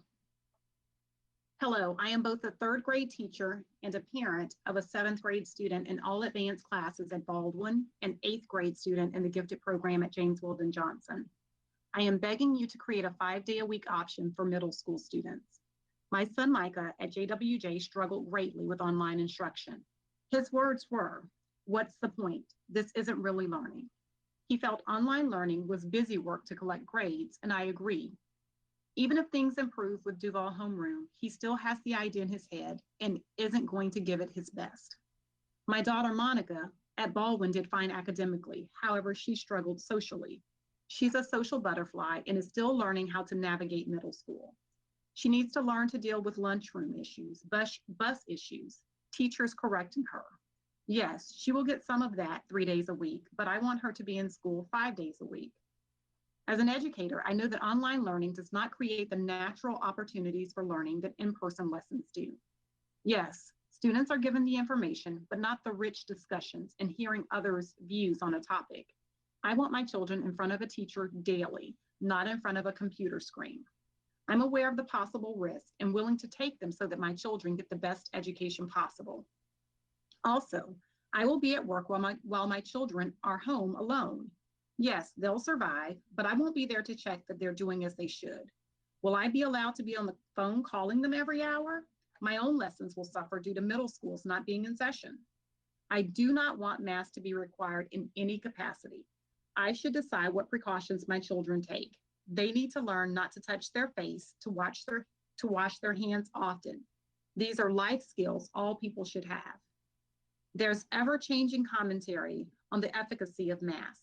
At this point, I don't believe there's enough evidence to make them mandatory. What happens if a student refuses to wear them? Are you going to send them home? I'm begging you to offer online schooling for those who aren't comfortable with brick and mortar and full-time regular school for those of us who want it. That concludes this comment.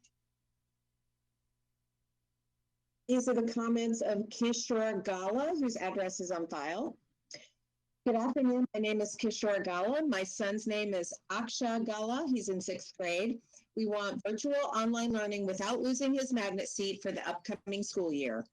That concludes these comments.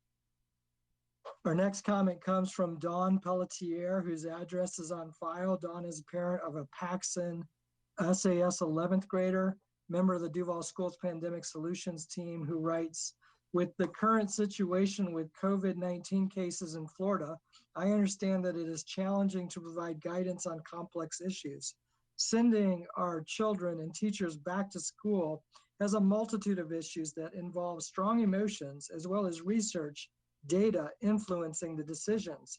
The fundamental priorities of student education could be addressed with the full-time online school-based learning option Duval homeroom for all grade levels, at least for the first 9 weeks of school. Then reevaluation could be done to determine if it is safe to return to school in the hybrid model, or if Duval homeroom should continue for another 9 weeks. The full-time Duval homeroom for at least the first 9 weeks would lower the risk of contracting the virus for students, teachers, and ultimately family members, while the numbers are extremely high. Numerous parents and teachers are nervous to return to the brick and mortar schools, feeling like it is not safe enough at this time. Their concerns include the issues of wearing masks, enforcing the mask wearing if it is required, cleaning protocols, social distancing, busing schedules, sick days for students and teachers when they have symptoms and have been exposed and or are awaiting test results, the process of making up work missed while out sick, substitute teacher availability, etc.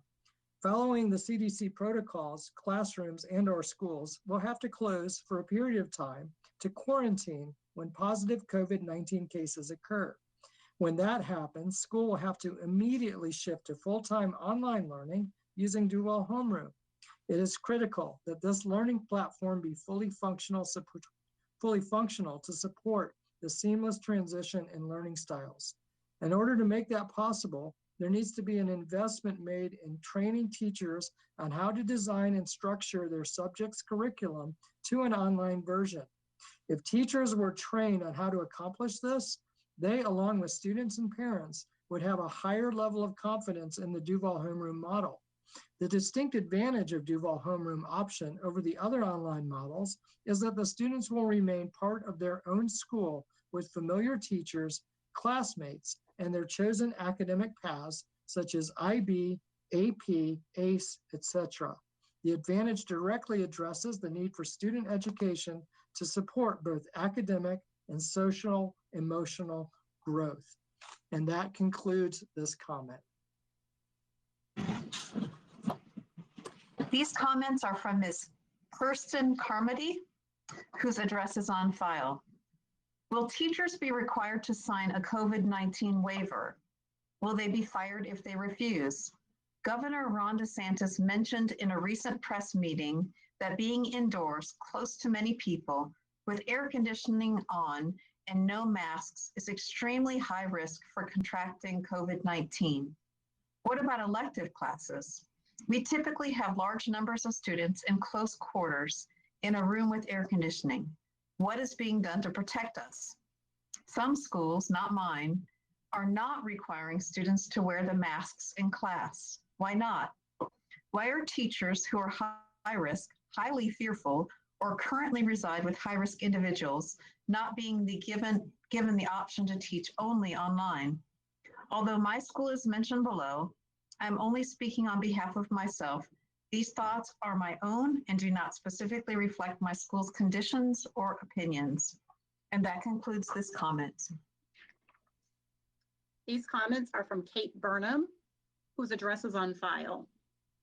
I am writing to express how much I want my son, Dominique Tadero, to be able to return to school. He will be starting his freshman year at Mandarin High. My son has an extensive IEP and struggled and regressed through this whole pandemic. Homeschooling is not an option for him. He needs support. He also has asthma. I can provide proof, and we don't want him wearing any face masks. Thank you for taking the time to read. That concludes this comment. These are the comments of Jason Hawes. We have his address on file. I have great concern for the start of this coming school year. I have 2 rising second graders that attend a magnet school, one of whom is a gen ed classroom with an IEP that allows him one-on-one para. There doesn't seem to be an option that will allow our son to remain at home using Duval Homeroom and receive the services he is awarded through his IEP. I also believe it is unwise to send students and teachers back to the classroom just 2 weeks before the RNC convention is in town. This event will undoubtedly result in increased positive rates of COVID-19 in Jacksonville. I think that it is also unwise to expect teachers to assume yet more roles that fall outside of their job descriptions. Teachers are going to end up being nurses and janitors in the classroom. It is unrealistic and not fair. What will happen when a child sneezes on their partition and it has mucus on it?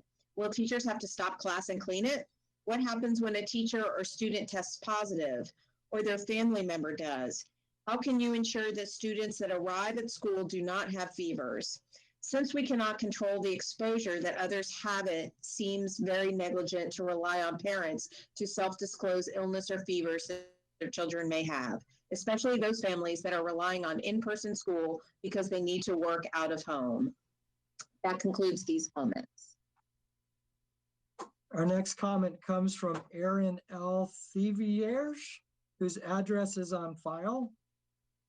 I 100% support my children going back to school with no face mask, no shields, no virtual learning, pre-K, kindergarten, and second grade children. I feel like teachers should be there teaching my children. The metrics for morbidity or mortality do not support drastic, radical measures of suspending our children's education or asking a 5-year-old to wear a mask for 8 hours. Please get our schools open at normal times, at normal school start times this late summer. Respectfully, and that concludes this comment. These comments are from Tim Miller. His address is on file. There has been a lot of facts, rumors, and speculation online, in the media, and on social media related to the reopening of schools. Some social media groups have formed that have gained a lot of members and attention. Others have formed and have not received the same level of attention. This has made the facts surrounding this topic confusing and more difficult. There will never be a one-size-fits-all solution, and you will never be able to make everyone happy, but we must move forward with what you feel is best for all students. I just wanted to say thank you for your service during this very difficult time and for doing your very best to ensure that all of our students have options to succeed. And that concludes this comment. These comments are from Jamie Lefford, whose address is on file. My name is Jamie Lefford. I am a kindergarten teacher here in Duval County at Chaffee Trail Elementary School. I am very concerned about returning to school in person in a few short weeks. I am 8 months pregnant and will give birth shortly after school begins. My allotted sick days will be immediately used during maternity leave. It is my understanding that if we have a positive case in our classroom, we will be quarantined at home and attending school online for the next 2 weeks. Sick days will not be needed for this situation. In addition to being a teacher, I'm also a parent. I have 2 school-aged children, 4th and 6th graders, along with a preschooler. My question is this: what happens when they are exposed to a positive case in their classroom and I have to quarantine at home with them? Will I be penalized for going over my allotted sick days, given leave without pay? This is a big concern for myself and many other teachers in the district. I feel that with the cases rising so quickly, there will be many stops and starts to the school year. Going back and forth between in-person and virtual learning is inconsistent, and I believe it will be difficult for students both academically and emotionally. There are many students and teachers living with health issues that make them high risk. I respectfully request that you consider starting the school year virtually and continue on Duval homeroom until we are safe to return in person. That concludes this comment. These comments are that of Paul Petrilla, whose address is on file. As a parent, I am very concerned about the plan to reopen Duval County schools as Jacksonville continues to see a rise in both the number of COVID-19 cases and, more disturbing, the infection percentage. Allowing for large numbers of students, faculty, and staff to return to the classroom with minimal safety measures will likely further spread the virus. Many parents, grandparents, and teachers who have comorbidities or compromised immune systems could be put in danger if all staff and students return to business as usual. I would love to see my daughter return to school with her classmates, but without clear safety measures to ensure safe distancing, masks are rigorously implemented. This time, the risk is too great. Please consider safer alternatives until we can lower our rate of infection in Jacksonville. And that concludes this comment, and this is also the last comment in my possession. Our next comment comes from Pamela Campbell, whose address is on file, an ESE teacher at Sally V. Mathis, parent of a student at Fishweir. I appreciate the thought and support the county has put into a proposed plan for opening schools.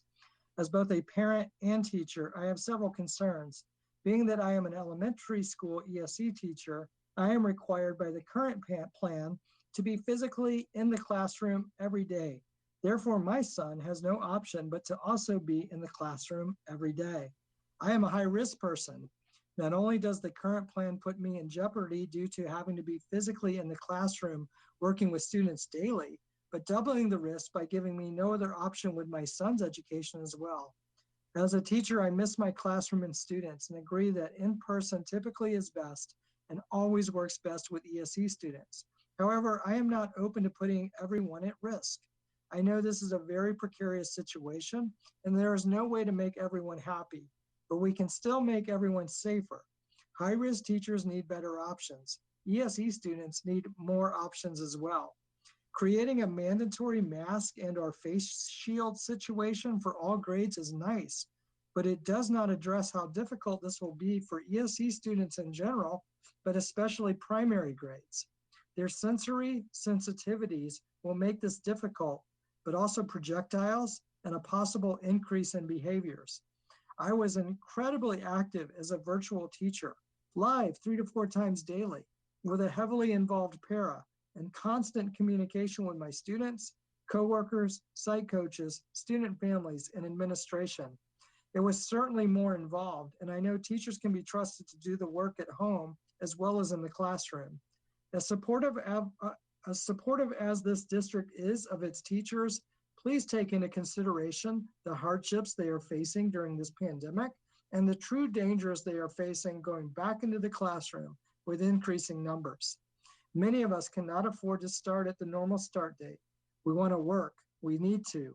Please give teachers the option to teach virtually again at home so they can also support their children as students at home. I appreciate the time you've taken to read my concern. Please consider them when addressing reopening schools. And that concludes this comment, as well as that is the last comment in my group.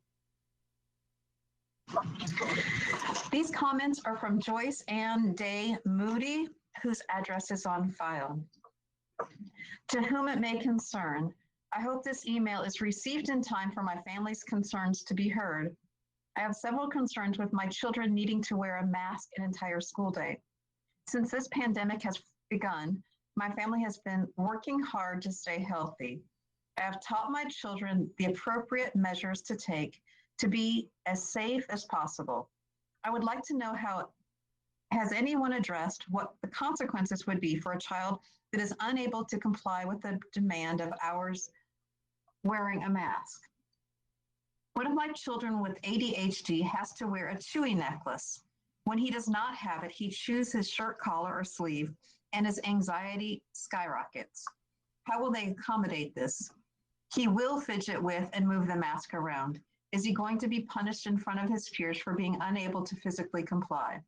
Will his recess be withheld like with other bad behaviors? For my middle schooler with autism level 1, Tourette's, ADHD, and general anxiety disorder, his tics involve shoulder rolling, eye twitching, and he is unable to tolerate anything touching his face for long periods. I cannot teach him. I work full-time and he requires special accommodations as it is.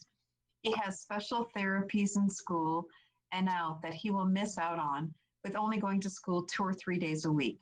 He wants to be like his peers and already faces ridicule for being different by other students. Will special treatment of my boys harm them in the classroom if they are allowed to take breaks from a mask? I'm concerned with delayed starting as well. While teachers did their best, most of the online learning at the end of the school year was stemming from what they already knew. They are already behind in postponing learning, and getting normalcy back is so detrimental to their development. Us parents are ready to support school and staff as much as possible. Please help us, help you, help our children. Thank you for your time. And that concludes this comment and all the comments in my group. These comments are from Melissa Kennedy, whose address is on file. My daughter starts kindergarten this fall. She has been in daycare since she was a little over a year old. For a while, it seems like she had some sort of cold or mild sickness every day. But then starting around age 4, it got better as the kids got better about washing their hands and not putting them in their mouth. She continued to go to preschool throughout the entire pandemic without getting sick. She then went to summer camp at a new facility with different kids and policies, and she still has not gotten sick. There is no reason why she should not attend a brick and mortar school for kindergarten. She is extremely smart, and I don't want to see her lose her edge and love of learning due to a subpar educational experience. It should be up to each family to decide what level of risk that their family can tolerate. I think it's great to have a virtual learning option for families, But the families that are able and willing to send their kids to a regular school should also have that option and not be punished for it. Making a 5-year-old wear a mask all day to receive education is a punishment. School is challenging enough for kids as it is. For a mask to be worn daily in a professional setting, there has to be a medical clearance and fit testing. Wearing these homemade masks for 15 minutes at a time is one thing, but asking 5-year-olds to wear a mask for 5+ hours a day, every day, is a different story. There is no standard in how the masks are made or fit, so there is no known level of protection that is even being offered. Kindergartners are learning phonics and how to read and need to be able to hear clearly. Most kids will not wear the mask properly and will fidget with them constantly anyway, so it isn't even stopping them from touching their face. If anything, it's causing it to be more frequent. Masks are distraction, they are uncomfortable, and it's hard to hear, see, and understand people. How is this suitable for a learning environment? That concludes this comment, and this is the final comment for this portion of the public comment portion of the agenda.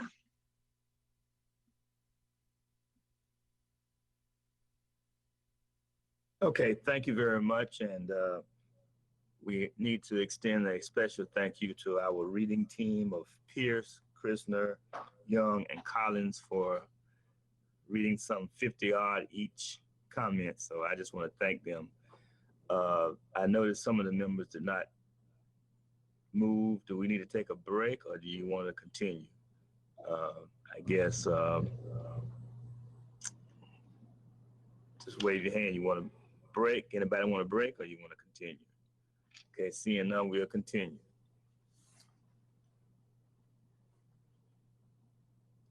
That the Duval County School Board approved the minutes for the meetings listed in the agenda item. June 11th, 2020, community meeting. June 16th, 2020, regular board meeting. I ask for your motion.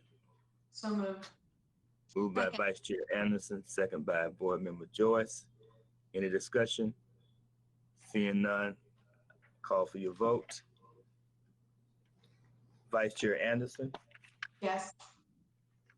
Smith Juarez. Yes. Hershey. Yes. Joyce. Yes. Willie. Yes. Jones. Yes. By action, you approve the agenda item 6-0. Approval of consent agenda. Are there any items to be added to the consent agenda? Okay. I ask for a motion. So moved. Second. Moved by Board Member Joyce, second by Board Member Willie. Any discussion? Seeing none, I call for your vote. Yeah. A lot of thanks. Board Member Vice Chair Anderson. Yes. Board Member Smith Juarez. Yes. Board Member Hershey. Yes. Board Member Joyce. Yes. Board Member Willie. Yes. Board Member Jones. Yes. By action, you approve the consent agenda 6-0.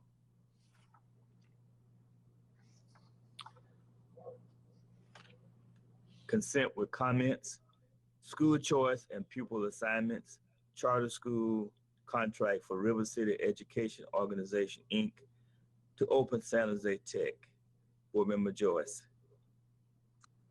Yes, thank you, Chair Jones. I just wanted to bring this to the board's attention again.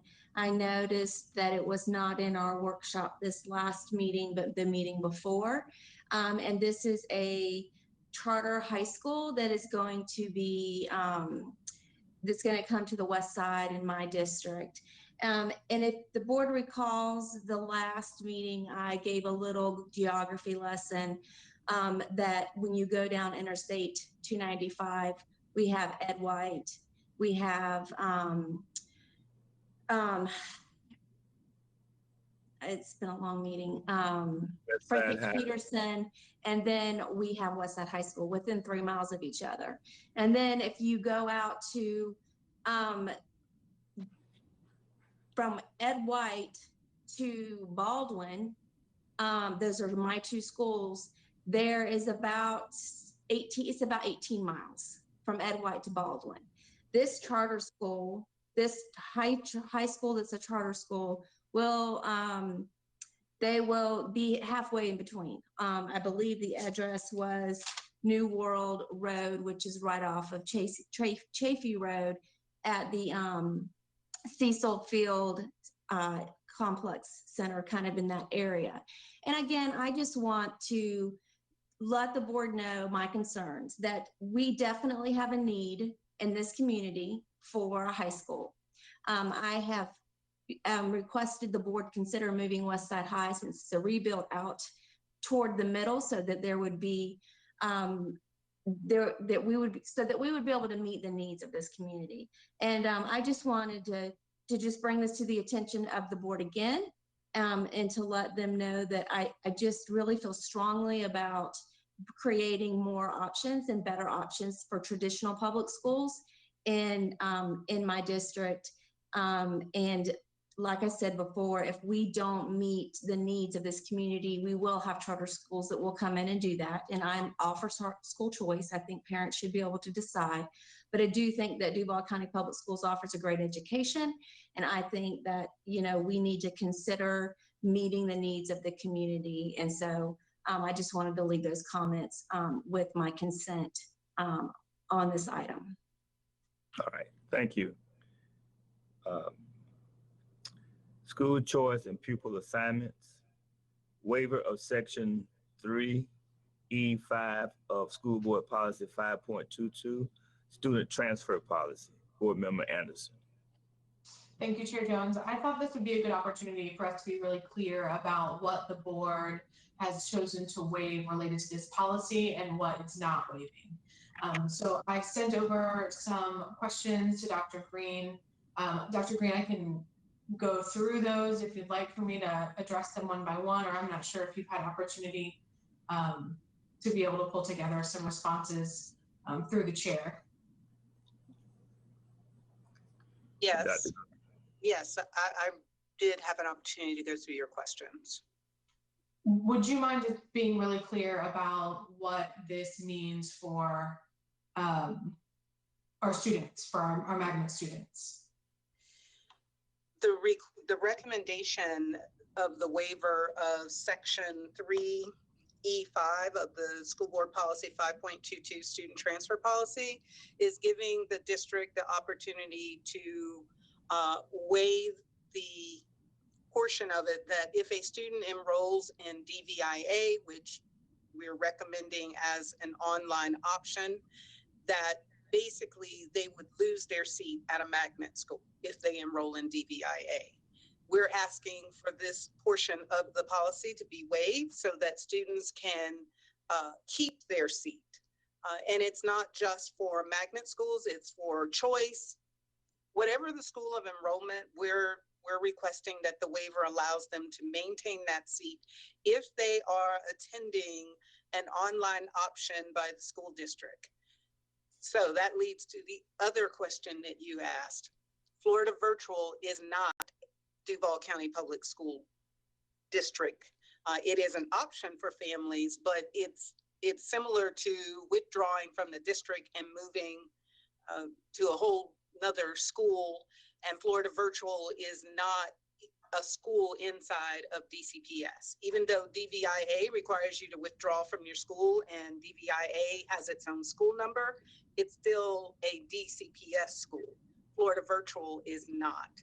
So Florida Virtual, if they unenroll from their school and enroll in Florida Virtual, this waiver does not give them the protection of keeping their seat.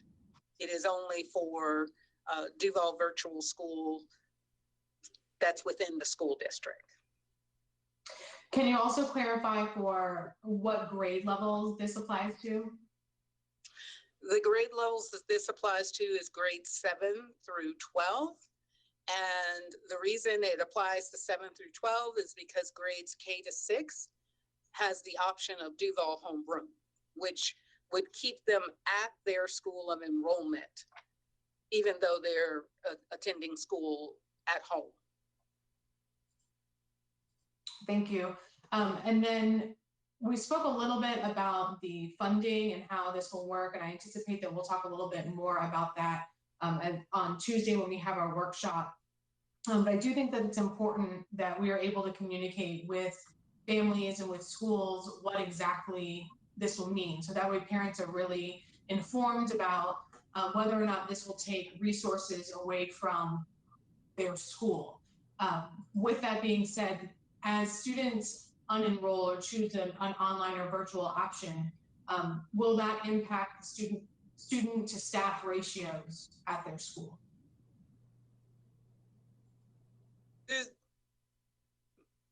Through the chair to Vice Chair Anderson, I think I answered this question earlier today.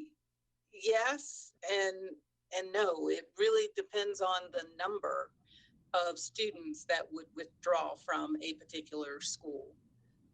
We have students withdraw for a variety of other options, and sometimes it does not impact their staffing, and other times it will impact their staffing. Staffing, unfortunately, is not done in a nice box, even though we use class size as our formula for grades pre-K to 3, 1 to 18, grades 4 through 8, 1 to 22, and high school 1 to 25. A high school can lose 25 students and not lose a single unit because they're not all coming from the same grade level. They might not all be taking the same level of courses. So high school is very complicated, and it really what really determines it is how many students would withdraw from the school. So I appreciate that. I think what I'm thinking of too are our resources, right? So whether we have deans or counselors and other additional ancillary spaces, not just teachers. And again, I think that it's important that as families, we listen to a lot of public comment. People were really passionate about being able to have the option to return to their choice school. And I want them to be very well informed about how this could impact. Will they have the flexibility to enroll or disenroll from DVIA throughout the year? Through the chair to Vice Chair Anderson, one, we can't stop a parent from unenrolling. Our desire for parents is to have the knowledge that really this should be a year-long choice, that you've made the choice to be in DVIA for the entire school year, because the way we're paid, if you will, or we receive funding is on course completion, credit completion, and it would not work in the district's best interest if parents enrolled and unenrolled. They need to complete the year that they are enrolled with DVIA, so that one, DVIA has its own curriculum. It runs on, asynchronization, so students can enter into their classes at any time during the day. It is very different than Duval homeroom. I think it's important to consider for families to be thinking about testing. It would also change our accountability and how that would apply to our schools as well. If students are in DVIA, return to us, how does their testing and accountability count for the schools? That seems like another complication that we would face. Is there a certain cutoff for when a student's test would count at the virtual school versus their choice school? Through the chair to Vice Chair Anderson, when you said you talking about the end of the year FSA? Their exams. Yes, if they are there for 2 survey periods, it's accounted towards DVIA, the School of Enrollment. So they would need, and that second survey period is in February? Yes. Thank you. And then finally, do we have any idea when we're going to ask parents to make some of these decisions? Through the chair to Vice Chair Anderson, our goal is to be prepared for July 10th. And the key word there, or two keyword, our goal. Now that we've received additional information, we have some other decisions that have to be made. And well, let me back up. DVIA has been open all the time. They don't need to wait on the district to register with DVIA. It is anything else that we may put in place that our goal is to be ready by July 10th. Okay, so parents could be making a fully informed decision about what choice is best for their family by next week? Yes, we seem to be able to do everything in 3 days. Today is July 7th. By the 10th, we should have it all worked out. Thank you. I look forward to having more conversation about reopening at our workshop next Tuesday. I appreciate the discussion. Okay. All right. Thank you. Board Member Willie. First of all, I appreciate this information, this conversation. Quick question, and it may be postponed to Tuesday, through the chair to Dr. Green. I think the question that I have is, does the waiver, now that we sort of are embarking upon a new plan, actually help to sort of mitigate any of the pieces around folks who are in specialized programs? So DVIA, for example, being able to accommodate folks in special programs, does a waiver, because if I get a waiver and I go to DVIA and I don't have special programs within DVIA, it doesn't really matter if I have a waiver because I'm missing out on programming for that year. So that's the question I have about the sort of interconnectivity of the waiver and then DVIA. Through the chair to Board Member Willie, I hope I understand your question. If we're talking programs that are at Frank H. Peterson, A. Philip Randolph, or specialized programs such as IB and ACE, DVIA offers honors AP, but they do not offer IB nor ACE. And I'm not sure, neither does Florida Virtual, but I'm not 100% sure about Florida Virtual. That is why we are meeting with the IB and ACE principals to talk to them about how can we create something with their programs to support their students. Frank H. Peterson and A. Philip Randolph will be quite challenging because a lot of their programs are interactive, engaging, and you only have one teacher. So the automotive if we're required to have school open 5 days a week, there's no way for the automotive teacher to be teaching 5 days a week and try to do a virtual.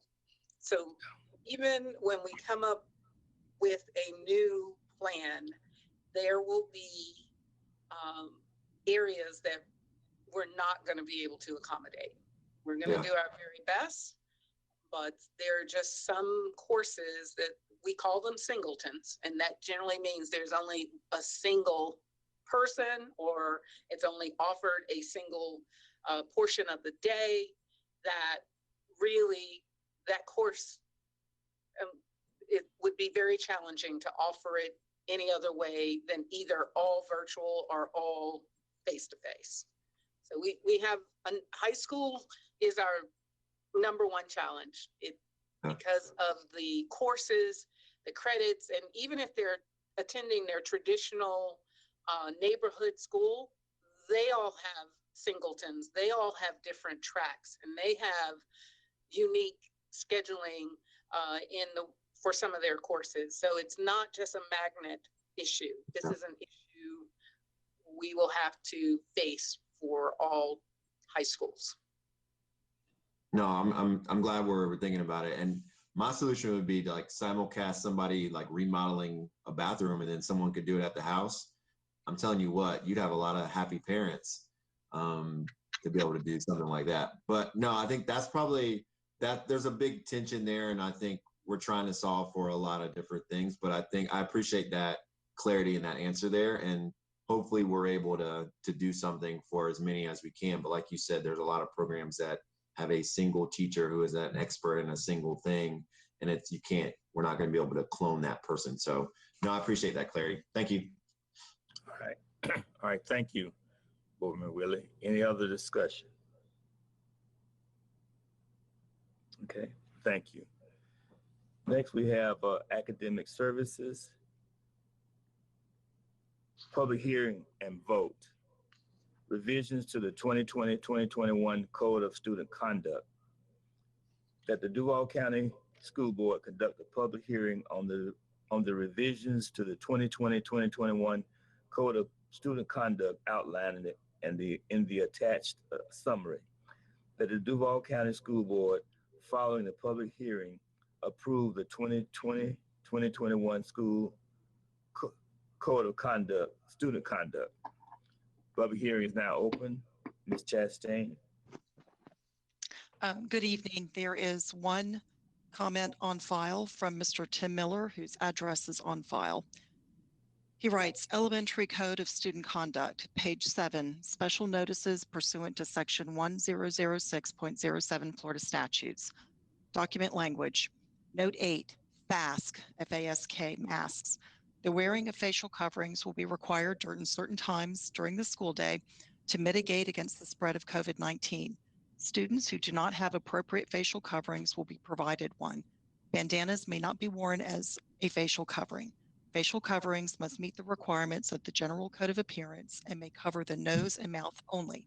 Facial coverings that cover the entire face may not be worn on school property or to a school-sponsored event.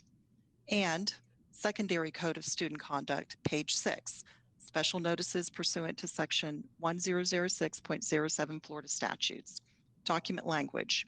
Note 8, FASK, F-A-S-K, masks. The wearing of facial coverings will be required during certain times during the school day to mitigate against the spread of COVID-19. Students who do not have appropriate facial coverings will be provided one. Bandanas may not be worn as a facial covering. Facial coverings must meet the requirements of the General Code of Appearance and may cover the nose and mouth only. Facial coverings that cover the entire face may not be worn on school property or to a school-sponsored event. Comment, FASK, F-A-S-K, should be FACE, F-A-C-E. There is no disciplinary level assigned for a student who does not wear a mask when required. And ESC parents are concerned that students will be punished if their student is unable to wear a mask because of a manifestation of their disability. There needs to be an exception for students with disabilities that prevent them from wearing a mask. This concludes Mr. Miller's comment, and there are no further comments submitted for this public hearing. Thank you, Ms. Chastain. The public hearing is now closed. I ask for your motion. So moved. Moved by Vice Chair Anderson. Is there a second? Second by Board Member Willie. Any more discussion? I'd like to say a few things. Board Member Joyce. Yes, thank you, Chair Jones. I was particularly interested in the process of how we move through the Student Code of Conduct and all of the stakeholders, the deans, the assistant principals, the teachers that work with getting the code revised every year. And I requested from the district the list of different groups and the names and when they attended. And I went through that list and I reached out to a few people to get their opinion about, that process and how it played out. And I just want to bring this before the board, and I want to request that we do some additional research when we move into the Student Code of Conduct next year. I'm happy to approve this tonight, but as a former teacher in the Duval County Public School System who have worked with a lot of teachers and a lot of deans and a lot of principals and assistant principals, I think there is a frustration that opinion, we're not being heard. We're being quieted, shut down. Those were words that were given to me. And so, whether we move into some sort of survey that we produce for people to have some more input in this process. As I said, I think that there's a lot of people who feel like they're being shut down and not listened to, not heard in this matter. And so I just wanted to bring that to the board's attention because it's something that's very important to me. And then hopefully next year, and to Dr. Green, obviously, and hopefully next year, that when we move into this process, that we also, can think about how we can do this a little differently so that there could be more clear commentary on, what is good about the student code of conduct, what's weak about the student code of conduct, and how we can better support the students in the classroom, better support the teachers, better support the administrative staff. And I just wanted to leave that as a comment before we move into the vote. All right, thank you. Any other comments?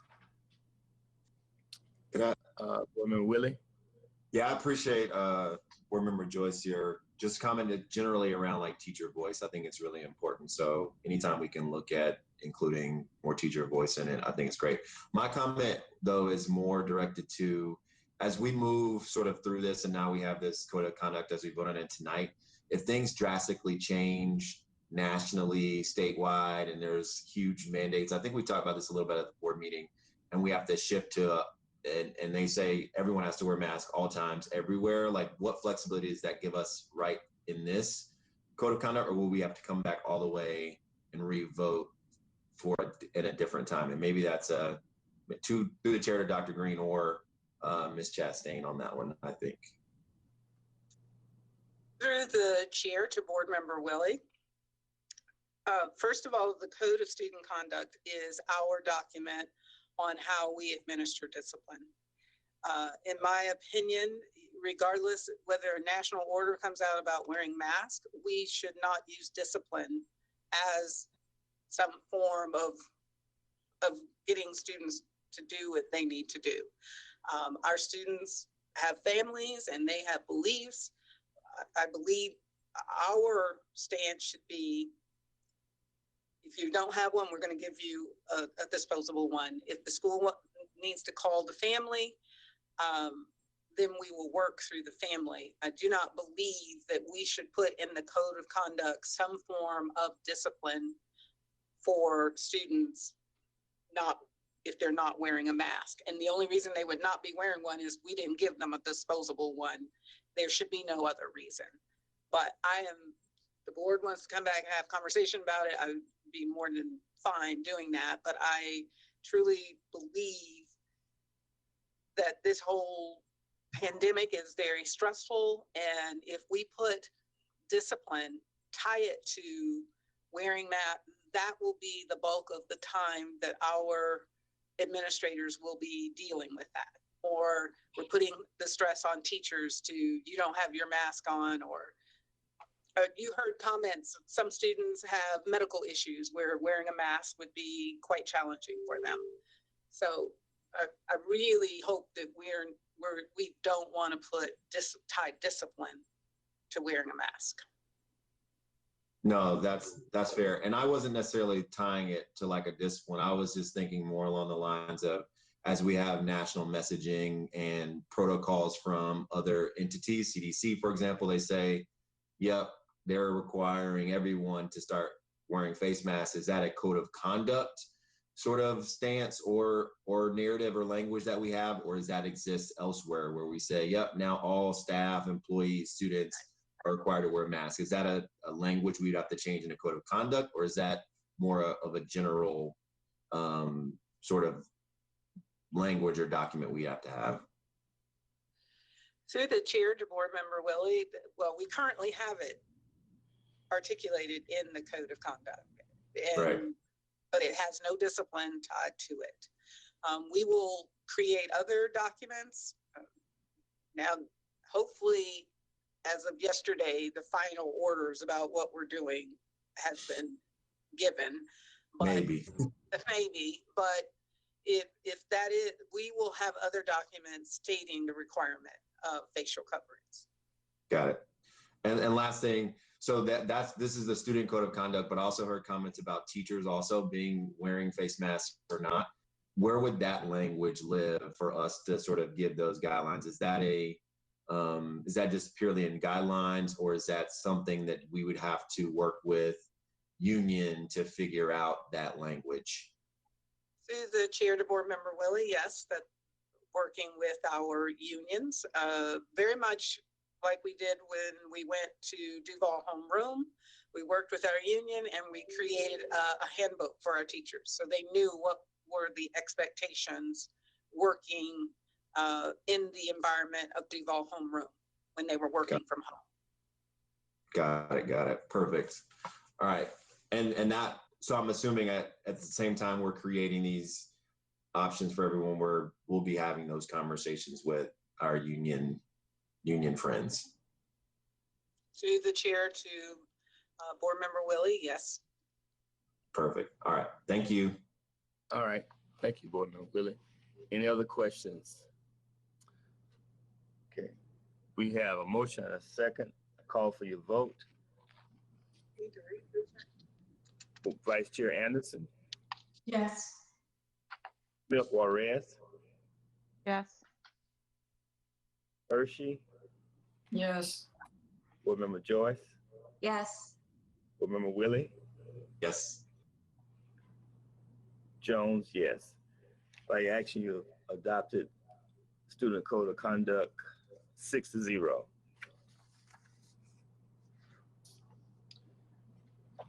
Academic Services, public hearing and vote. Modifications to the 2020-2021 Student Progression Plan. That the Duval County School Board conduct a public hearing on the revisions to the 2020-2021 Student Progression Plan. That the Duval County School Board, following the public hearing, approve the modifications to the 2020-2021 Student Progression Plan. Public hearing is now open. Ms. Chastain. Thank you. Good evening. We have one comment for this public hearing from Mr. Tim Miller, whose address is on file. He writes, page 16, paragraph 3, retention policy. Paragraph C, implementation of the remediation and retention provisions for students with disabilities.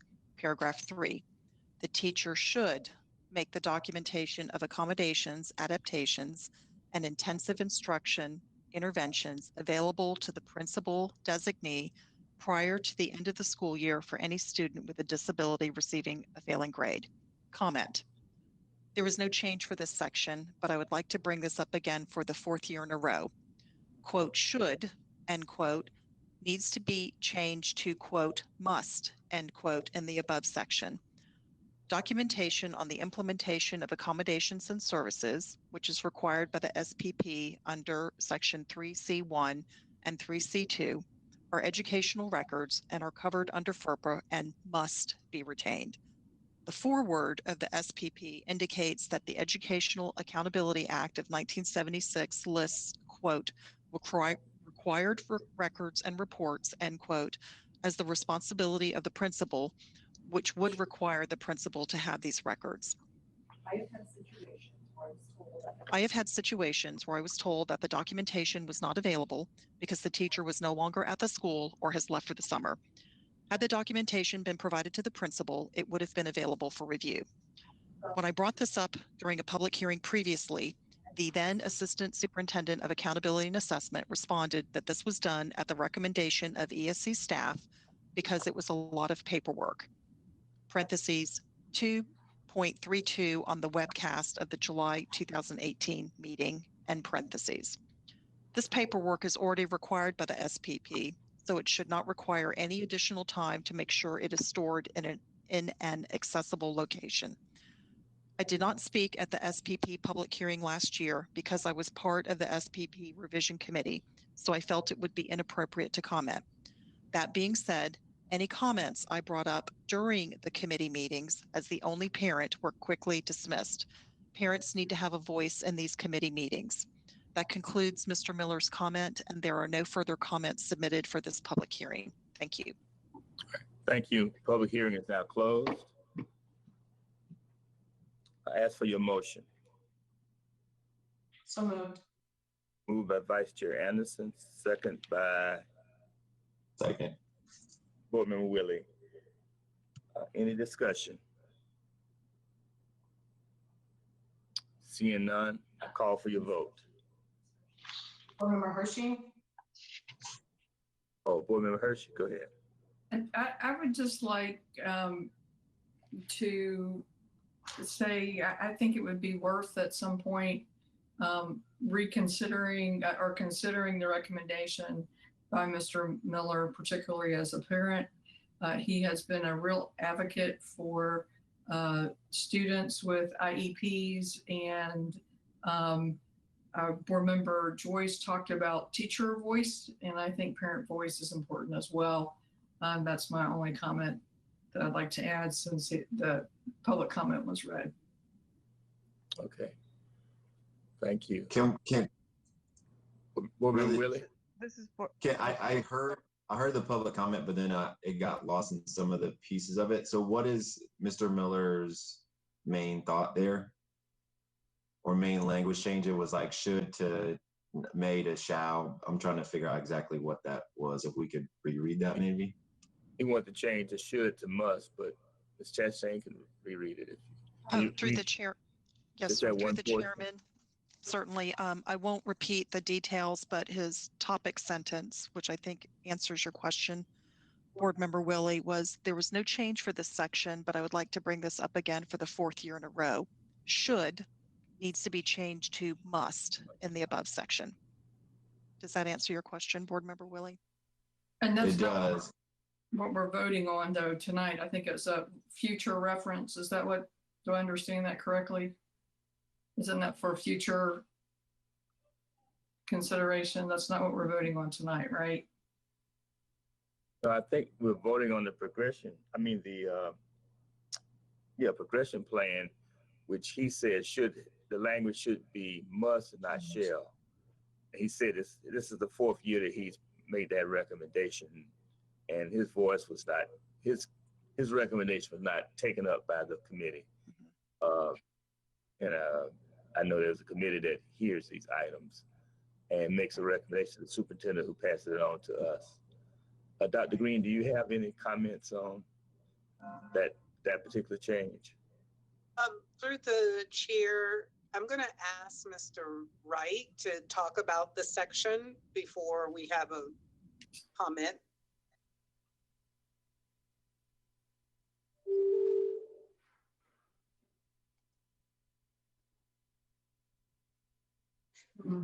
Mr. Wright, we cannot hear you. Or maybe I at least cannot hear you. Gotta unmute yourself. You can't hear you. There, is that better? Yes. Yes. Okay, had something to do with my headphones. So good evening, everyone. Certainly in regards to that section, we could bring that recommendation back to the committee, and if a change is agreed upon, we could resubmit the student progression plan for that change at a future board meeting, if that's a direction we would want to explore. I'm concerned when a parent who is engaged and has become a voice for other parents, an advocate of other parents of students with IEP. He's one of those people that when he speaks, I think he's speaking for multiple people. He's become like the face of ESE and IEP. And so I really listen to what he says. It troubles me. It doesn't sit right with me in his public comment statement where he said, I was told it wasn't done because it was too much work or something along those lines. I know that's a paraphrase. And I just think we need to do everything we can to ensure, because if we are all students, every classroom, every day, we mean all. And I think that parent voice is something we really have to listen to. And I'm very concerned that it sounds as if that concern was marginalized, and I fully support teacher voice, but the teacher voice does have a representation, but I think parent voice is as important, and so that's the reason I kind of hit the pause button. Chair Jones? Yes. Vice Chair I'm Anderson. wondering, Ms. Chastain, if the part that he's referring to is also cited in statute, there's statutory language related to that. Right. Thank you. Through the chair to Vice Chairman Anderson, I would recommend, I think this comment is important, but I don't have the full context, and I would like to study it further to make sure, because I think he's saying that it must be retained to comply with FERPA, but I'm not certain that the items to be retained are actually educational records covered by FERPA. So I would want to make sure first, on behalf of the district, that whatever we do, regardless of the language, is in accordance with all legal requirements, specifically this federal law. And then if a change is recommended, that we notice it and bring it back at the appropriate time. But I'm not prepared on the floor right now to say yes or no, or we need to do something. I would like to look at this further, given that I read it for the first time to you, and I don't have the full picture, and that's not a great way to give legal advice. Sure, I appreciate that. I think that that is important. So if we pass the progression plan now, what would be the next course? What would be the next step here for taking a look at that and making sure that that is, compliant with FERPA, but also we can make those necessary amendments? I think Mr. Wright could go back to the committee and ask them to review it, and that gives Ms. Chastain an opportunity to review it also. And Mr. Wright, do you have just one parent advisor on the committee? Yeah, this year, I don't believe there were any parents that sat on the committee. I think I did miss one of the elementary committee meetings, but I attended them, and I don't believe there were any parents that participated this year. And that we were interrupted some by COVID and had to move to the virtual settings, so I'm sure that had something to do with it. But I definitely appreciate the comments and think that it is appropriate to bring it up to the committee to review further. And I would hope that we could add a parent advocate on that committee, as Ms. Hershey has said, because parents, they live with it every day, and having that perspective, I think, is important for the review, and should be a part of that recommendation. Okay, any other discussions, comments? Okay, we have a motion and a second. I call for your vote. Vice Chair Anderson? Yes. Board Member Smith Juarez? Yes. Board Member Hershey? Yes. Board Member Joyce? Yes. Board Member Willie? Yes. Jones, yes. By your action, you adopted the student progression plan 6-0. Board member travel. That the Duval County School Board approve and confirm the travel listed below for official business of the district, and that it complies with the rules of the State Board of Education. That the Duval County School Board approve all sitting members of the board to travel to Tallahassee for legislative purposes from July 7th, 2020 through June 30th, 2021. Travel is not expected to exceed $500 per board member per trip. There's no one here to speak to that item from the public. I ask for your motion. So moved. Moved by Vice Chair Anderson, second by Board Member Willie. Any discussion? Seeing none, I call for your vote. Chairman. Okay, yeah, yes. The only thing that I would note is that I know that according to new statute, this has become practice because we do not always have adequate time to prepare for necessary trips to Tallahassee to engage with a very active state legislature and Department of Education. But I just do want to note for the chair and the board office that there will be a couple of us who will be departing in November. And so would just want to make certain that those new board members, as they're sworn in, if there needs to be a new vote for those members as well, that a note is made in the record this evening. Yes, I think the reason we use the language all sitting members to make sure that it covered both the ones who are here now and the future board members. But maybe Ms. Chastain would that apply to sitting members, both those who are here now and any board members that will follow, or do we need to come back and address that at a later point? Through the chairman, I think it would cover whoever the elected official is in the chair. So it would cover future board members. As we know, some are term limited and there will be changes. Yeah, okay. Does that answer your question? I think it does. Thank you, Chair. Okay, thank you. We have a motion and a second. Any other discussion? Not call for your vote. Vice Chair Anderson? Yes. Smith Juarez? Yes. Hershey? Yes. Joyce? Yes. Willie? Yes. Jones? Yes. By your action, you adopted the board travel 6-0. There is no superintendent travel.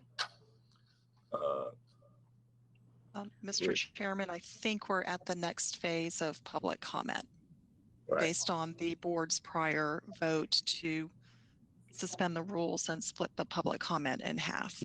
And at some point within an hour, according to board rule, your meetings end at 11 p.m. unless there is a vote to maintain the meeting. I just wanted to lay out the parameters going forward. Thank you. Okay, that means we have 1 hour left to hear public comment. I think that's 6 to 8. And if we get close to ending that, finishing those, we could also extend the time. Or if we're only halfway through, we may want to recess and come back tomorrow at 10 o'clock. But we'll see how far we can get between now and 11 o'clock, and then we can make a decision at that time. Thank you. Dr. Pierce? Thank you, Mr. Chair. Our first public comment for this section comes from Randy Garman. Mr. Garman's address is on file, and he writes this: feeble attempts to sanitize legitimate history in and of itself is racist. What is not understood and acknowledged is minorities, Blacks in particular, have an insatiable appetite for reparations. Tearing down and desecrating objects that remind certain demographics of our past does not make the history go away. It merely punctuates and solidifies what we as patriotic Americans already know, and that is they will hate anyone with white skin, and especially whites in positions of power. If they are not on a plantation picking cotton, they will be on a plantation accepting government handouts and affirmative action. The change needed has nothing to do with our history. It must come from within the Black community. Changing the names of our schools will never make a difference to anyone. And I reiterate, those words are from Randy Garman, address on file, and that concludes these comments. These comments are from Charles Thomas Belisario, Robert E. Lee class of 1959. There are many people who have buildings, schools, etc. named after them. Some are good people and some are not so good, but none are perfect. The history of our country cannot be erased. We are to learn from it and teach our children right from wrong. Lee was a man of honor and integrity, but fought for his state during the Civil War. The issues our country are facing has nothing to do with erasing history. Our focus should be on training our police on equality and fairness, and parents teaching our children to obey authority. Why waste funds to change history when the schools are asking for more funding to teach our children? A small, outspoken group of anarchists want more and more, or they will destroy. This looks like Germany in the days of Hitler. They burned books and buildings and were brainwashed to follow a cult. Our country was founded on freedom, but we have a small group who want to run the country. You can't please them by giving in to their threats. We need to stand as one so that our country will follow the right path. When we read Proverbs, God tells us to seek wisdom, which comes from Him. Don't try to erase history, but learn from it and work to restore peace and fairness for all. The silent majority will rise up if this lawlessness doesn't stop, and our country will be a place of anarchy and destruction. Too many men and women have spilled their blood and given their life and health to give us freedom. Do not let the outspoken rule our country and remove our freedom. Blessings and thank you for leading our children. And that concludes this comment. These comments are from Samuel Ronald Phillips, whose address is on file. Do not change the name of Robert E. Lee High School. Why would I want to tarnish the legacy of America's sacrifice to go to war with itself to edify and preserve the rights of Black Americans? 620,000 whites died and 40,000 Blacks died in that war. By giving in to hatred for American history, founders and symbols, we are failing into a larger plan with a more dangerous agenda, cancel culture. Cancel culture says that if a leader has significant character flaws, then the leader loses his credibility and his contribution should be canceled. Let's be honest, all leaders have terrible flaws. Cancel culture's goals go far beyond the color of someone's skin. It promises that if our citizens will sanitize history, then all will be right in the world. This never works. It keeps erasing elements of a culture and country until human rights are erased. This is its secret goal. So should we cancel the actions and blessings of Dr. Martin Luther King because he had marital affairs? Absolutely not. King impacted millions for the good. The Apostle Paul, in his former life, murdered numerous Christians. Thank God, Bible scholars did not edit out Paul's evil past. Paul's life story demonstrates that mankind under grace can change for the better. When we succumb to the agenda of a hateful few, we are agreeing that we hate each other, we hate our country. These lies lead us to tragedy. As a Lehigh alum and citizen, I'm troubled for our community. It's understandable that suffering and resentment is everywhere. Let's take responsibility for these feelings, or when we could lose more than historic names, statues, and symbols.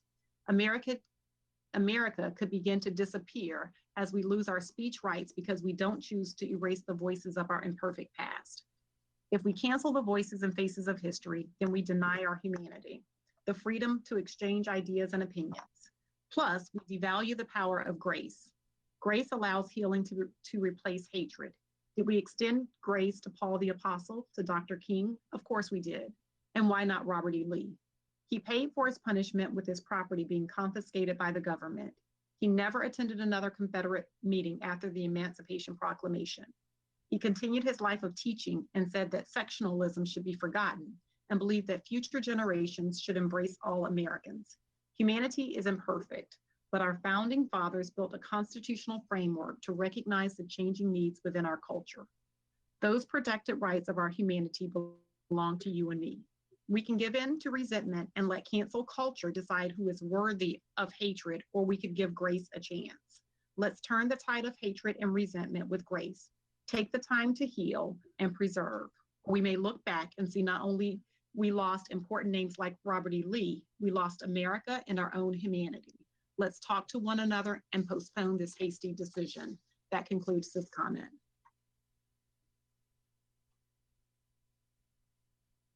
These comments are from Valerie Faith Jeffries, whose address is on file. Good day to Duval County School Board. In the past few weeks, my education about Robert E. Lee has been enhanced by reading this article in The Atlantic entitled The Myth of the Kindly General Lee. Several short quotes.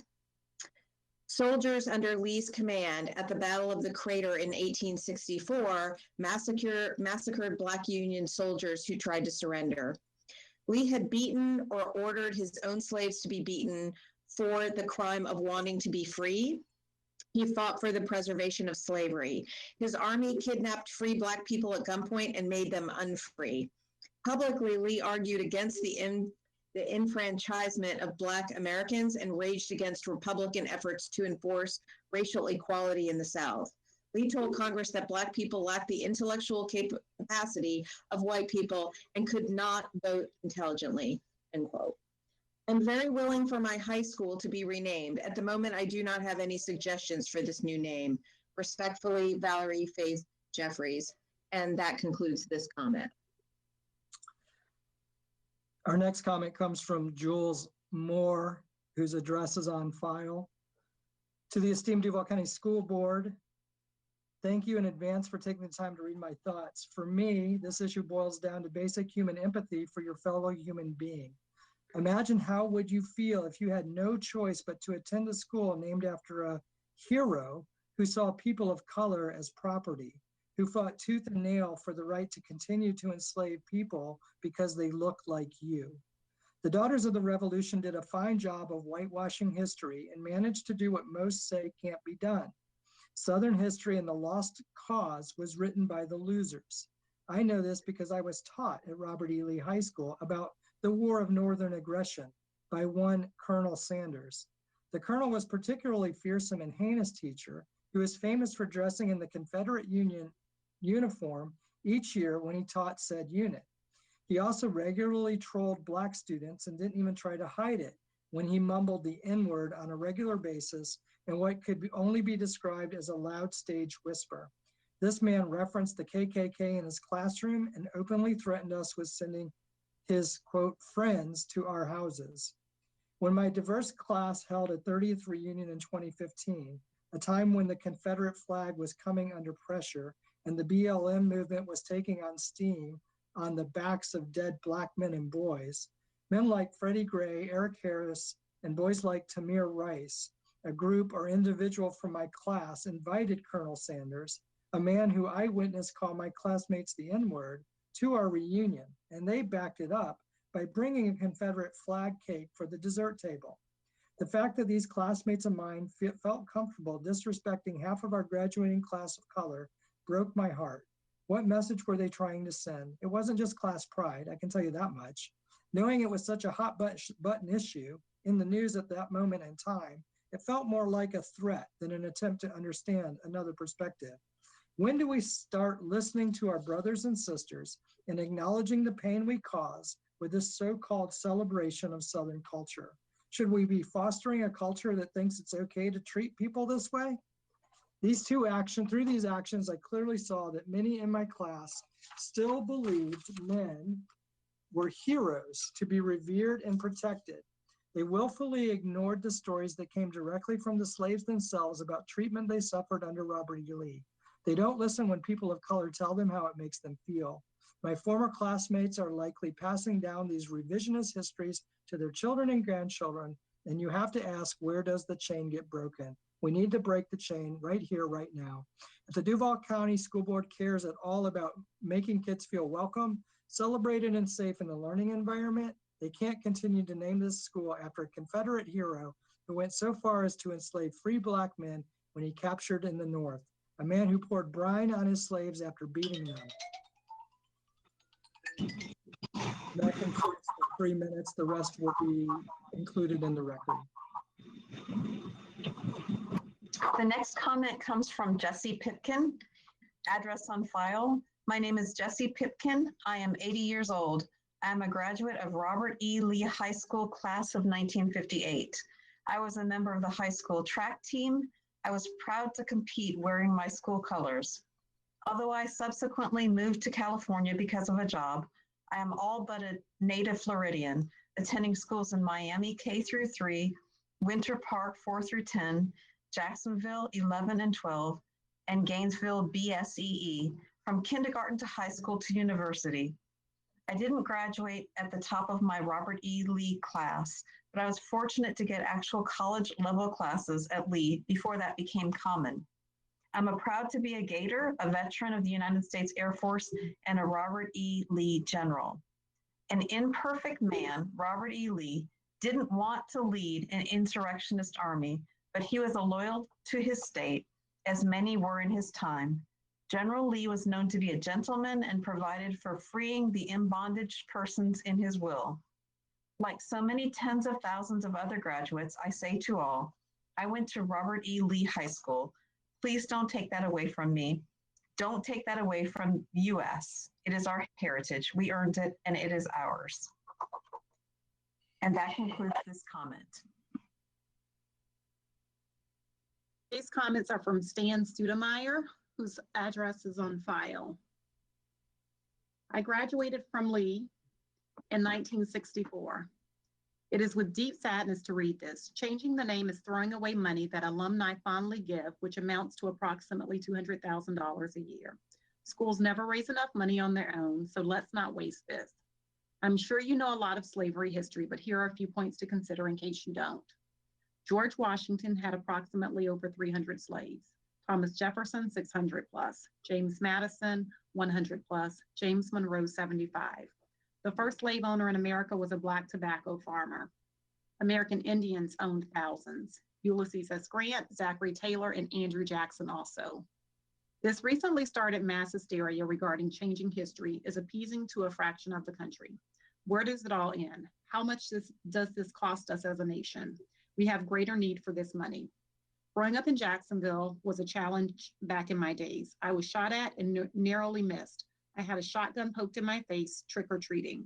I remember certain kids bringing bullets to elementary school. I was the victim of beatings in middle school, John Gorey. The evening news covered near riots at Gorey when other schools would come over and want to rumble. Lastly, my parents had a Black woman working at the house a couple of days a week when I was a young child. She became a second mother to me. I didn't see her Black skin, I just knew I loved her. When she died, I was heartbroken at an early age. There is still this kind of love around. We just need to bring this out instead of dwelling on hatred. Please do not change the school names and concentrate on the young children who do not know racial hatred, which we teach them. Please, for the love of these innocent children, teach love and acceptance of each other, not new racial hatred. That concludes this comment. These comments are those of Pat and Betty Gear, whose address is on file. My wife Betty and I are writing in opposition to changing the name of Robert E. Lee High School as alumni of the classes of 1966 and 1967, respectively. We met at Lee, married, and have been married for 51 years. As graduates of Lee, we are true generals, as are so many of the young students we have met over the years. It was a great school when my wife and I attended. My oldest son attended Lee until he, a friend of mine, and I were attacked by Black students and non-students hanging out at night after a football game. This occurred in the 1980s. We decided we did not want our kids to be harassed like that, so we moved to the Ed White School District. 2 of our children graduated from Ed White and the other from Stanton. The Lee went through a bad time during that period, and then came the fire. So many of my classmates donated funds for the reconstruction after the fire. My son and I visited Lee during my class of 1967 50th reunion in June 2017, and the school was first class at that point. We were greeted by faculty and students. Most were Black. They loved the school and the legacy of the Lee Generals. When students and faculty were asked about the name, they expressed their support of the name, and they truly loved the school as much as we did. Now, because of outside influences, the school board is considering a name change again. This was attempted before by the city council, and the outcry was loud and clear. Do not change the name.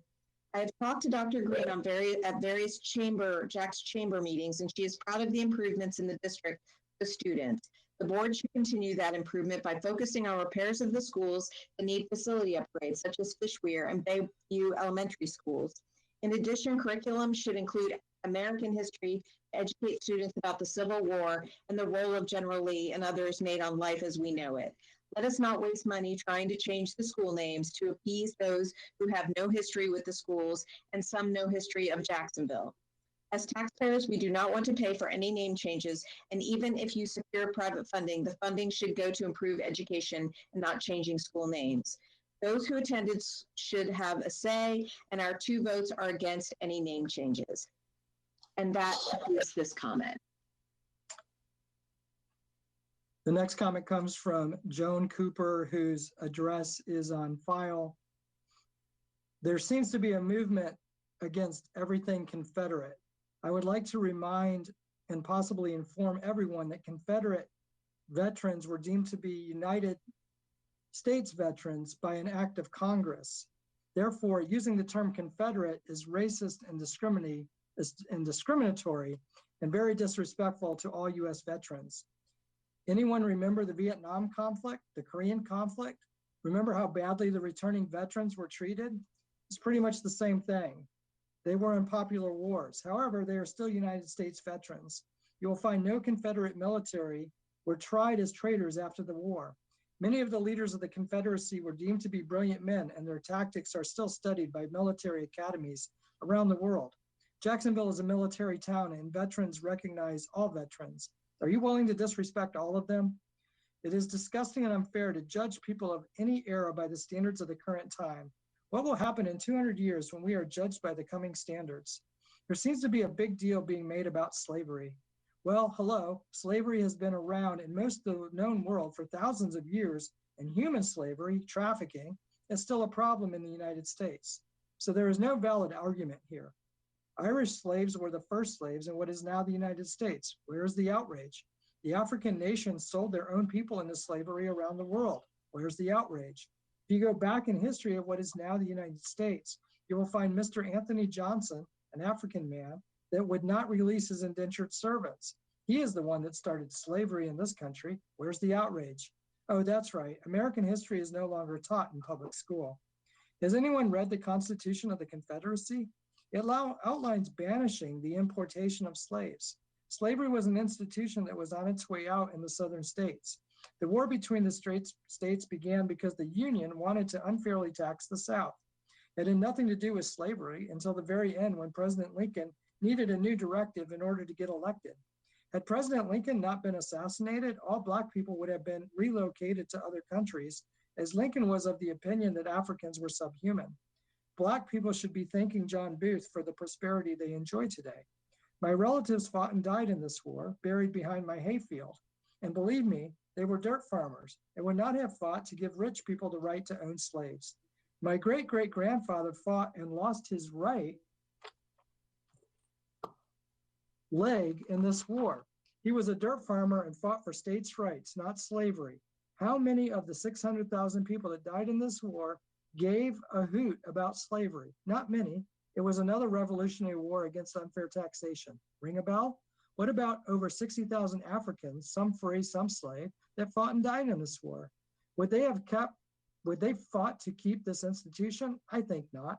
Would slave owners have given their slave weapons if they were treated so badly? I think not. Most slaves were treated fairly, as an injured or sick slave is of no use. Does anyone ever hear about this? I think not.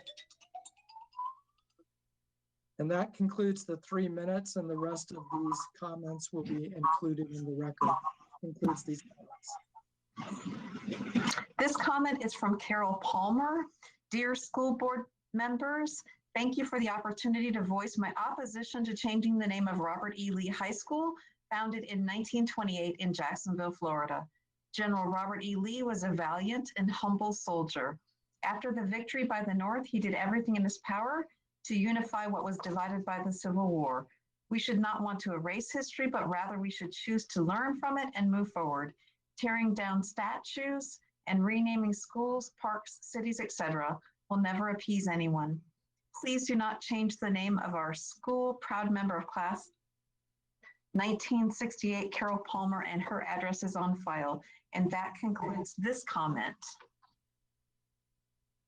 These comments are from Leslie Freeman, whose address is on file. To Duval County School Superintendent, Dr. Diana Green, school board members, regarding changing school names and Robert E. Lee High School in particular. Robert E. Lee was an honorable man. He was a West Point graduate. He was highly regarded by President Abraham Lincoln, who asked him to lead the Northern Army. He declined. And after the Civil War, he became an educator at what is now Washington and Lee University, a fine educational institution to this day. Lee lived at a time when the United States was a relatively new country and lived in a society when loyalty to your state, your homeland, was still highly valued, unlike our highly mobile societies today. I feel that by removing his name from our high school, we are demonizing an honorable man, an educator who fought to defend his homeland, the state of Virginia. I don't believe changing the name of a school is going to be the key to improving someone's life or society. What will improve someone's life is focusing resources on giving someone a high quality education, teaching them life skills and vocational skills to enable them to make a living, teaching people to love one another, teaching people critical thinking skills so that they can realistically assess complex issues and come to conclusions to benefit all members of society, which I know is a continuous process. And I appreciate the process that you are taking on now. I do feel that presently changes need to be made in our society, such as changes to the training of policemen, and in some cases, the voting process to ensure rights and justice for all citizens, regardless of race, religion, sexual orientation. I do not feel putting limited school system funds into changing school names is going to be the answer. Also, I am an alum of Lee High School, class of 1966, as are my parents and brothers. The alumni raised thousands of dollars to help support the school after the terrible fire there. I feel this kind of alumni support for the school will be lost in the future if the school is renamed. Thank you for the opportunity to speak out. This concludes this comment. These comments are from J.K. Germain Jr., whose address is on file. I am a 1964 graduate of Robert E. Lee High School. Recently, I learned that the Duval County School Board was considering changing the names of several county schools, including that of Robert E. Lee High School. While I do not question the school board's authority to make such changes, I do question the need and advisability of the same.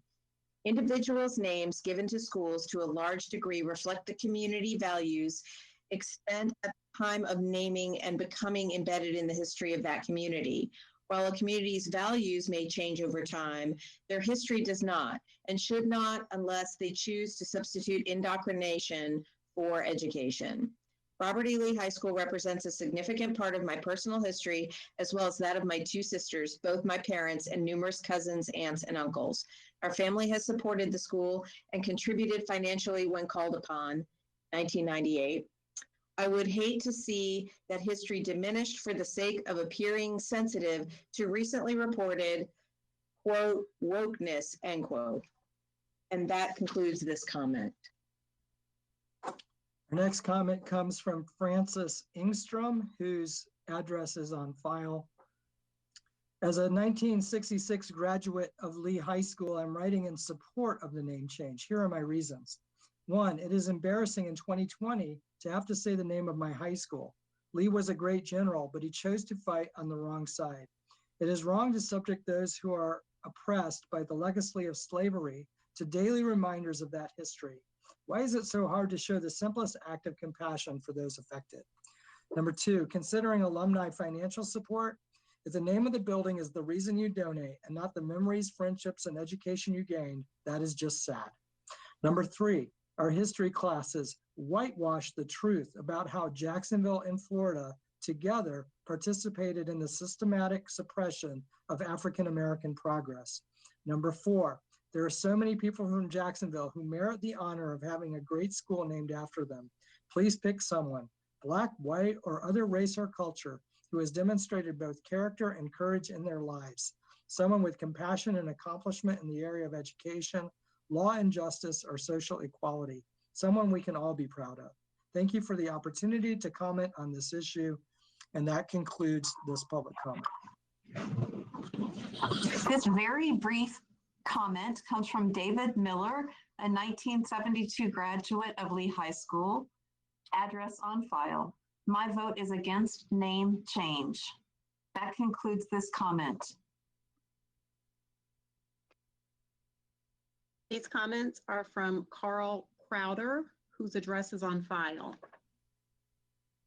I write this email in opposition to the proposed name change of Robert E. Lee High School, Jacksonville, Florida.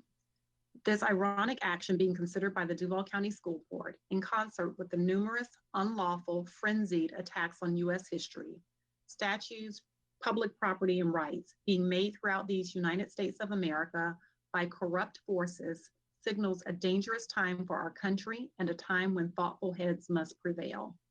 Does the Duval County School Board propose to be complicit in such actions instead of exploring the educational opportunities to further develop your constituents, the students and the parents of Duval County Public Schools?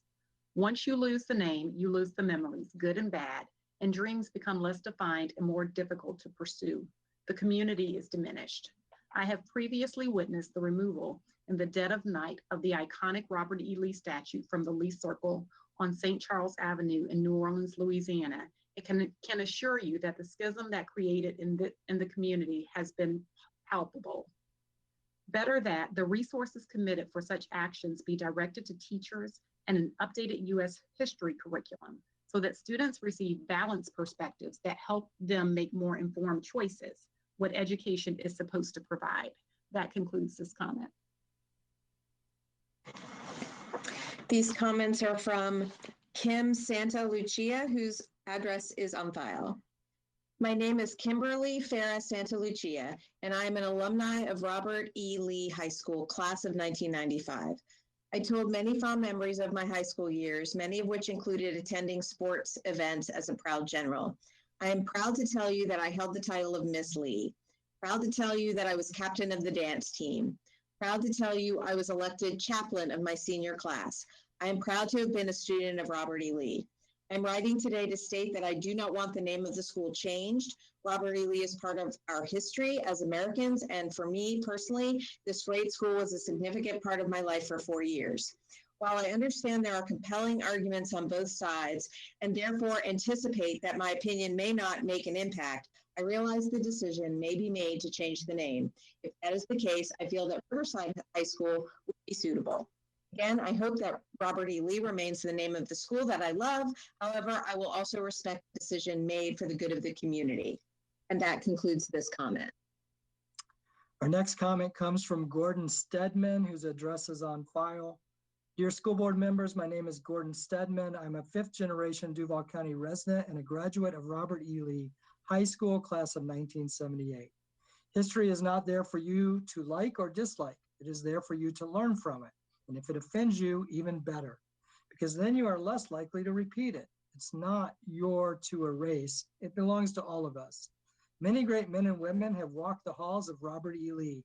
We deserve better than you making a name change. Study General Lee's life. You then will understand this great honorable gentleman. And that concludes this comment.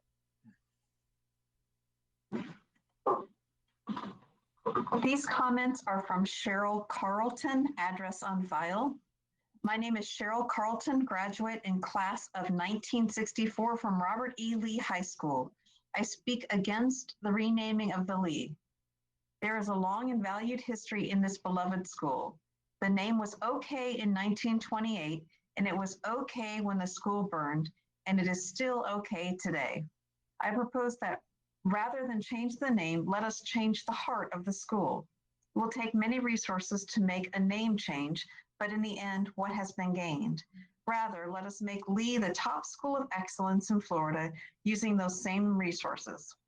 This program will better all students, giving them the skills they need to succeed in life. Yes, the easy way is change a name for name's sake, but very costly. The better way is to have each child succeed in life beyond dreams. Increase test scores, improve reading, math, science, history. Work with each child to reach their full potential. Now that is what success looks like. Not easy, but much better for all. That concludes this comment. These comments are from Diane Catlin, whose address is on file. I have the greatest respect for the North Side Coalition, especially our friend, former Councilwoman Gloria Johnson. However, I must protest the name changes of Jacksonville schools. Doing this may be politically correct, but it is in and of itself racist, unkind, and uncaring to those of us raised in Jacksonville. I taught etiquette to the schools whose names you propose changing, and others in Jacksonville and elsewhere. I taught at Forest as well. I judged Mr. and Miss Rebold and Mr. and Miss Andrew Jackson. No one was worried about my color or their own. We simply respected each other and honestly had great fun while learning about civility and the many uplifting rules of etiquette. I expect Raines and Rebold would be extremely hurt by any suggestion of a name change. Why then do you have the right to change the name of others? You are inventing a problem that does not exist and therefore creating a solution that is unnecessary. Although I graduated from Bartram, my friends and spouse graduated from Lee. We all had marvelous education, and we all have memories much like those graduates of Stanton, Ribault, Jackson, Raines, and others. Please use your funds to educate our Jacksonville students instead of inventing a problem which does not exist. Train your students to appreciate history, knowing from where we have come and the great appreciation and respect we all have learned from others. Changing names does not change history. Teaching and appreciating differences makes the community appreciate and respect differing backgrounds. I urge you to keep the school names and to come to the table as delightful, diverse children of God. That concludes this comment. These comments are from James S. Davis, whose address is on file. As a second-generation alumnus of Robert E. Lee, whose daughter also graduated from the school, I am writing to oppose any name change to the school. Robert E. Lee High School is a much-honored institution named for an honorable historic figure, and changing the name of the school would dishonor its long history and those of us who graduated. Please carefully consider the harm which would be done in changing the name of the school, given its deep and enduring roots in the community. Thank you in advance for your consideration. That concludes this comment. The next comment is from Cynthia Gaskin Harcrow, whose address is on file. I graduated in 1972, a few years after the Duval County decision to bus Raines or Ribault students to Lee High School in an effort to integrate schools. I was a member of a committee comprised of students both from Lee and Raines or Ribault. The goal of this committee was to work together in an effort to make the transition of our new Black students to Lee High smooth and welcoming. This worked well in helping our new students become more involved in high school life, and many of us became fast friends. There was no backlash on the name of the school or anything that might have concerned our new Black friends. I wonder to this day how many current Black students have voiced their desire to have the name of our school changed. Like it or not, Robert E. Lee and the Confederacy are part of our history, a time I'm not particularly proud of, but like wars that succeeded, it's history. What about other significant events in history, such as the mistreatment of the Chinese workers who built our transcontinental railroad? We aren't dismantling the railroad tracks or changing the names of the railroad terminals that are named after those who tolerated this behavior. I've read it cost a pretty penny to change the name of Forest to Westside. Why not invest that money into diversity programs for Lee and all high schools in Duval County? I'm certain this would promote longer lasting impressions upon our students than changing the name of our school. There is no question that we all can benefit from creating a greater awareness of racial equality. And that concludes this comment. The next comment is from Cheryl Young Zayambra. When I was in school, my family would laugh at naming schools after losing generals. Now that I am an adult, naming schools after people that were traitors to their oaths to the USA is appalling. Please change the name to someone students should emulate. Thank you. And that concludes this comment. These comments are from Karen Marlett, whose address is on file. My name is Karen Marlett. I am a graduate of Robert E. Lee High School class of 1987. I am writing to you today regarding the proposed name changes for Robert E. Lee High School, Jeb Stuart Middle School, Kirby Smith Middle School, Jefferson Davis Middle School, Stonewall Jackson Elementary, and Joseph Finnegan Elementary. It has been suggested that since these schools were named after Confederate generals and a Confederate president, that this has been oppressive to the students who have attended these schools. I disagree. As a student at Lee, I saw Robert E. Lee as a person from history, nothing more. No different from George Washington or Neil Armstrong. His political, social, and religious views had zero impact on my school life. Believe me, there were more pressing matters for me then. The history teacher who threw knives in class, the exchange student who disrespected the American flag, our winning football team, and the fire that disrupted my senior year. It has been suggested that the school be renamed after someone whose legacy positively impacts people of color. Sounds good, right? But don't we already have a large number of schools already named after people for that reason? A. Philip Randolph, Darnell Cookman, and William M. Raines are a few schools that come to mind. In everything, there should be balance, and this should hold true for school names as well. The names of our schools should reflect the history and diverse population of our city. In the end, no matter what you decide, you will not please everyone. Once you begin, where will it end? I ask that you vote against changing the name of Robert E. Lee High School specifically, and Jeb Stuart Middle School, Kirby Smith Middle School, Jefferson Davis Middle School, Stonewall Jackson Elementary, and Joseph Finnegan Elementary generally. Please vote against the name changes. That concludes this comment. These comments are from Ed Kelly, whose address is on file. My name is Ed Kelly, and I attended Lee High School, graduating in 1964. My wife of 52 years also graduated from Lee in 1964. I speak in favor of retaining the name of the school. I was privileged to be the editor-in-chief of the school newspaper and spent some time learning about our school's namesake. Unlike the other 6 Confederate figures for whom Duval County school name changes are now being considered, Robert E. Lee was a career officer in the U.S. Army. He graduated second in his class at West Point and served with distinction for 32 years in the U.S. Army, including service in the Mexican War and as superintendent of the U.S. Military Academy. Lee was opposed to secession and in fact was offered a command in the Union Army when secession began. But after Virginia voted to secede, he felt he could not take up arms against his home state and resigned his commission. There is another point worth making. Most, if not all, of the other 6 Duval County schools for which name changes are now being considered by this board were opened during the turmoil of integration after the Supreme Court decision in Brown versus the Board of Education in 1954, and were reportedly named for Confederate figures as a sign of Southern defiance. That can certainly be said for Forest High School, which opened in 1959 and which was renamed several years ago. That cannot be said, however, about Lee. Lee was opened in 1927, almost a century ago, and together with Andrew Jackson High, is one of the 2 oldest operating public high schools in Jacksonville. Lee High has produced many distinguished graduates and is financially supported by its alumni. I do not believe that a school bearing the name of an honorable and distinguished person is an embarrassment, even though, out of loyalty to his state, that person chose to fight on the wrong side. I submit that we should not eliminate an important part of the community's history and heritage should indulge those who hold a currently popular contrary view. Thank you. And that concludes these comments. Our next comment is from John B. Richardson, Jr., Lee class of 1965, and his address is on file.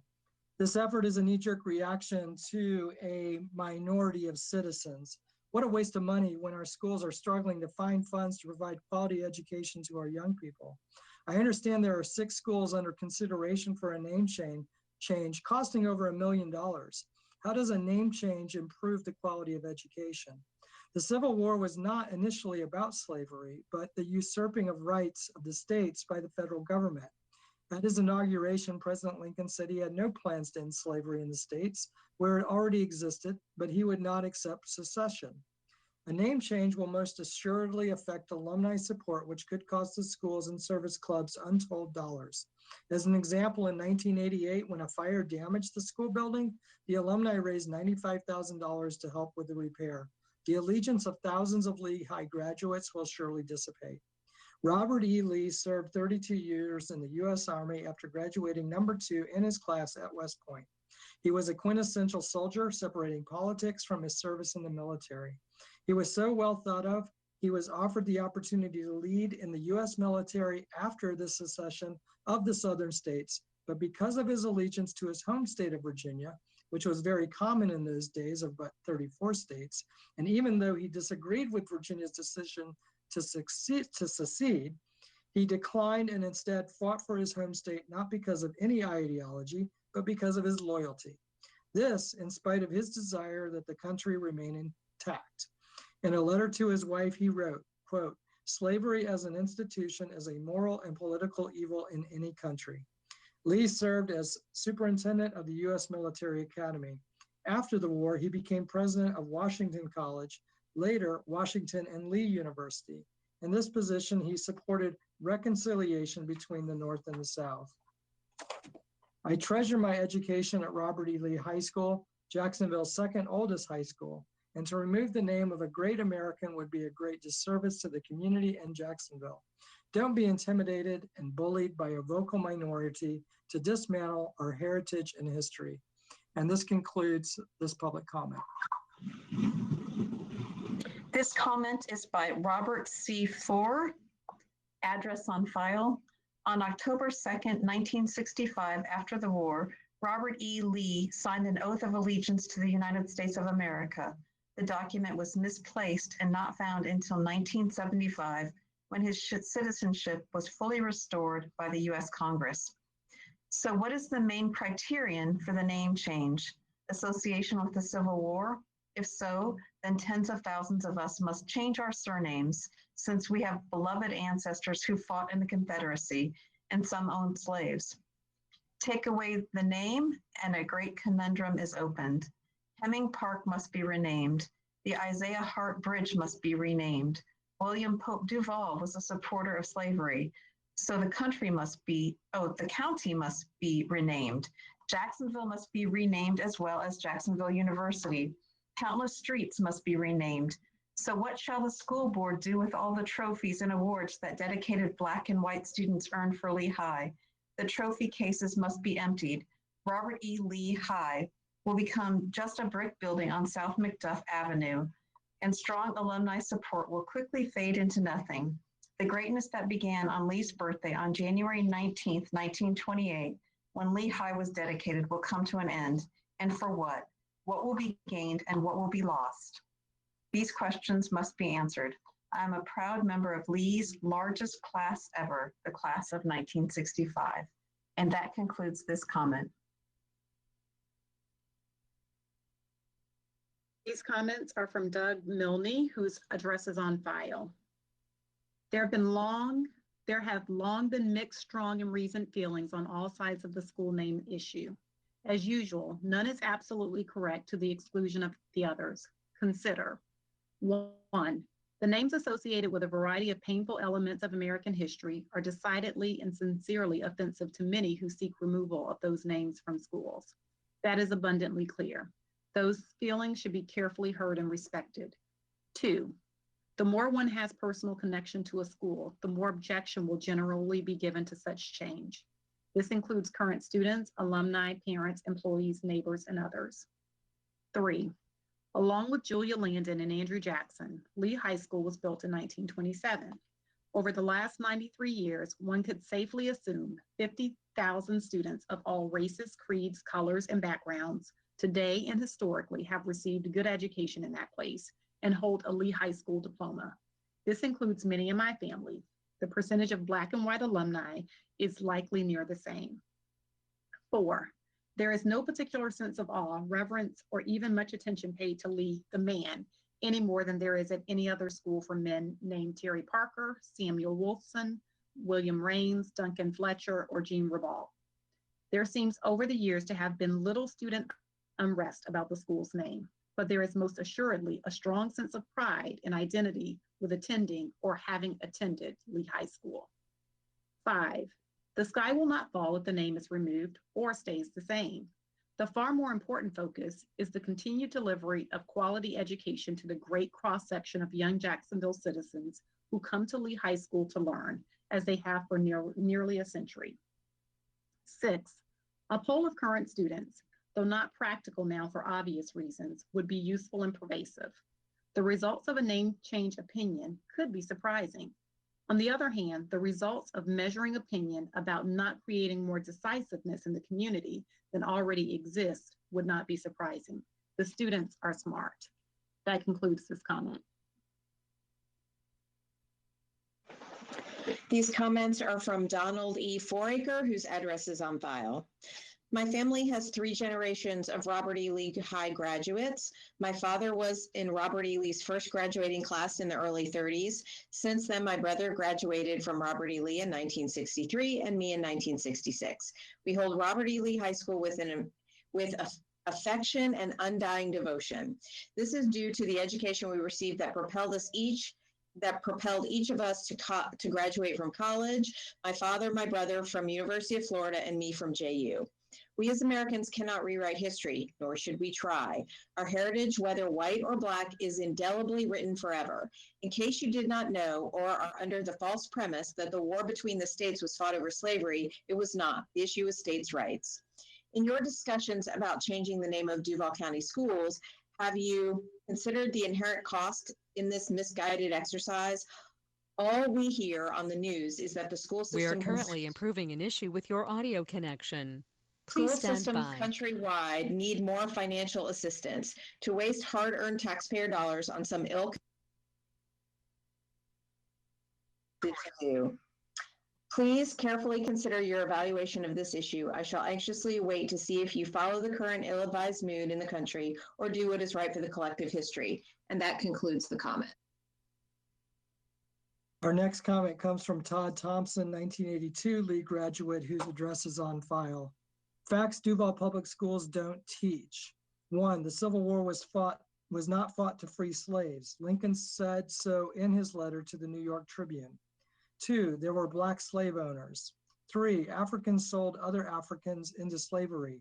The Portuguese and Spanish bought the slaves and sold the slaves to Americans. 4, Robert E. Lee was an educator, superintendent of West Point and professor at Washington University after the Civil War. 5, Lee High School was named for Lee in 1928, a long time before desegregation or Brown versus Board of Education in 1956. 6, parents do have a choice where they send their children. Many families move out of Duval County just to get away from Duval Public Schools. When they do, they take their property tax money with them. That leaves less money for Duval County Public Schools. If you drive south on Blanding Boulevard, once you cross the Clay County line, you see lots of houses in construction. These are people leaving Duval County. Changing the name of Lee High School will speed this exodus up. The public knows these facts. When you change the name of schools, this will be another example of the wasteful spending and bad choices by Duval County schools, another reason to move. And that concludes this public comment. The next comment is from John Rucab, address on file. My name is John Rucab, a lifelong resident of Jacksonville. I graduated from Lee High in 1966. I wish to express my stance on changing the name of my beloved school. I'm very much against it. My 2 older brothers and my sister also attended Lee High and always spoke of the honor of going there. I don't think we should change our history, but we can learn from it. And that concludes this comment.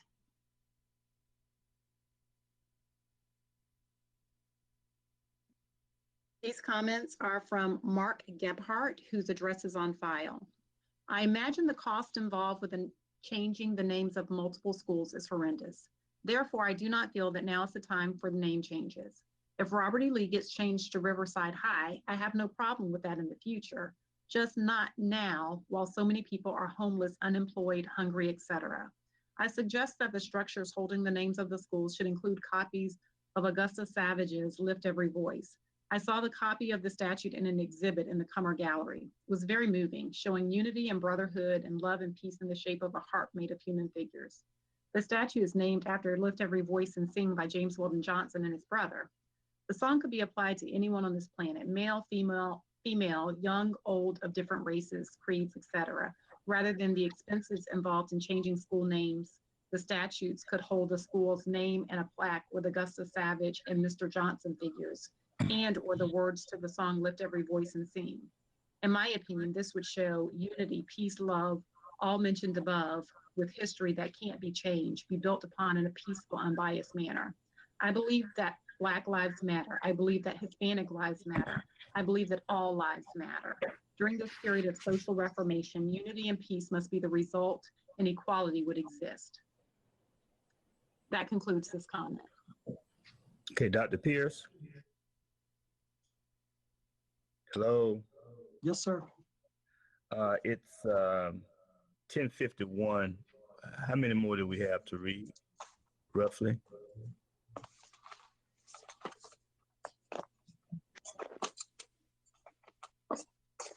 I show approximately. I'm sorry, say it again. I was going to say approximately 36. Okay. So I will entertain a motion to recess until 10 o'clock tomorrow morning. Move to recess. Motion by Vice Chair Anderson. Is there a second? Nobody wants to? Second. I'll second. All right. Second by Board Member Willie. Discussion. Mr. Chairman, this motion's not debatable, but it can be amended.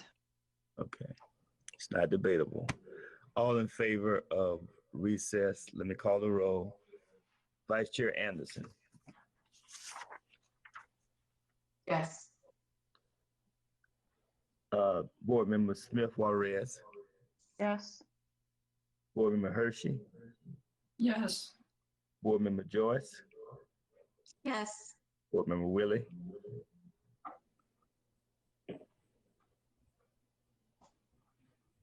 Yes. Board Member Jones, yes. By action 6-0, we will recess the meeting at this time and reconvene tomorrow morning at 10 a.m. to finish the agenda, which means the reading of the comments and board for the record. Meeting is recessed until 9 a.m. Good evening. 10 a.m.